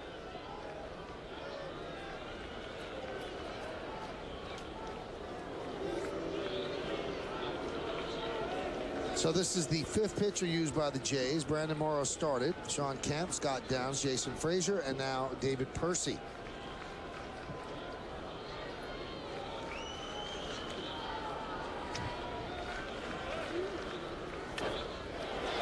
Beautiful bunt. Percy flips, and the sacrifice is successful. 1-3. Cano moves to second. Well, he mentioned he's a good bunter, and you can't do much better than that. Cervelli comes through with an excellent sacrifice bunt. Moving Cano into scoring position. See the way he holds the bat. The barrel up above the ball, deadens the ball towards first base, makes the first baseman field it, or the pitcher in this case field it.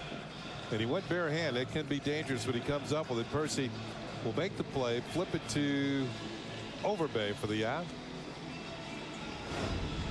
That is the 6th sacrifice bunt this year. And that leads the Yankees. So here's Granderson. 0 for 4 today. A fielder's choice and 3 strikeouts. But he did score when he reached on the fielder's choice. I remember the no doubles out defense for the Blue Jays outfield. That is not in play right now because a single could beat them. So now all of them have come up pretty close. They want to have the opportunity to throw a runner out at home plate. There's a nice pitch. Fastball strike on the outside corner. 1-1. On deck is Gardner.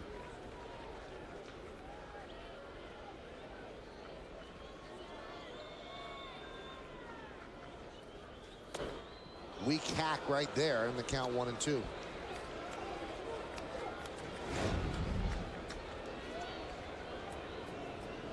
Granderson has had just 4 runs batted in this season against lefties. This is on Yesmo, and kind of a tentative swing. That one not tentative, but not effective as he goes down swinging. 4th time today that Granderson has struck out all swinging. So the golden sombrero for Curtis. Here it is, and that was a ball up out of the zone.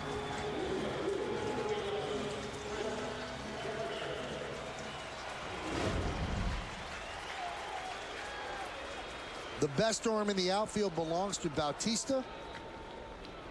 Both Wise and Lewis have decent arms.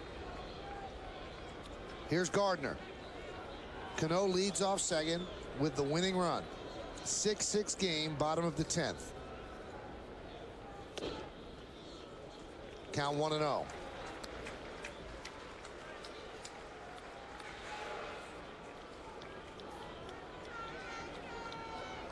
Crowd very quiet, almost holding its breath. Not much noise at all. Good swing. Yeah, you swing like that, and you can see Gardner's reaction. He knew he should have hit this one. Put it in play with authority. Up a little bit. Couldn't quite get on top of it. The barrel of the bat was there, but he was just underneath it.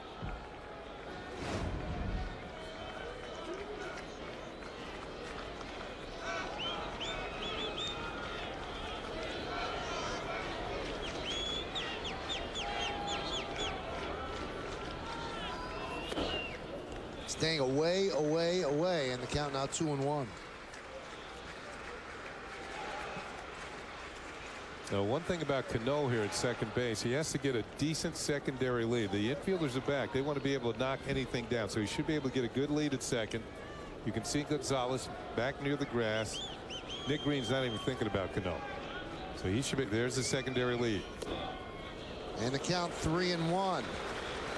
Ramiro Pena is on deck.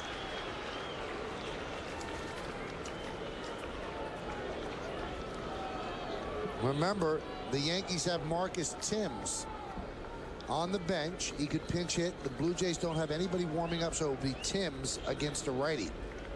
I'll check that, a lefty, the 3-1. But they don't want to get to that as they go 3-2 on Gardner.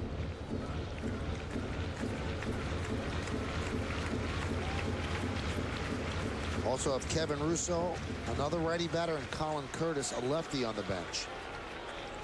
6-6 game, bottom of the 10th. The pitch. They'll do it again. 93 miles an hour by Percy. Well, they've used Frazier, Camp, Percy, and Downs.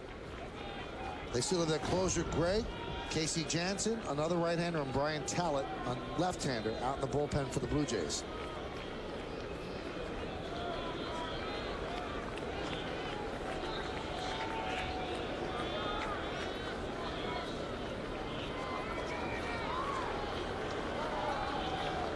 The 3-2. He walked him. Let's see if they let Pena bunt. Or should Pena bat. And they're calling him back now. Yep. And it will be Marcus Timms.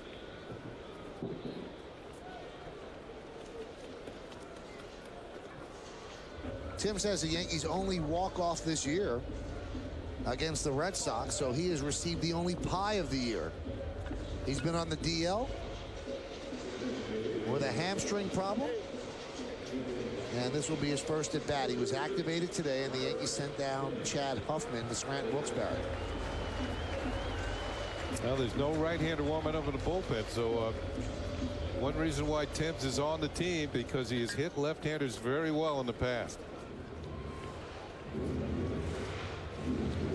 As a pinch hitter, you see his numbers. Against lefties this year, Timms 13 for 43. That's 302. Against righties, 242.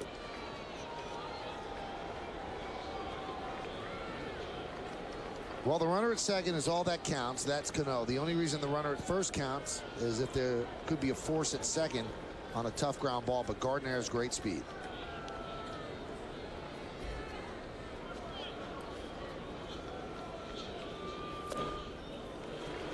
Count 1-0.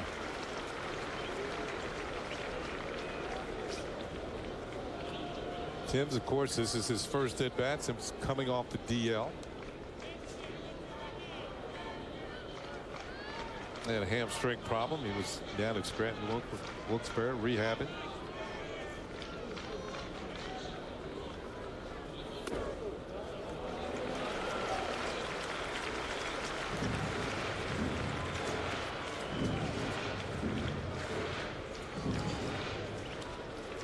On deck is Jeter.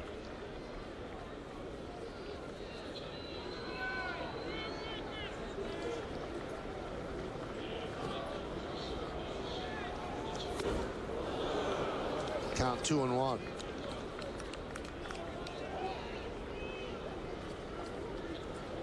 A minute away from 5 o'clock here at the stadium.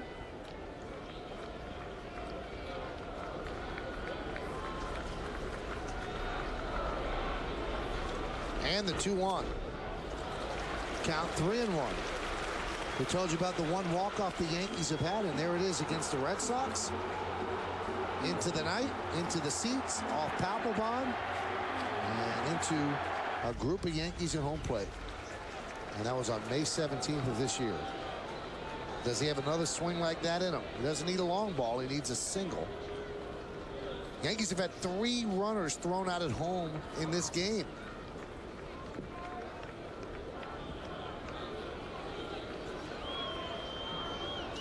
Percy sets. And the 3-1. Pulled the string a bit in the count 3-2. So that's going to help the Yankees a bit because now Cano will go with the pitch. Target's in, and he missed the target, but still gets the desired result on the swing and a miss.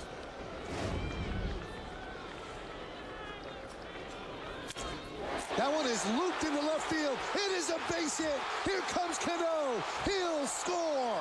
It's a pinch hit.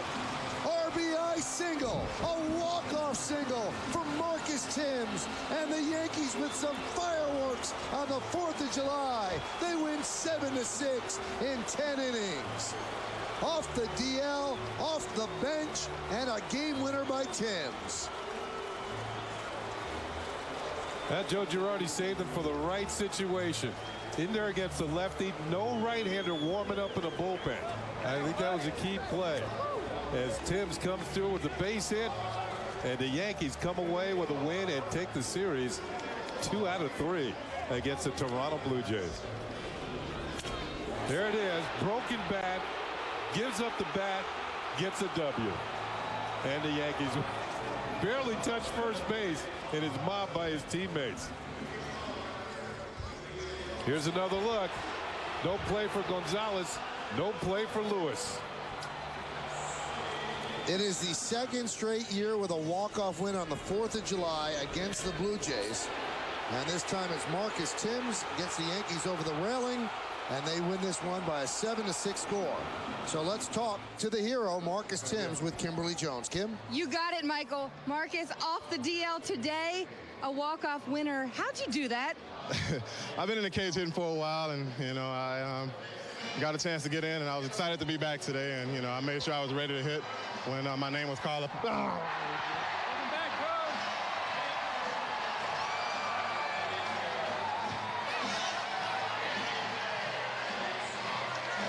Did you know that was coming? I heard the crowd, so I kind of figured it. But it was great to get the win, and I'm glad I had a chance to get in there and do something to help the team.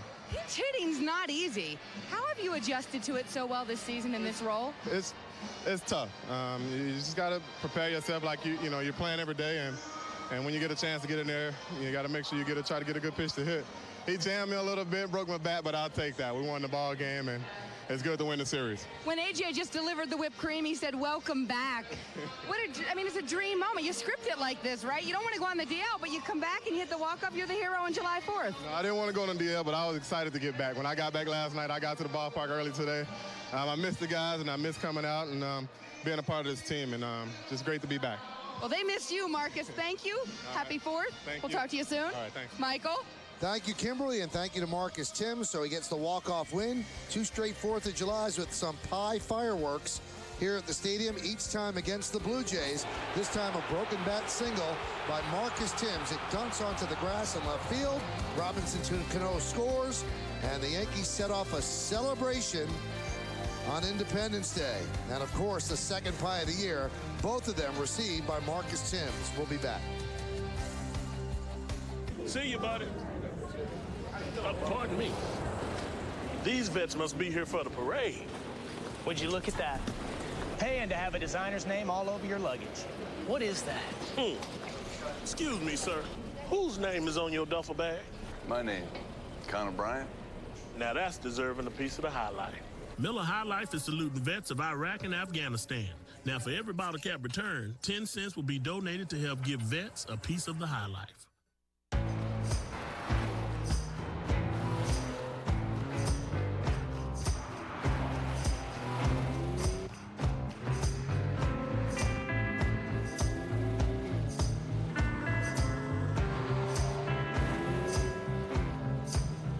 Experience fast in all its forms. The IS line at your Lexus dealer. Lease the 2010 IS 250 all-wheel drive for $359 a month for 36 months, with $35.59 due at signing. Sleepy's July 4th holiday mattress sale is going on now. Get a Sealy Posturepedic Serta Perfect Sleeper or Simmons Beauty Rest mattress and box spring starting at $399. Plus, get a free comforter, free Serta sheet, free Snap camcorder, or iPod clock radio absolutely free with select models.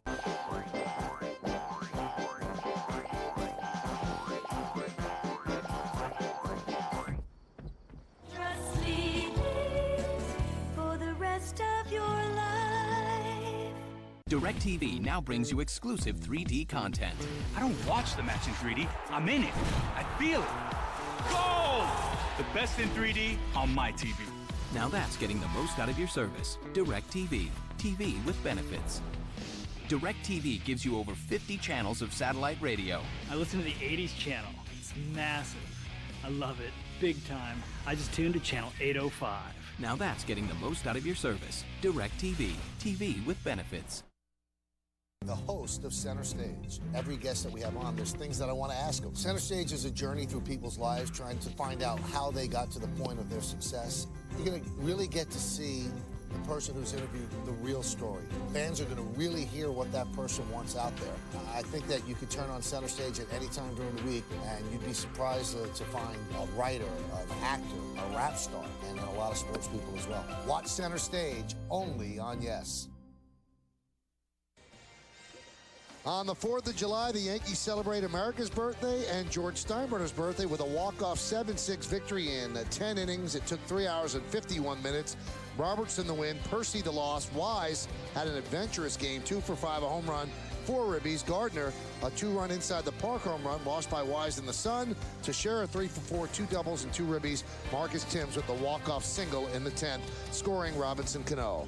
Coming up on the Yes Network, stay tuned for the WB Mason postgame show with Nancy Newman and Kimberly Jones. Special thanks to producer Troy Benjamin, coordinating director John Moore, Vice President of Operations Ed Delaney, our supervising producer Woody Fryman, and the executive producer of the Yes Network is Mr. John J. Filippelli. Join us again tomorrow for Yankees baseball as the Bombers travel to Oakland to take on the Athletics. Coverage will begin at 9:30 on the Yes Network. Once again, the final score on Independence Day at Yankee Stadium. The Yankees 7 and the Blue Jays 6 in 10 innings. We'll be back.